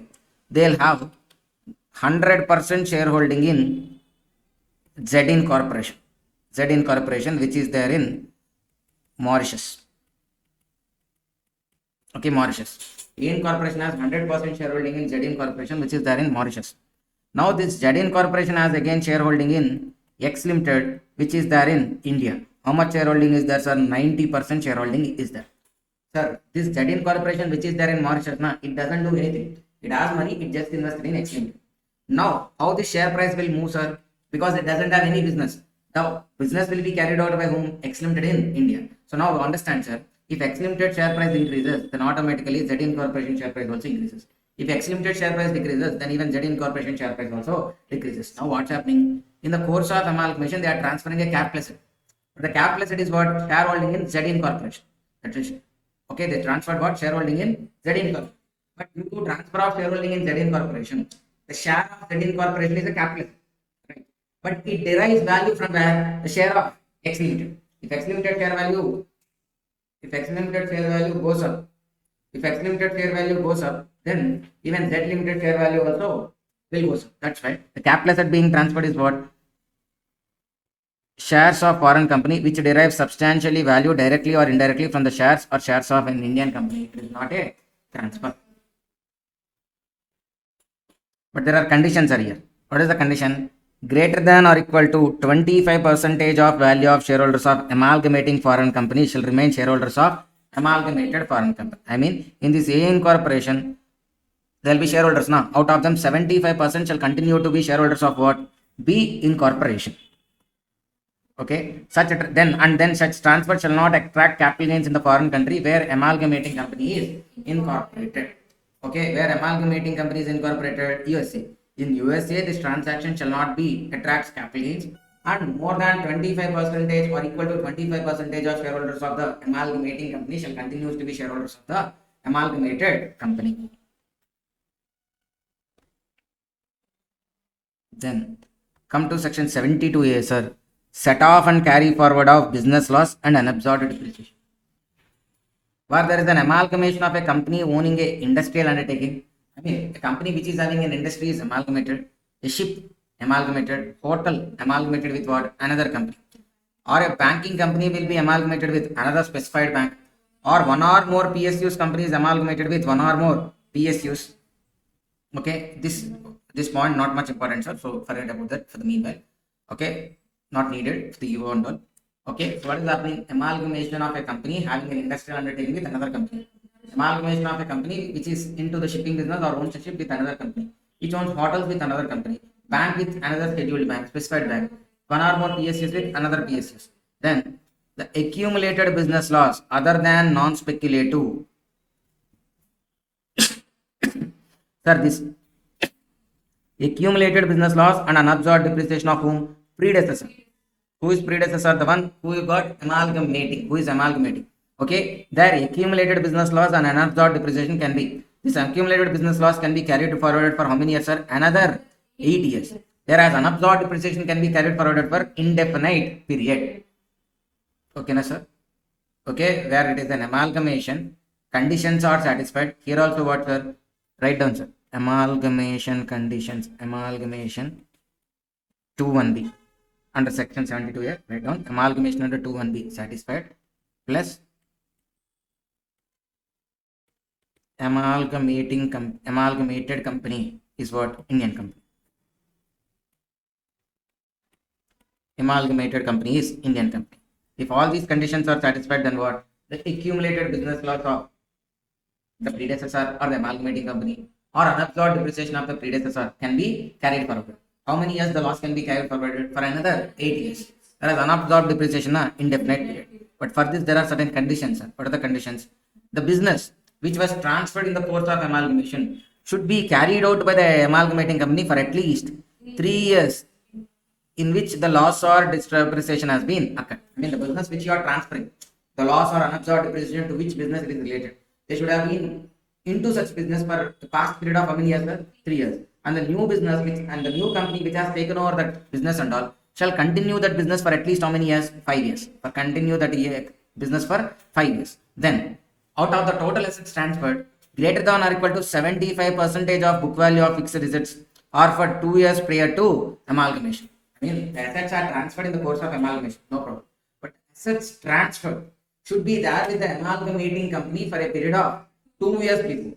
And then to the amalgamated company shall hold that asset for another 5 years. If any conditions are not met, then the loss or depreciation set off in previous year will be treated as income and taxed in the year in which conditions are violated. Only if these conditions are satisfied, then the unabsorbed depreciation and the normal business of loss of predecessor can be transferred to the successor and they can carry forward and set off it for another 8 years, whereas unabsorbed depreciation are indefinite period. What are the conditions are here? In the business at least 3 years. Okay, predecessor should be in the same business for 3 years and successor shall continue the same business for 5 years. Percentage of the book assets which were transferred at the time of amalgamation should be there with the predecessor for the past 2 years. And successor shall continue to hold those assets for another. Okay, then section 35 DD, sir. Expenses in case of amalgamation or demerger. Okay, this we already discussed in PPT once again. Eligible assessee is what? If it is an Indian company and it has incurred any expenditure on amalgamation. Sir, here also, sir. Amalgamation means amalgamation under section 21B has been satisfied. Only if amalgamation under section 21B is satisfied, then these expenses can be allowed as deduction. Otherwise, these are not allowed as deduction. Eligible assessee is what? Indian company. Expenses incurred on amalgamation or demerger. No deduction under any other section has been claimed. Then what? 1/5 of this expense can be claimed in the year of expense and balance in immediately for succeeding previous years. Sir, who can claim this expense? Indian company. Okay, predecessor or successor? Simple common sense only, sir. Predecessor already not there into existence. Who is the successor? Deduction to whom? This deduction is not to predecessor. Deduction is to successor company. What is successor? Nothing but the other name of successor, amalgamated company. Okay, so any expense incurred on amalgamation or merger, if it is an Indian company, can avail only in 5 equal installments. If any other expenses are incurred with respect to amalgamation, okay, see, if amalgamation conditions are satisfied and amalgamation company is an Indian company, then unabsorbed scientific research expenditure, okay, unabsorbed scientific research expenditure na section 35, okay, then telecom and spectrum license fee, okay, under section 33, preliminary expenditure 35D, BRS expenditure, capital expenditure on promotion of family planning. Whatever is the balance, such balance unabsorbed can be taken as deduction by whom? Amalgamated company. Provided which conditions has to be satisfied, sir? Nation under section 21B and amalgamating company is an Indian company. Okay, so this is the whole concept of what? Amalgamation. Okay, before going into problems, sir, quickly we'll again list out all the conditions. First one, to call as amalgamation under 21B. What are the conditions, sir? One or more companies merge into another. Second one or more companies, okay, greater than or equal to 2 companies merge and form new company. Third one, all assets and liabilities has to be transferred. Amalgamated company. Then how much of shareholders should be there in the greater than or equal to 75% shareholders shall be continued. Then it satisfies the definition of amalgamation. Then what section 47 says? You check whether amalgamation definition under 2(1)B satisfied. Plus amalgamated company is what? Indian company. If these two are satisfied, then what? Not a transfer, no capital gains. Otherwise, it is the transfer and capital gains has to be calculated. Okay. If it is not a transfer and no capital gains arises, then to the amalgamated, to the successor company, what is the cost of acquisition of assets? Non-depreciable assets, na? Cost of acquisition of previous owner will only be the cost of acquisition of new owner. Depreciable assets, nothing but the WDV of previous owner has to be taken as the WDV of new owner. Whereas the depreciation for the year of amalgamation has to be apportioned between the predecessor and successor in the ratio of number of days. Stock in trade. Stock in trade is nothing but the cost to the predecessor plus any improvements made, that cost also has to be added. Okay, then we have discussed about what if amalgamation conditions are not satisfied. And cost of acquisition is nothing but the amount rate. Okay, then amalgamation in the effect in the hands of shareholders. What happens to the shareholder, sir? Even a shareholder, his shares in the successor company will be exchanged. Sorry, his shares in the predecessor company will be exchanged for the shares in the successor company. I mean, the company which is amalgamated, that company shares will be lost, and he'll get again shares in the amalgamated company. He might get shares or money. If money he got now, then capital gains will arise. If shares will received, amalgamation condition satisfied, amalgamated company, Indian company, then it is not a transfer, no capital gains will arise. Then for the new share he got, what is the cost of acquisition? Cost of acquisition of old share. Period of holding also has to be counted from what? Previous owner acquisition date. Whereas indexation is applicable only from the date of allotment of shares in the new company. Then we discussed about one foreign company amalgamates into another foreign company. But the capital asset transferred is the share of Indian company or share of foreign company only, but which derives value again from a Indian company share. That is also not a transfer, provided greater or equal to 25% of shareholders in foreign company or continues to be even in the amalgamated company. And next one, such a transaction is not a transfer in the and does not attract capital gains in the country in which amalgamating company is located. Then we have discussed about section 72. Set off and carry forward of business losses and unabsorbed depreciation when there is an amalgamation. Okay, if amalgamation conditions are satisfied, amalgamated company is an Indian company, then the losses, normal business loss, other than speculative, can be carried forward. How many years, sir? For another 8 years. Okay, whereas unabsorbed depreciation can be carried forward for indefinite period. But here there are conditions. The business in which the such loss or unabsorbed depreciation has been arised could have been carried out by the predecessor in the past 2 years, and successor shall continue for another 5 years. And the assets also, 75% of them should be held for more than 2 years, okay, by the predecessor, and shall continue to be held by the successor for another 5 years.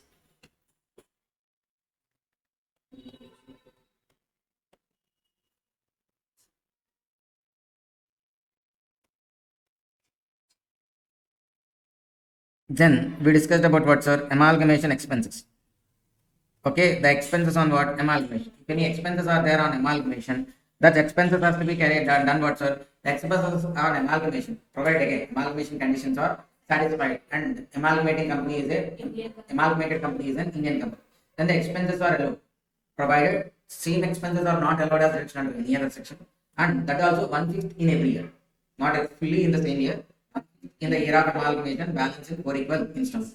Let's say to the predecessor, sir, there is unabsorbed capital expenditure on scientific research, unabsorbed expenditure on promotion of family planning, BRS expenditure, preliminary expenses, okay, and telecom spectrum license fee. All these can be again available by successor, provided amalgamation definition satisfied and amalgamating company is an Indian company. Okay, so now we'll go on to the workbook, sir, and we'll solve questions on amalgamation.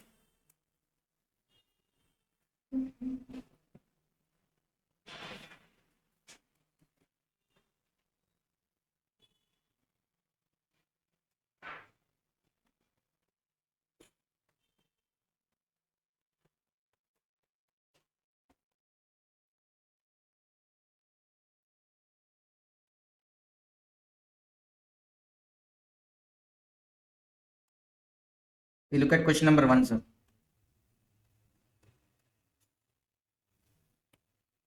Question number 1. Mr. Joseph has 1000 equity shares of X Limited that he has acquired on what? 17th August 2008 through will of his father. His father acquired such shares on 17th July 2005. Sir, what? Joseph has how many shares, sir? Okay. Joseph has 1000 equity shares. From where Joseph got? Will of his father. Okay, from father, J's father, it was given to Joseph. Under what? Will. Okay. Now, how Joseph father, sir? It's a gift. From father-in-law, Mr. Z. On 17th July 2005. Father-in-law of what? J's father. Okay, then it is given as what? Gift. Sir, if you have knowledge of section 47, gift is also not a transfer. It is given as will also not a transfer. Okay. Then what happens, sir? It's on 18. Okay, the price and all is given. Then on 31st March 2014, what happened? X Limited amalgamated with Y Limited. And amalgamated company issued its 3 equity shares for every 2 equity shares of amalgamating company. 3 for every 2 held. Sir, now Joseph has 1000 shares now. Okay, these were exchanged for what? Shares in. Okay, Joseph got now what? Shares in. Okay, Y Limited. How many shares he got? 3 shares for every 200. So that means 1000 divided by 2 into 3 now. How many shares he got? 1500 shares he is having of what? Y Limited. Okay. Now, whether this exchange of shares is amalgamation, sir, in the hands of shareholders, sir, assuming what? Even though they didn't mention clearly, assuming if the conditions of amalgamation are satisfied and amalgamating company is an Indian company, then what happens? This exchange is also what? Not a transfer. Okay. Now tell me, sir. Joseph has which company shares, sir? Y Limited. Did he purchase Y Limited shares? No. How he got Y Limited shares? Because of amalgamation, he in exchange of X Limited shares, he got Y Limited. Okay, then what he said? The cost of acquisition of X Limited shares has to be taken as what? Cost of acquisition of Y Limited. But again, did Joseph purchase the X Limited shares? Okay, how Joseph got? From Joseph's father. Okay, 47 not recorded as a transfer. How Joseph's father got? From his father-in-law J. Okay, so now what is the cost of acquisition here? The cost of acquisition is to the cost of acquisition of previous owner. The ultimate previous owner. Okay, the ultimate previous owner now who here? Z. Okay, the ultimate previous owner now Z. So what is the cost of acquisition of Z? Z acquired such shares for 20. Whereas fair market value is like how much? 18. So what will take? 20. Okay, so you see, sir, 1000 shares for what price it is purchased? 20. That equals to how much? 20,000. Whereas Y Limited has how many shares, sir? 1500. That also has to be treated as how much, sir? 20,000. Okay, then each share equals to how much? Okay, 20,000 minus divided by 1500, it is how much? 13.33. Okay. Now, what happened? On 2nd April 2024, Joseph sold all the shares, only 1000 shares. 1000 shares to one of his friends for how much, sir? 38 each. Okay. Now we'll take sale consideration. How much, sir? 100 into 1000 into 38. How much? 38,000. Minus There is no any expenses. no expenses. Okay. Amalgamation happened in which year, sir? 2014. Okay. Now, cost of acquisition equals to how much, sir, for 1000 shares? 20,000 into 1000 by 1500. How much? 20,000 into 1000 by 1500. 13,330. 333. Whereas it has to be indexed. It has to be what, sir? Indexed. Why? Because they were given when 13th March 2014. So now from 2014 to 13-14 to, because that is financial year 13-14 to 24-25, how much, sir? 363. So that means 13,333 into 363 divided by 220. How much, sir? 13,333 into 363 by 220.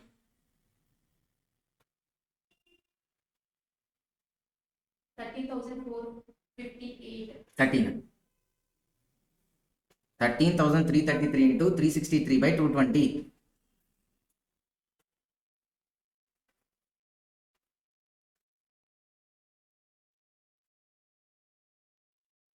21,994. 21,994. If you subtract, then the resulting is what? Long term capital gain. How much? 16,005. Okay. Sir, here it points to be understood is like, for exchange of shares, there is no transfer. Then why we calculated capital gains? Because this Joseph is subsequently selling. Sir, at the time of converting shares from X Limited to Y Limited, not a transfer. But subsequently, Joseph is selling Y Limited shares. That time capital gain will arise.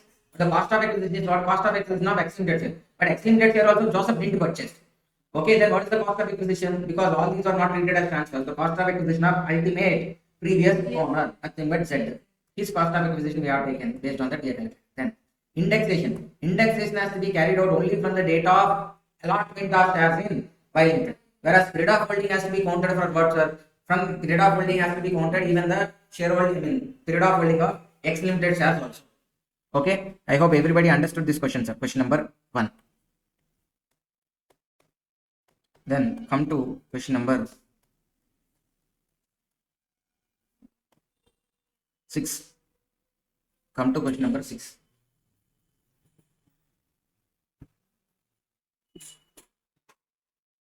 What? Examine how do you treat the following items when X Limited is merging with Y Limited as on 1st January 2025 on the assumption that condition under section 21B and 72A both does not satisfy. Sir, if condition under 21B does not satisfy, then what? Is it a transfer or not a transfer? Not a transfer. And 72A also does not satisfy. Then what? Sir, that means not a transfer. Capital gains will arise. Then 72A also not satisfied. Then set off and carry forward of losses with the successor is also not available. Okay. See, if you see the given certain information of X Limited. What is the business profits of X Limited, sir? 60,000. Okay, I'm calculating the business income. How much is the business profit, sir? 60,000. Okay. Then they have what? Expenses on merger. Expenses on merger can't be available, sir, because amalgamation conditions are not satisfied. If satisfied, 150 is allowed. Then VRS compensation, 150 is allowed. How much is VRS compensation, sir? 1/5, 4 lakhs na 40,000 can be availed. Then sale consideration, indexed sale consideration. Okay, all those are capital gains related. So how much is the business income, sir? 20,000 income. Then we'll go to what? Capital gains. Capital gains income. Okay, what they have sold, sir, I mean what they have transferred, because it is not satisfying the conditions of amalgamation. So it is a transfer, not a transfer. It is a transfer. Sir, there are depreciable assets sold and non-depreciable assets sold also. So I am taking 2 columns for non-depreciable and then for depreciable. What is the sale consideration, sir? The amount paid is the sale consideration. How much they paid? 20 lakhs, and here it is like 10 lakhs. Okay. From that, you should subtract what? Indexed cost of acquisition given. How much? 12 lakhs. Whereas for depreciable assets also given 7 lakhs. If you subtract these, for non-depreciable it is long-term capital gain 8 lakhs. For short-term capital gain it is like how much? 3 lakhs. Okay, then. Sir, VRS compensation is how much, sir? VRS compensation. 80,000. Then we wrote 40. What you was doing then sleeping? VRS compensation is not 40, 80. Then it is not profit, it's loss 23. Okay, then they have non-speculation business related to 22-23. They have unabsorbed depreciation, long-term capital loss also. Sir, long-term capital loss can be adjusted with what? Long-term capital gain. So 2 lakhs adjusted. Then business loss is there in the current year. How much is there, sir? 20. Business loss can be adjusted with any other income. So with short-term I am adjusting 20,000. Then they have unabsorbed depreciation also. How much, sir? Unabsorbed depreciation is how much? 1 lakh 50. That also can be set off. So that also I am setting off with what? Short-term capital gain. Sir, why with short-term? Why not with long-term? Sir, short-term is taxable at slab rates, which is comparatively higher than that of long-term. Then anything else they have, sir? Okay.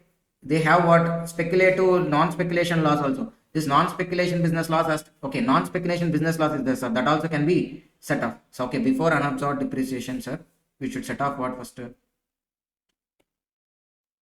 How much is the non-speculation business loss they are having carried? Okay, sir, that can't be set off, sir.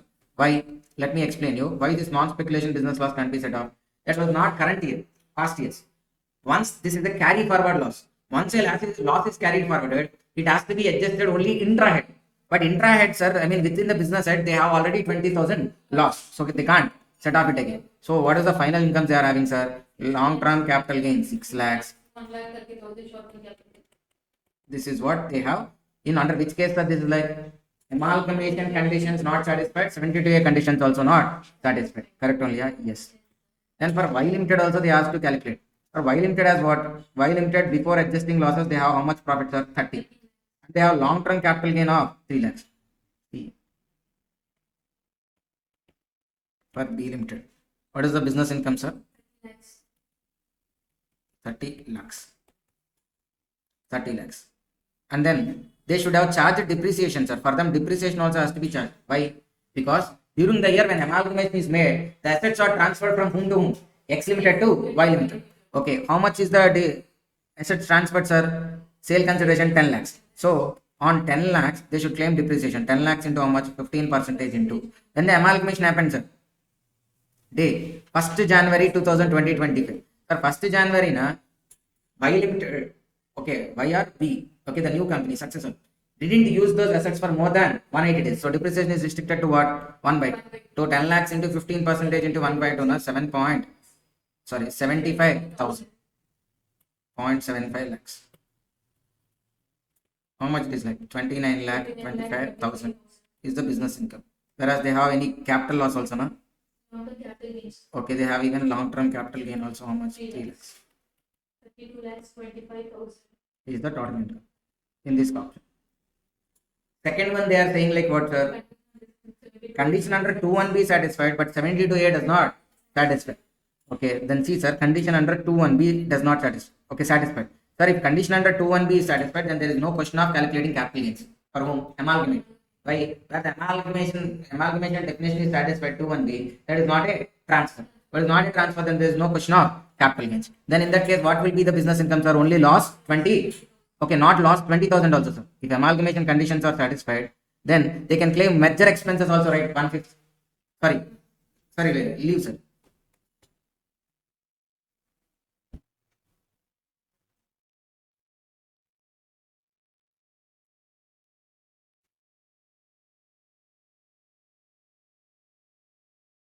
Sir, actually, here they did a mistake, sir. Expenses on merger 1/5 is there, na? This 1/5. 40,000 are not to be claimed by what? Amalgamating X Limited. It has to be claimed by whom? Y Limited. Okay, but let's say first year it is there, na? No impact, sir. Anyhow, however you do, the tax impact will remain same. That's why maybe they are taken with X Limited, but actually it has to be taken for whom? Amalgamated company. See, what happened in this year, sir? Business income 60. Okay, VRS expenditure as usually 80 they claim. And even amalgamation expense, how much they can claim? 1/5. But 40 also they claim. Okay, then what is the loss, sir? Overall 60,000. Okay, then the loss overall is like for the current year is how much? 60,000. Capital gains need not to be calculated. Why? Amalgamation condition satisfied, though it is not a transfer, so capital gains will not arise. But whereas depreciation has to be calculated. Why? When it is not a transfer, then the cost of acquisition of previous owner will only become the cost of acquisition of the new owner. Okay, in case of depreciable assets, WDV of previous owner will only become the WDV of the successor. But in that case, what we have wrote, sir? Depreciation between predecessor and successor has to be apportioned between the ratio of number of days. 7 lakhs into 15% into what they did, sir? 275 days are used by predecessor and out of 365. That's why that depreciation also calculated. But since there is no profit to absorb that depreciation, they wrote it separately. Okay, it is also a current year depreciation which can't be charged to P&L. Then total income of Y. Sir, for Y Limited, what extra? 30 lakhs. Then depreciation 25,890 has to be charged. Sir, before option we charged 75. Why? That time no apportionation between predecessor and successor. Okay, for successor we charge. But here amalgamation condition satisfied, na? The total depreciation has to be apportioned between predecessor and successor. Okay, so depreciation has been charged here. Then PGBP long-term capital gain 32,74,110. Then C. If both conditions satisfy, then what again? Business expense, I mean for X Limited remains same. Loss 60, unabsorbed depreciation 79,110. Whereas for Y Limited, what is the additional option to Y Limited? The losses of predecessor X Limited can be set off with what? Y Limited incomes. See, business income 30 lakhs, depreciation 25,890. Till here nothing great. But whereas business loss of X Limited, how much is there, sir? 60,000 set off. Unabsorbed depreciation of current year 79,110 set off. Even brought forward loss of 3 lakhs also set off. Brought forward business loss, where it is there, sir? In the question you could see. Before page it is there. Non-speculation business loss of 3 lakhs is there. That can be set off. And then brought forward depreciation of 1,50,000 also can be set off. If it is set off 23,85,000 PGBP and long-term capital gain 3 lakhs. Overall the total income is almost 26,85,000.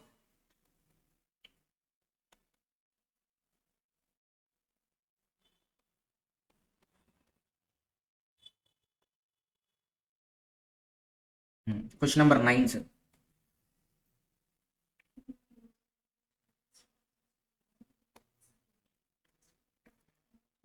So what is question number 9, sir? Moon Limited engaged in its textile business, got amalgamated with Sun Limited, also engaged in similar businesses on 1st April 2020. Duly complying with provisions of 70 days. Has always been filing IT returns within the due date under section 139 subsection. Okay, so it got amalgamated with Sun Limited in similar business, duly complying with provisions of 72A also. The following items remain unabsorbed in the hands of Moon as on the above said date. Sir, what is amalgamated? Moon is amalgamated into what? Sun. Okay. Now the business loss of Moon is how much? 12 lakh 60. Speculative loss, can it be set off? No. Sir, other than speculative, other business losses can be carried forward and set off with the successor. Unabsorbed depreciation, yes. Loss from warehousing business eligible under 35 AD. Sir, this can be carried, this can be taken over by what? Successor. But understand it can be set off only with another specified business only. Okay, for the previous year 24-25, Unlimited earned how much profit, sir? 24 lakh 10,000 after providing for depreciation, but before considering the above unabsorbed items. With respect of machinery transferred from Moon Limited, WDV is how much? 120. Sun Limited adopted book value of 100 and provided depreciation at a rate of how much? 15%. So Sun is what? Amalgamated company. If it has taken over any assets from Moon Limited, what should be its cost of acquisition? Depreciable assets. Cost of acquisition, we should take a written down value. Written down value of previous one. What is the written down value of previous one, sir? 120 lakhs. Okay. Whereas how much they adopted? 100. So what is wrong here? They should not adopt how much? 100. They should have adopted 120. So that's why what you should do, the depreciation which they calculated, how much? 100 into 15. 15 lakhs should have been added back. And again, 120 into 15% has to be subtracted from 24 lakh 10,000. Sir, able to understand, sir? When to the amalgamated company for depreciable assets, what we should take as the cost of acquisition? We should take the cost of acquisition as the written down value of previous one, which is 120. But here they took 100 and calculated depreciation, which is wrong. So add back that one and subtract the capital. Okay, so 24 lakh 10,000. You should add back what? 15 lakhs and subtract how much? 18 lakhs. Subtract 18 lakhs. So how much is the profit now updated? 21 lakh 10,000 is the correct profit. Okay, that is what? 21 lakh 10,000. Now with this losses can be set off. Which loss can be set off, sir? Normal business loss 12 lakh 60,000 can be set off. And then unabsorbed depreciation also can be set off. But that much profit is not there. So you set off only to the extent of how much? 8 lakh 50,000. Even though unabsorbed depreciation is like 13 lakh 23, the profit available is only till 8 lakh 50, set off till there.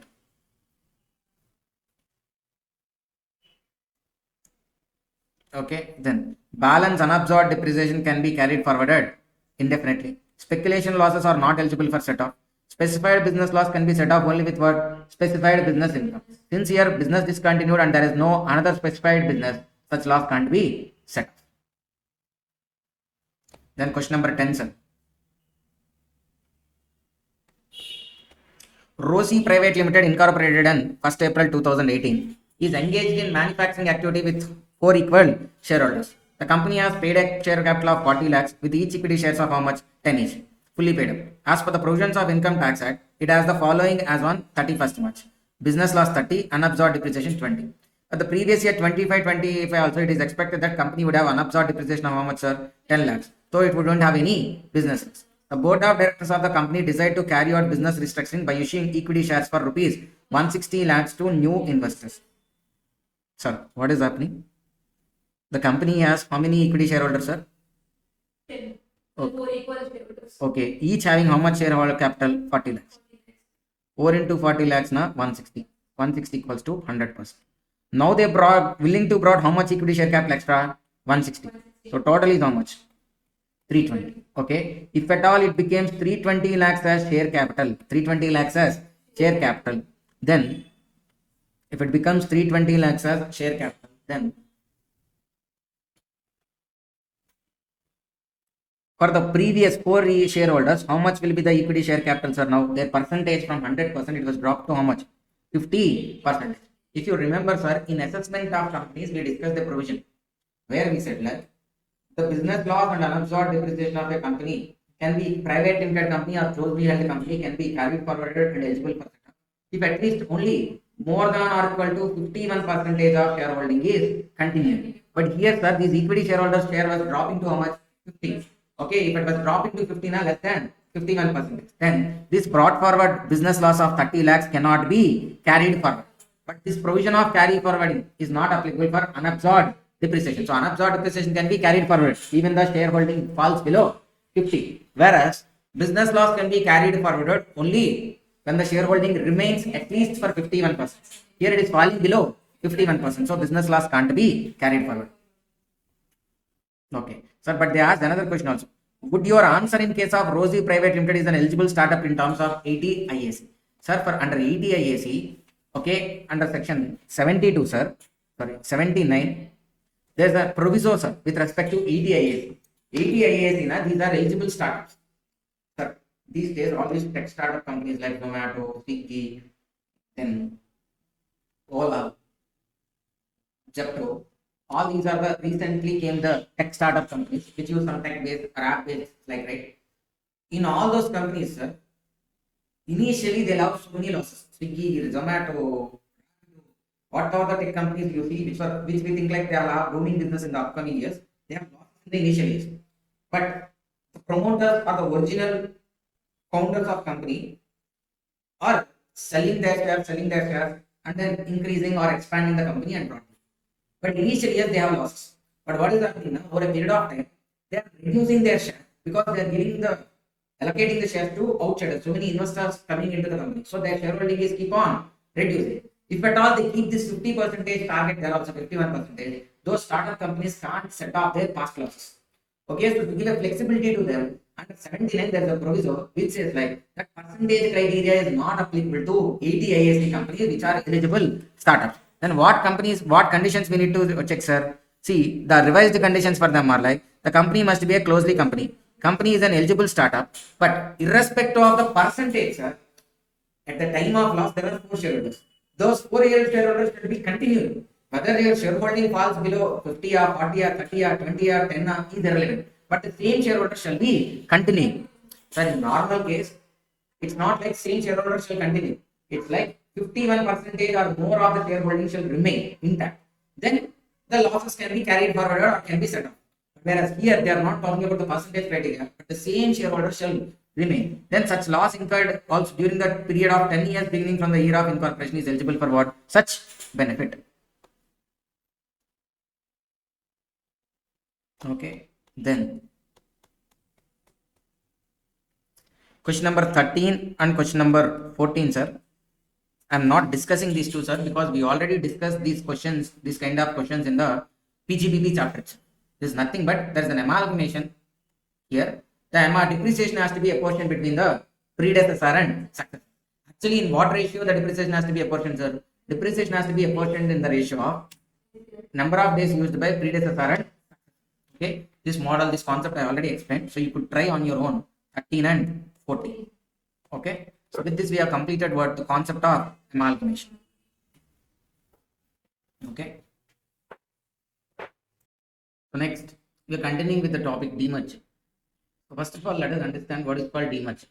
Let's say when a company is into multiple businesses, multiple operations, then what happens means usually it cannot focus much or it cannot concentrate on a business much more because the same set of board of directors, let's say some 10 board of directors, this 10 people only has to take care of different kinds of business. Like let's say in our example, this company is into both automobile business and even into telecom business.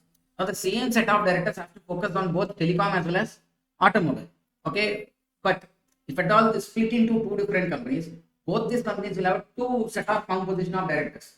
So one set of directors will focus on telecom, the other set of directors will focus on automobile, so that the business can be done much more efficiently.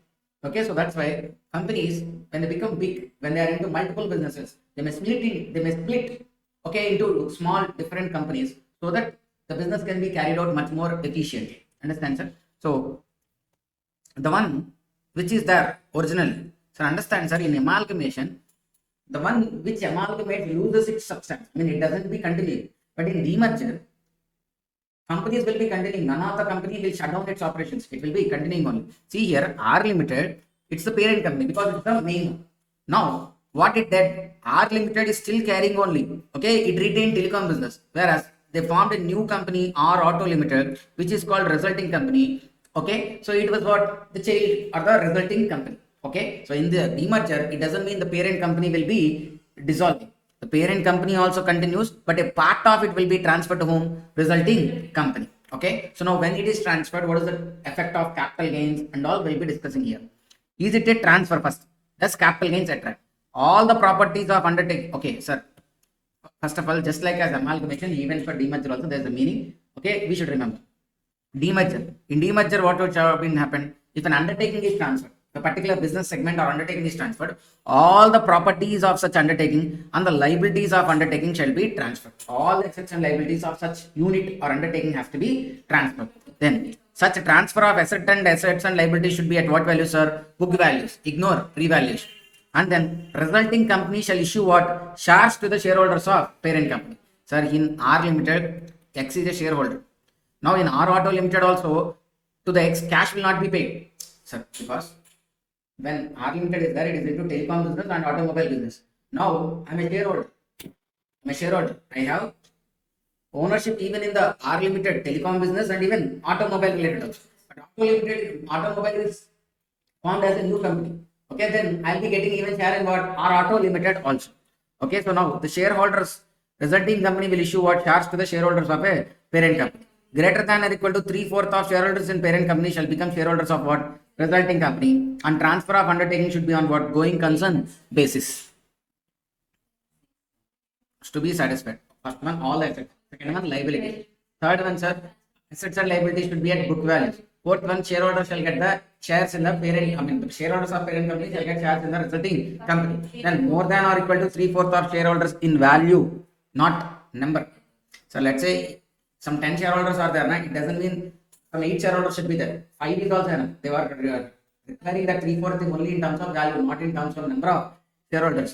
In parent company shall become shareholders of resulting company. Transfer of undertaking is on going concern basis. I mean, the resulting company shall not dissolve. It shall also continue. What are the again 6 points? All assets shall be, property shall be transferred to result. Liabilities also at book values. Ignore revaluation because for the shareholders of parent company, shares will be allocated in resulting company. More than or equal to 3/4 of shareholders in value shall be continuing in the resulting company, and it is on going concern basis. If these conditions are satisfied, it's not a transfer, no capital gain arises if above 6 conditions are satisfied and resulting company is an Indian company. And even for shareholder also, sir, okay, what happens, sir, like in A Limited demerged into A and B Limited. Okay, now a shareholder of A Limited will continue to be shareholder of A Limited. Now additionally he got what share even in B Limited also. So now in the course of demerger, if any new share is given in B Limited, is it a transfer? No, that is not a transfer. Okay, then taxability. As per section 47, any split of shares, because his one share in A Limited is now splitting into A Limited share and even B Limited. If it is split into 3 companies, he'll have A Limited share, B Limited share, and even he'll additionally get a C Limited share also. Okay, based on splitting. So as per section 47, in any split of share consequent to demerger is also not a transfer. Okay, hence no capital gains provided conditions of demerger has to be satisfied. Okay, now see cost of acquisition. How the cost of acquisitions are, cost of acquisition has to be calculated like cost of acquisition of shares actual into net book value of assets transferred in demerger divided by net worth of demerged company before demerger. Sir, here net worth how to be calculated, sir? Equity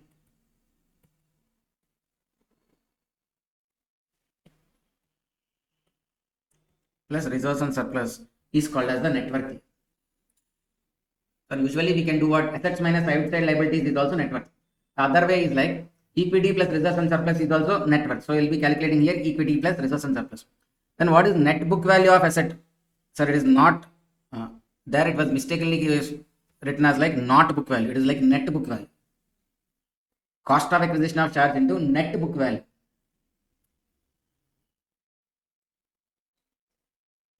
Sir, in resulting company, newly formed company, what we should do? Original cost of acquisition into book value of assets transferred divided by total net worth of the company before demerger. Okay. Then what is the cost of acquisition of parent company? Sir, actually you purchased 1 share for 100. Sir. Now for this 100 you got 2 shares.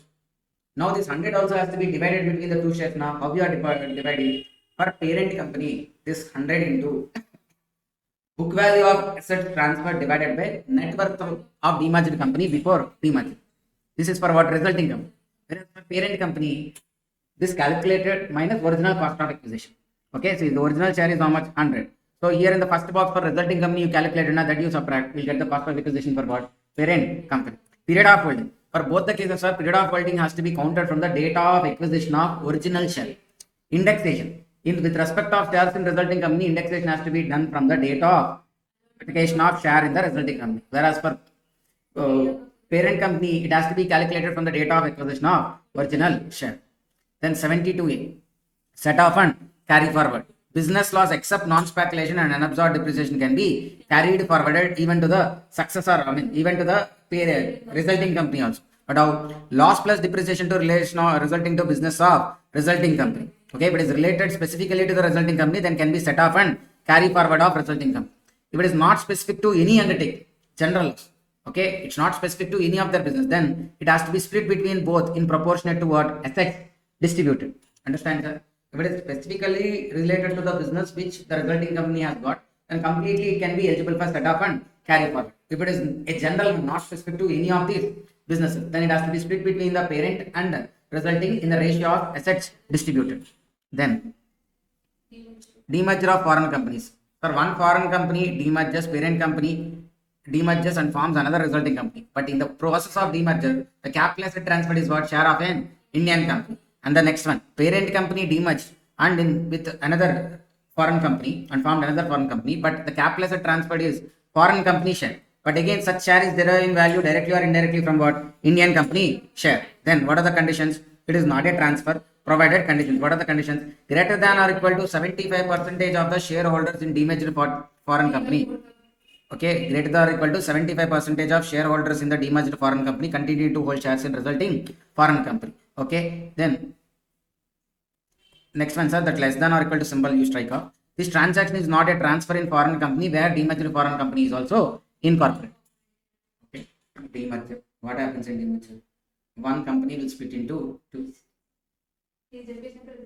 Okay, demerger is what? Like one company will split into two.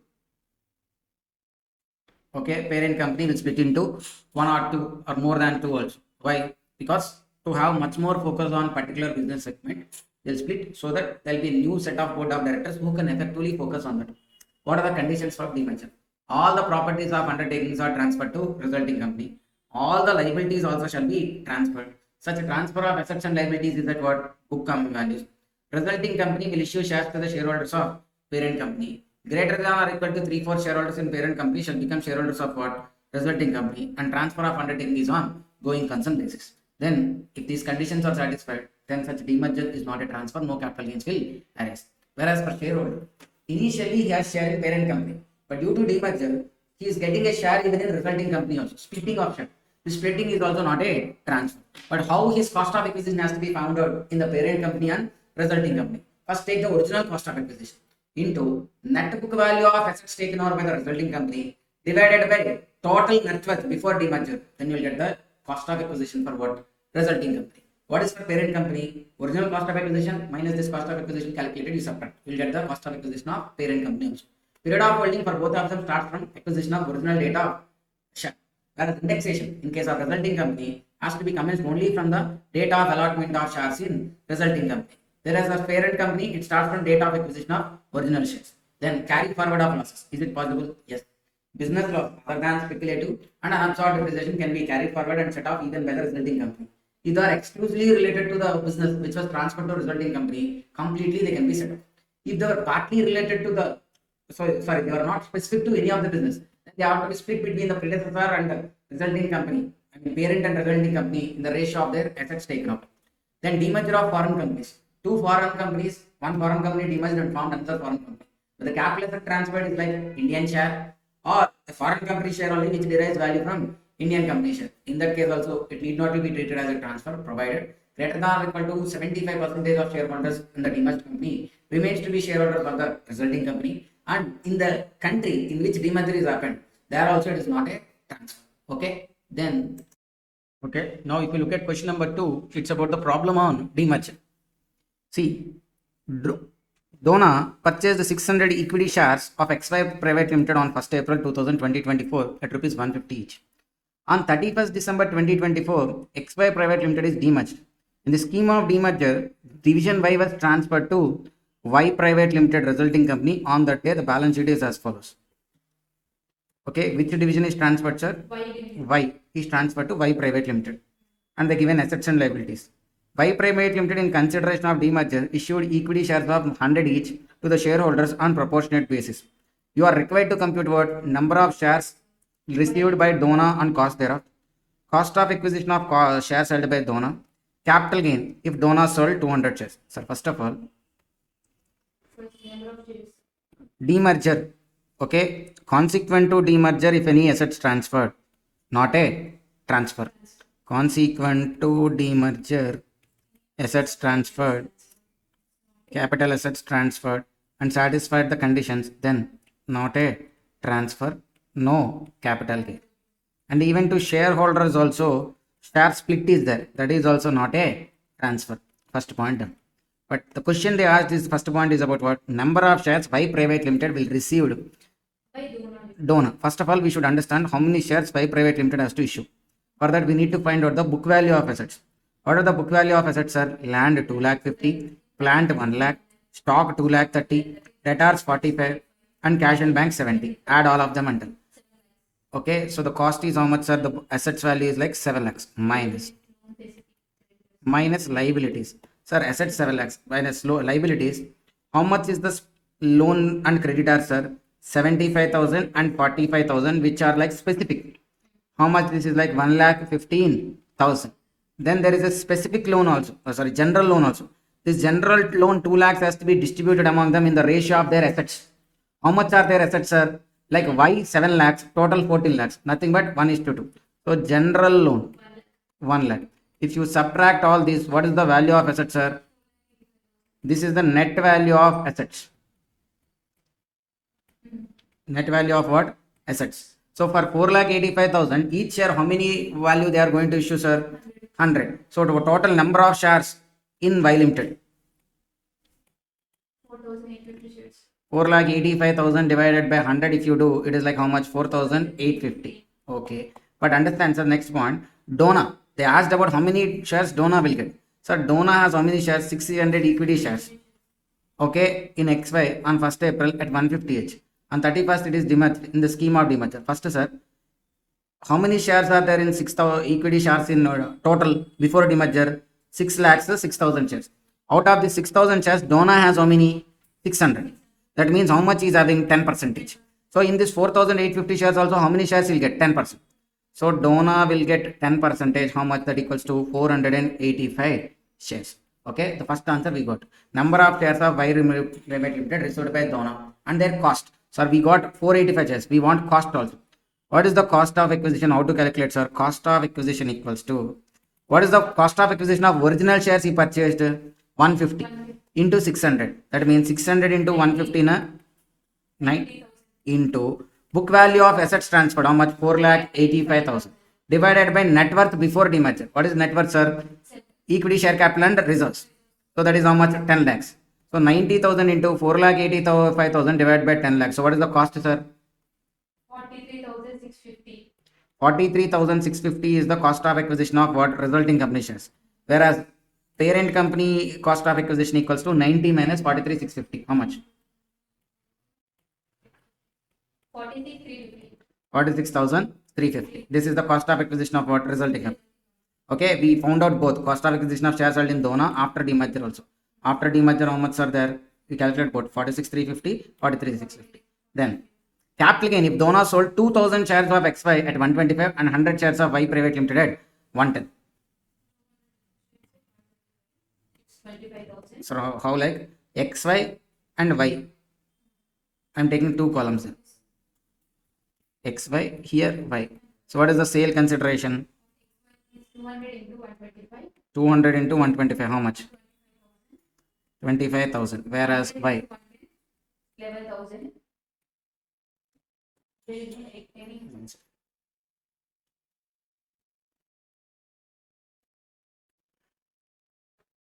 It's like 100 into 110. How much? 11,000. There is no expenses on transfer. So we should subtract what? Cost of acquisition. So cost of acquisition, sir. What is the total cost of acquisition of XY? 46,350. So we should do what? 46,350 into how many shares are there? 600. Total 600. Okay, into 200 by 600. How much?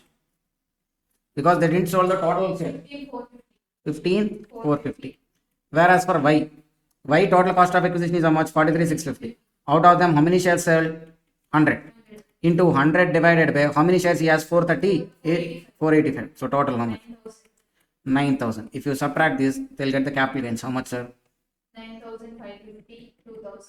Here 2,000. This is what? Short term capital gain or long term? Long term capital gain is short. Okay, the period of holding has to be counted from date of acquisition of original shares. But original share is also purchased on when? 1st April 2024. So these are what? Short term capital gains. These are what? Short term capital gains. See. Okay, 3, 4 are not related to this.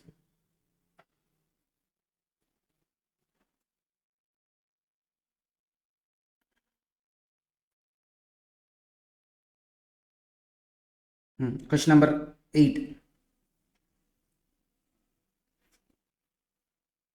Question number 8. Parikshit Limited, Kolkata is the domestic company with 2 divisions. What? Textile and automobile. The board of directors of company decided to hive off textile division by way of demerger. The net book value of assets of textile division before net book value of assets is how much, sir? 50 crores. Okay, whereas the total assets are like 150. The scheme of demerger was approved with allotment of 5 equity shares for every 10 each fully paid up from the buying company quota for equity shares held in Parikshit Limited.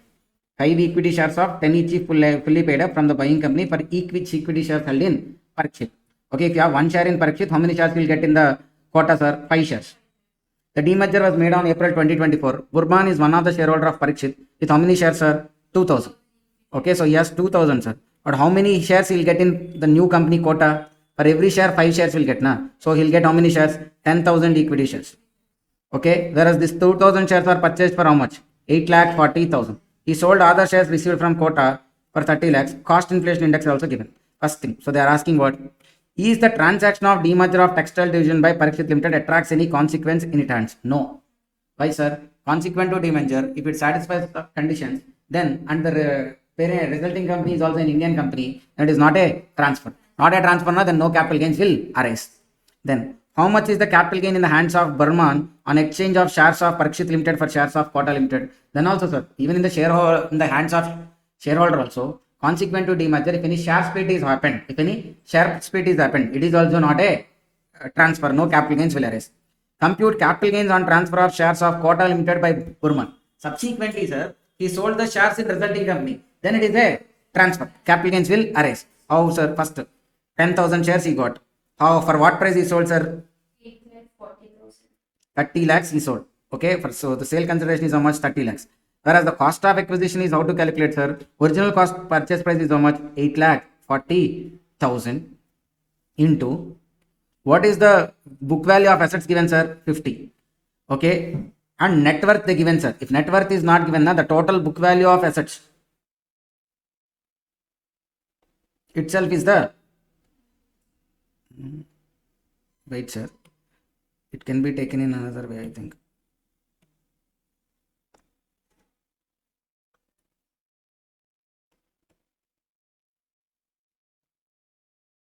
That only, sir. How he has to do? 8,40,000 into 50 by 150. Sir, why book value of assets given now? Why you take net book value of assets given now? Why you took it as like net worth? Sir, net worth can be calculated 2 types. One is total assets minus total outside liabilities. Or if equity and reserves is available, na, simply you can take equity plus reserves. Since here equity is not there, you took what? The total net book value of assets is nothing but what? Net worth only. So 8,40,000 into 50 by 150. How much, sir? It is like 2,80,000. If you subtract, then what is the long term capital gain? 27,20,000. Last one. Does the sale of shares by Burman have any implication in the demerger undertaken by Parikshit? Sir, if a shareholder sells shares, it doesn't have any impact on the company.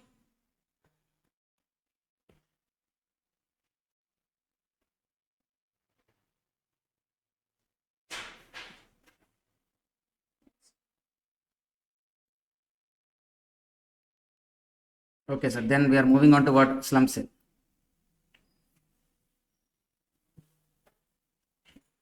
Now we are moving on to what? Slump sale. What is called sum sale, sir? When a undertaking as a whole is transferred for a lump sum consideration without not assigning values to individual assets. The person is having A Limited is having two divisions, A and B. A is into textile business, B is into automobile business. In demerger, what we are doing, one division we are transferring to another company and forming a new company, okay, for effective control and management. But in this case, what they are doing, they are not forming another company and transferring the assets.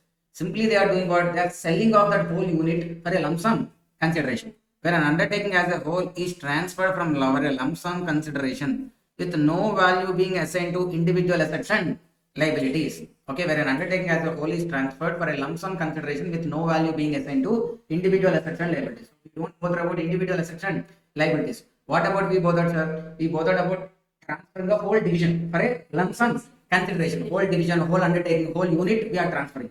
Then it is called as what? Slump sale.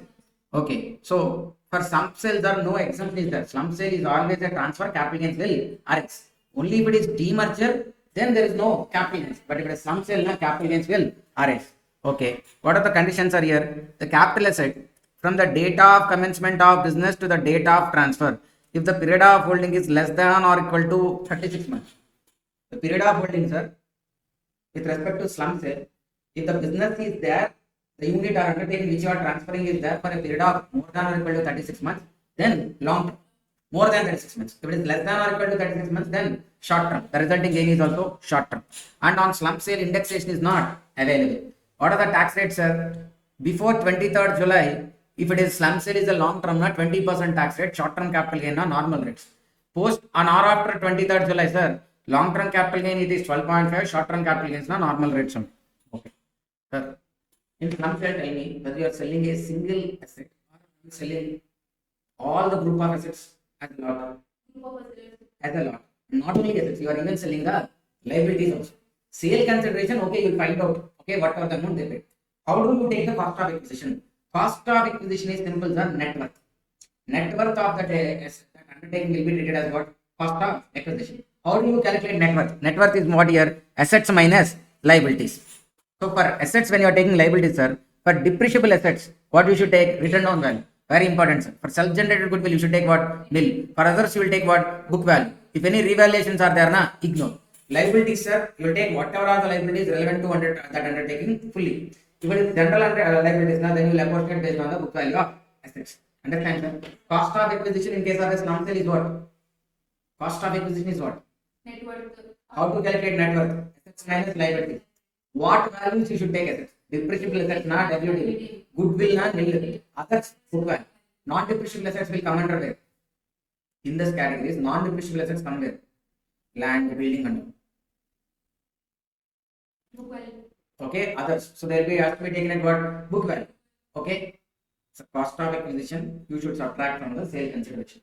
What is cost of acquisition? Goodwill. How to calculate? Net worth. How to calculate net worth? Assets minus liabilities. What are assets? Asset value. What value?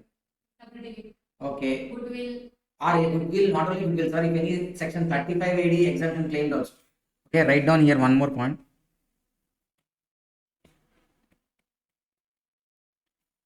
Assets on which 35 AD deduction claim. Their value also nil. Okay, whereas others going to take what? Book value.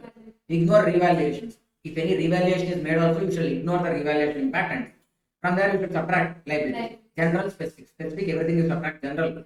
Split between the ratio of assets and then such value you can subtract. So usually sale consideration will be given in the question.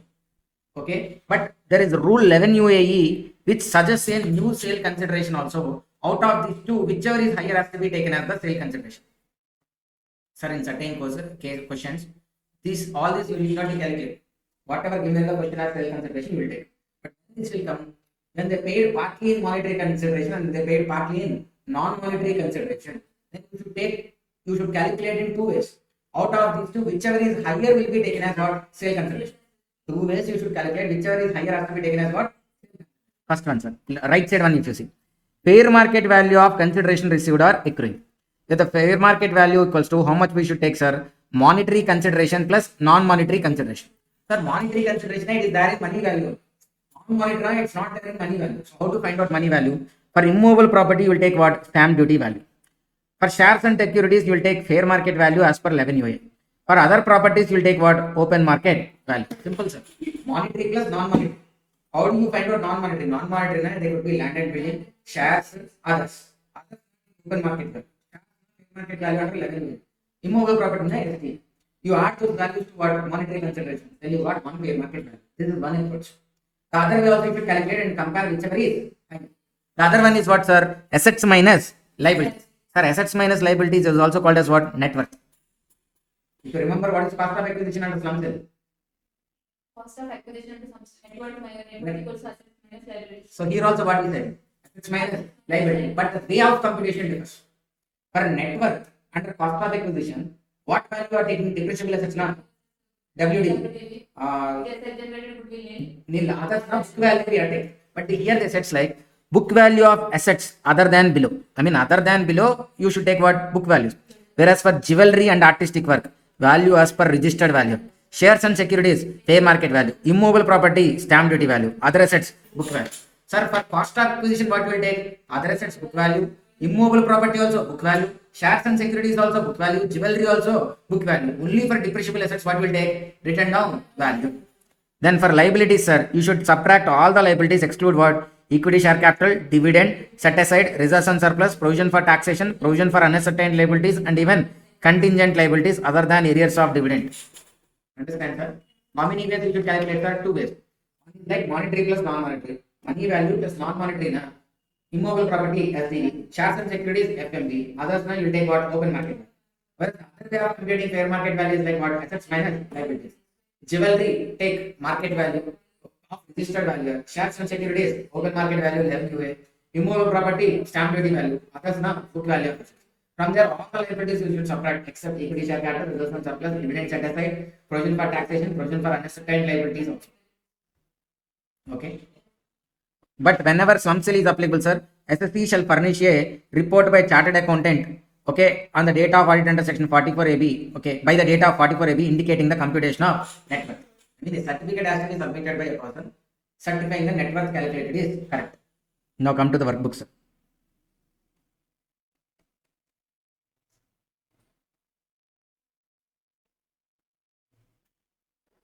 Question number 5, sir. We'll see first question number 5.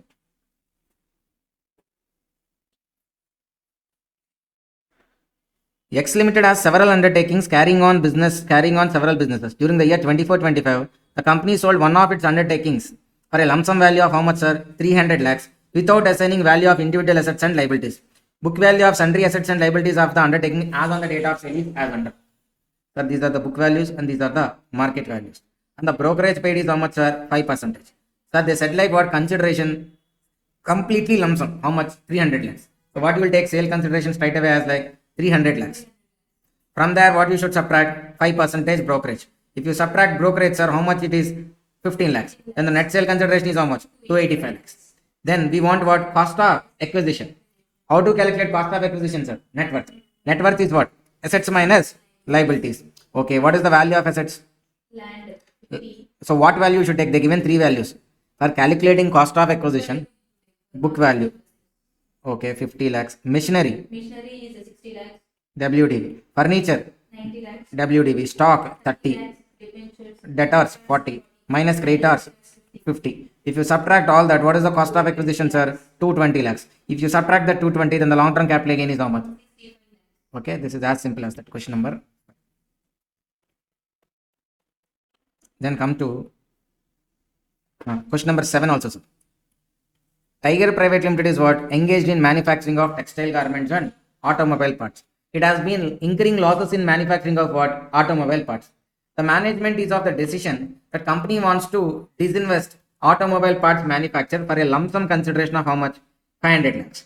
The net worth of automobile division is how much, sir? 340. If that is the case, what happens? 500 lakhs is the sale consideration. Minus net worth how much? 340. If they subtract, how much capital gain they'll get? 160 long term capital gain. The automobile division was in existence for past year. The management has identified a potential buyer, but there are 2 options available. One is slump sale, one is demerger. examine, analyze and compare it to pros and cons of slump sale and demerger. Sir, if it is demerger and if the shareholders are continuing even in the new company, then it is not a transfer. If it is not a transfer, now they need not to pay capital gains. But if it is slump sale, now they have to pay capital gains on what? 160 lakhs. Okay. See, sir, slump sale means transfer of money or undertaking for lump sum consideration without assigning individual value.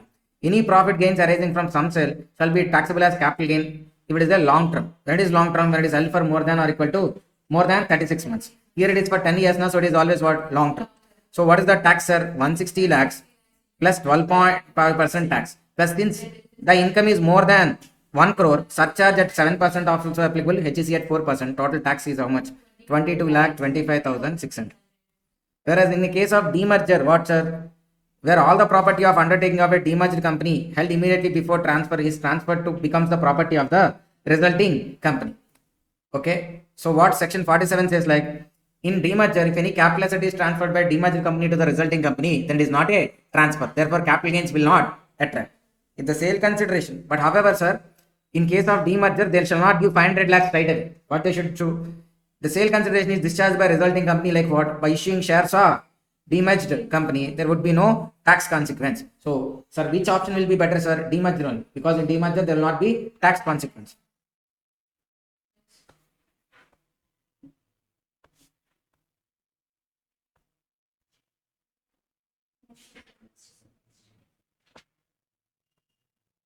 $15, sir, question number. What Mundra Private Limited did? It has sold all its assets and liabilities as a slump sale for a lump sum consideration. Mundra received following consideration. How much it received, sir? 800 money, house property, bitcoins and shares also. So in this case, shall we calculate fair market value in one way or two ways? Two ways, sir. Okay, first one, fair market value, two way I am calculating. How to calculate, sir? For money, you should take what? 800. For immovable, non-monetary consideration, if it is immovable property, we should take what? Stamp duty value, 300 lakhs. Okay. For shares, what we should take as per rule 11 UA, 140. Any other assets now like bitcoins, how much you should take? 60. So what is the total fair market value? 1100.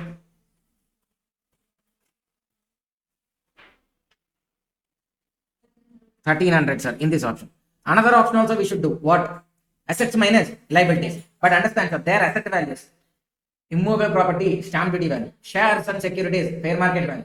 Jewelry, registered value or value. Others, no book value. Okay, now we'll take that one also. Which unit? Okay, one unit only given now. Sir, they given what? Plant and machinery. First, plant and machinery at WDV they given. Whereas land they given at what? Written down value. Sir, plant and machinery, correct, we'll take what? WDV only. But whereas for land, we should not take revalued figures. What we should take? Stamp duty value. How much it is? 800 lakhs. For unlisted shares, sir, 160. But what we should take? Fair market value. How much, sir? 160. Okay. 160 fair market value.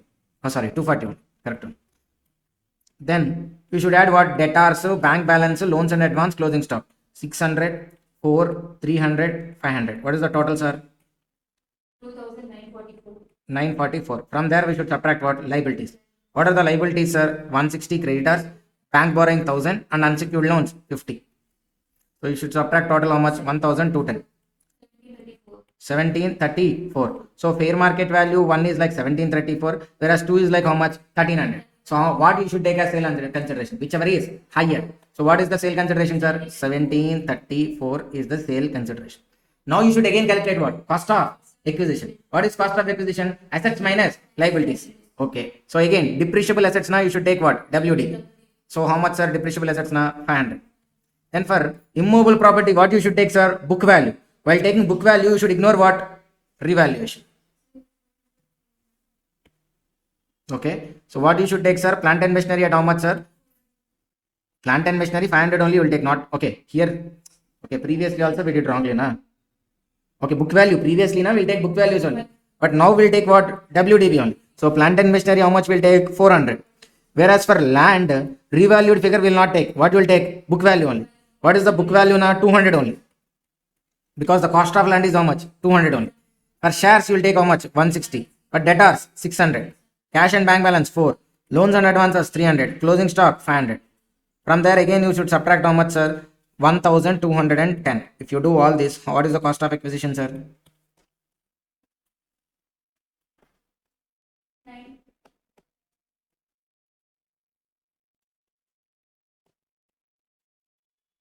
This is 1210. 954. Why it will come 9? Okay, you took how much? 200, 400, 160. Calculation mistake. No. Correct only. Next page it is there. Exactly. 954. Okay, we'll take sale consideration as how much, sir? 1734 minus 954 cost of acquisition. If you subtract, how much is the capital gain? 780. Sir, why indexation is not given? For slump sale transactions, indexation benefit is not available. So then what is the tax, sir? 12.5%. Since total income exceeded 1 crore, surcharge available at a rate of 7% plus cess at a rate of 4%, total liability is like 108.498. Okay, with this we completed even what? Slump sale. Then we have small topics, sir. Conversion of sole proprietorship concern into company. Okay, a sole proprietorship has what? Converted into company. In the process of conversion, what happened? Capital assets are. So during the process of conversion of a proprietorship into company, if any capital asset is transferred, not a transfer, no capital gain will arise. Then conversion of a partnership firm into company. Where firm is transferred, it converted into company, then also not a transfer, no capital gain is arise. Conditions, sir. Conditions, common conditions are for both of them. All the assets and liabilities has to be transferred. Consideration is only. Sir, what are the 2 points we discussed? Sole proprietorship to company. Next one. Partnership firm to company. Okay. In both these cases, if any capital assets are transferred, is it a transfer or not? No, not a transfer. What are the conditions? First, all the assets and liabilities of sole proprietorship has to be transferred to the company.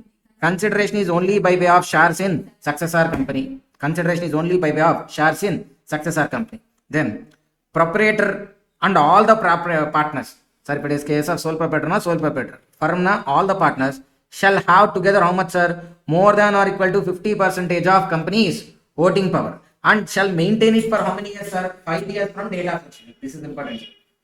The sole proprietorship na sole proprietor, firm na partners. These people have to continue to be shareholders of the company for how much value, sir? More than or equal to 50%. Okay, that also for how many years, sir? 5 years from date of succession. In case of firm extra, all the partners shall become shareholders in the company in the same proportion to their capital accounts in the firm on the date of partners becoming shareholders. Now, how the shares have to be allocated to them in the ratio or in the proportion of their capital accounts, not a profit sharing ratio. Not profit sharing ratio basis, sir. In what ratio? Capital accounts ratio. Okay, if any conditions are violated, then the exemption given previously will be revoked. I mean, the gain, one person when proprietorship or partner firm converted into company, na, that assuming these conditions, exemption has been added. Subsequently, if these conditions are not satisfied, then the gain from transfer of capital asset will be taxed in the hands of successor in the year of violation. The gain will be taxed in the hands of successor na company in the year of violation. So once again, so what are the conditions? All the assets and liabilities has to be transferred. Consideration should be by only by way of shares of successor company. All the partners or proprietor, in whichever the case, should have more than 50% or equal to 50 shareholding in the successor company, and they should carry it for 5 years. Okay. In case of firm, how the shares have to be allocated in the new company in the ratio of their capital accounts on the date of succession. Okay. So let us see a question on this, sir.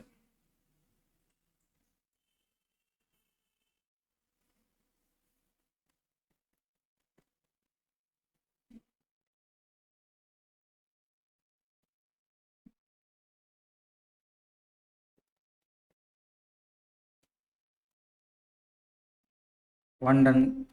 Two also we did demerger. Question number 3, sir. MSABC, I mean it's a firm, converted itself into a company as on 31st December 2024. As on the date, balance sheet of the firm was under.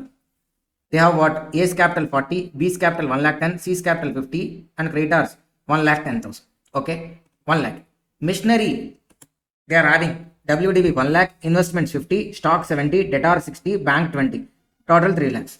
Following values were agreed upon conversion. What is the values they agreed for at the time of conversion, sir? 1 lakh 20, 2 lakh 50, 90, and debtors. The firm fulfilled all the conditions of section 47, subsection 8, and partners' accounts are settled by way of equity shares in their what? Capital ratio.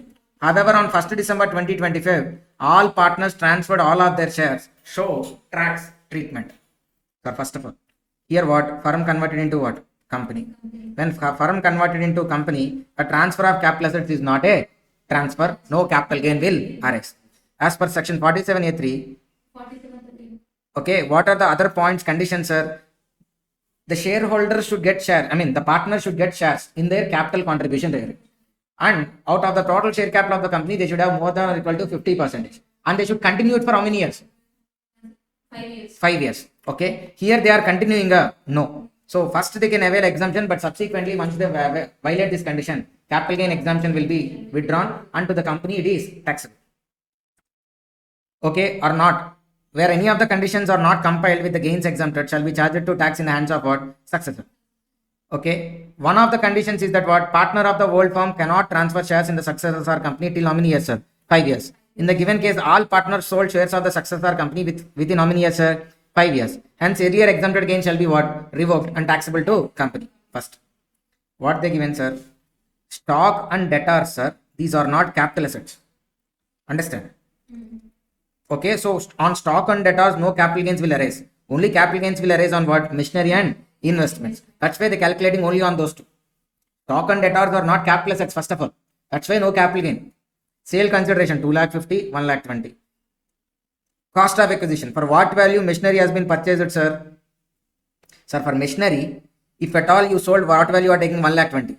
But cost of acquisition is what? WDV. If you subtract 1 lakh WDV, you will get how much, sir, for machinery? 20,000 as the short-term capital gain. Whereas for investments were acquired for what value? 50,000. Sold for 2,50,000. Sale value 2,50,000. Whereas cost of acquisition is how much? 50. But they acquired on when? 14th August 2004. So indexation also has to be carried out. If indexation is carried out, indexation has to be carried out. But sir, this transfer happened when? After 23rd July 2024. If it is after 23rd July 2024, indexation is also not available. So no indexation. So what they did? 50,000 subtracted. How much is the long-term capital gain, sir? 2 lakhs. There's a profit on transfer of stock and debtors. Debtors 60,000, they transferred for how much? 60. Stock 70, they transferred for how much? 90. So there's a profit of how much? 20. This is taxable as business income.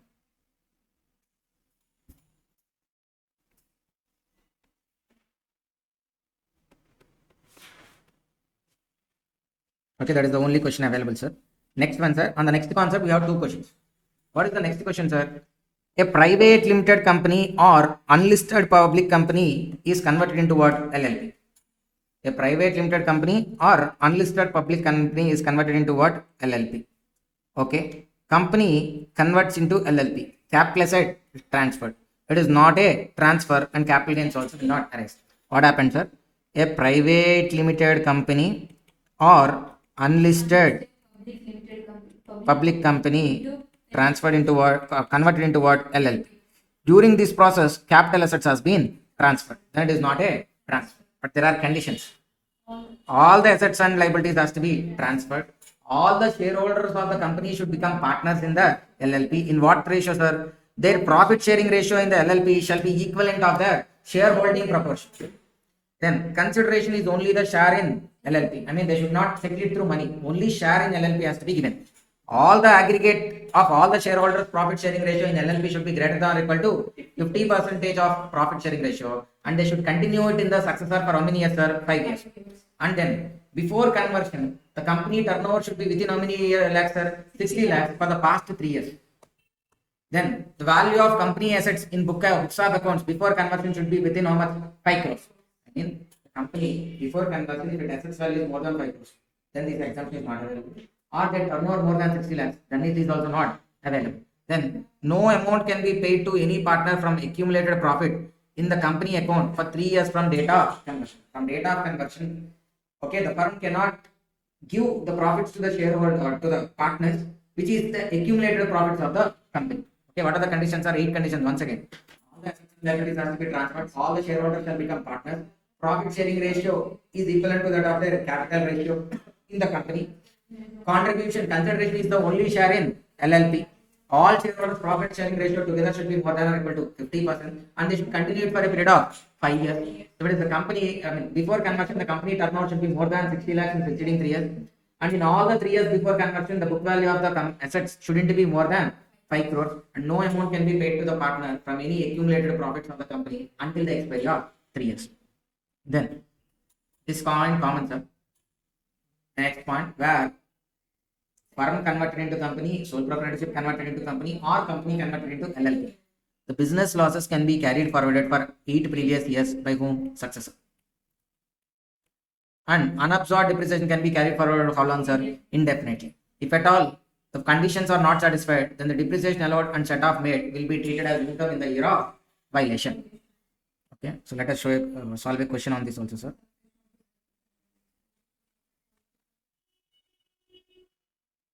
Question number 4.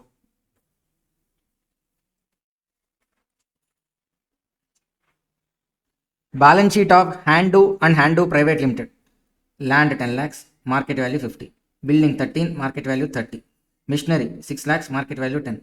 Investments 4 lakhs, market value 10. Current assets 7. 40. And they have equity share capital 10, reserves 30 lakhs. The company converts itself into what? LLP. The company converts itself into LLP and assume all the conditions are satisfied. All assets and liabilities of the company were transferred to the LLP. Further, it was agreed that assets shall be taken at what value, sir? Market value. Total number of shareholders in the company are how many, sir? 4. Each holding how much? 25% of equity shares. Then on 28th February, the LLP has did what? Transferred land to Mr. Animesh. Mr. Animesh for a consideration of how much, sir? 63 lakhs. Sir, first of all, where the company is converted into LLP, what assets they are transferring? Land, building, machinery, investments. For what value these are taken over, sir? Market value. That means land 10 lakhs, but they taken over for how much? 50 lakhs. What is the capital gain? 40. But on conversion of company to LLP, if any capital gains arise, that is what? Exempted. So this 40 lakhs exempted. The next one, building. What values are books? 13. They transferred for how much? 30. How much is the capital gain? 17 lakhs. But still, it is not a capital gain taxable, sir. Why? Transferred on account of conversion. Then again, machinery. Transferred for 10 lakhs. 4 lakhs gain. That is also not a cap transfer. So no capital gain arise. Investment 4 lakhs. Transferred for what value? 12. 8 lakhs is that. That is also not a transfer. No capital gain will arise. That's what they said, sir. Next, for shareholders. Even for shareholders also, sir.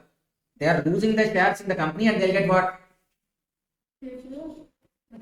Company. See, for shareholders, what is the total they are getting, sir? Land, what value, sir? 50. Market value. Building 30. Machinery 10. Investment 12. Current assets is how much, sir? 7. So total, if you add, what is the net worth? 1 crore 9 lakhs. 1 crore 9 lakhs. That is the total of what, sir? Net worth, because they don't have any liabilities. Usually we'll subtract assets minus liabilities, but they don't have any liabilities. So this is the total net worth to be received by each shareholder. So that means how much, sir? 27 lakh 25,000. But out of that, sir, which they are going to get as dividend? Why? Because the company is having how much, sir? 30 lakhs. Okay, to the extent of 30 lakhs, what it is like dividend. So if they subtract 7 lakh 50,000, how much they received against shares, sir? 19 lakh 75,000. Okay, so for their 19 lakh 75,000 shares, they are losing that and they are getting what? The share in partnership firm. Is it amounts to capital gain, sir? See, full value of consideration 19 lakh 75,000 minus indexed cost of acquisition 10 lakhs into 25% into 363 by 100. What is the long-term capital gain? 10 lakh 67,000 and see. However, entire capital gains is exempt in the hands of shareholder if such conversion fulfills the condition. If such conditions are not fulfilled, then the capital gain is now exempted in 10 lakh 67,500. It will be taxable in the year of violation of conditions. Then next, subsequently, sir, what LLP is doing? It is selling the land to Mr. Anmesh for what consideration? 63. Okay. What is the sale value, sir? 63. Why cost of acquisition taken as 10 lakhs, sir? Simple. Conversion of company to firm, is it a transfer? No. Okay, it is not a transfer. Even though, since it is not a transfer, then what is the cost of acquisition for new owner? Cost of acquisition of previous owner, which is like 10 lakhs. You subtract, then the short-term capital gain is how much? 53 lakhs. 53 lakhs. Next. There is one more question, I think, sir, on this concept.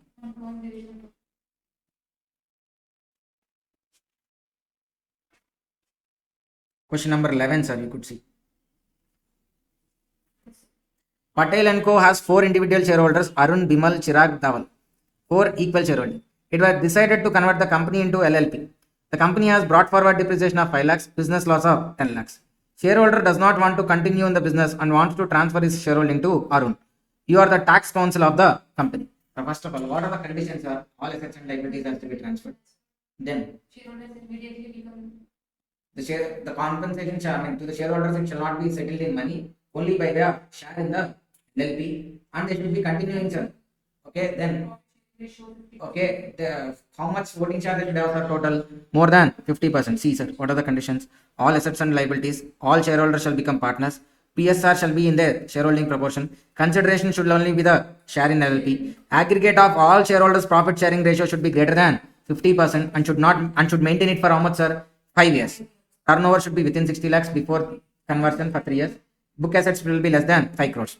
Now, what is happening, sir? Here, Patel company is having how many shareholders? 4. Arun, Bimal, Chirag, and Dhawan. It was decided to convert the company into LLP by name Patel LLP. The company has brought forward depreciation of 5 lakhs and business loss 10 lakhs. Then to do set off and carry forward, sir, if you see what are the conditions? Okay, business loss can be carried forward and can be carried forward indefinitely, but whereas 47 conditions has to be satisfied. If not, that is not eligible for set off. See, shareholder Bimal does not want to continue in the business and wants to transfer its shareholding to whom? Arun. Sir, within themselves they are transferring or to outside they are transferring? To outside. Within themselves they are transferring. Within themselves they are transferring. Okay, now they are asking about explain briefly the conditions to be satisfied to have relief from capital gain on conversion. Also state how the timing to exist of shareholder be made from Patel so that it does not lose benefit of set off. Sir, first, conditions to be satisfied for conversion of company into LLP. What are those? All assets and liabilities has to be transferred. Shareholders shall become the partners. Shareholders do not receive any consideration. Aggregate of their profit sharing ratio should be more than 50% for a period of 5 years. Total sales should be within 60 lakhs for the 3 previous years, and total value of book value of assets should be within 3 crores. And then no amount is paid either directly or indirectly to any partner out of balance or accumulated profits for 3 years. Okay. Then in this case, the company has brought forward loss and unabsorbed depreciation. Where the following conditions are satisfied, and the accumulated and unabsorbed depreciation of predecessor company is allowed for what? Successor LLP. Okay. Sir, once company is converted into firm, what is the condition? The shareholders has to continue like that only for 5 years. If at all Bimal wants to go in the beginning itself, before conversion only, at the time of company itself, what he should do? He said he should sell those shares to Arun. At the time of conversion, if 4 people are there, then 4 people has to continue. If at the time of conversion only 3 are there, then 3 only has to continue. That's why what is the suggestion given? If Bimal wants to sell, he has to sell before the conversion only. Then A, C, D are the shareholders, and they will only be continuing in the firm. Okay. Then if you go to the concept book, sir, there is one line: succession of business other than death. If other than that, if any succession is happened, then income up to the date of succession. Say from 1st till 1st August, 1% continue. Then from 1st August, the business is taken away by some other person. How the income of the previous year is taxed for April, May, June, July, because the succession is happened on 1st August. For the first month, it is taxable to predecessor. From the date of succession, it is taxable to successor. Okay. So this is about the chapter business restructuring.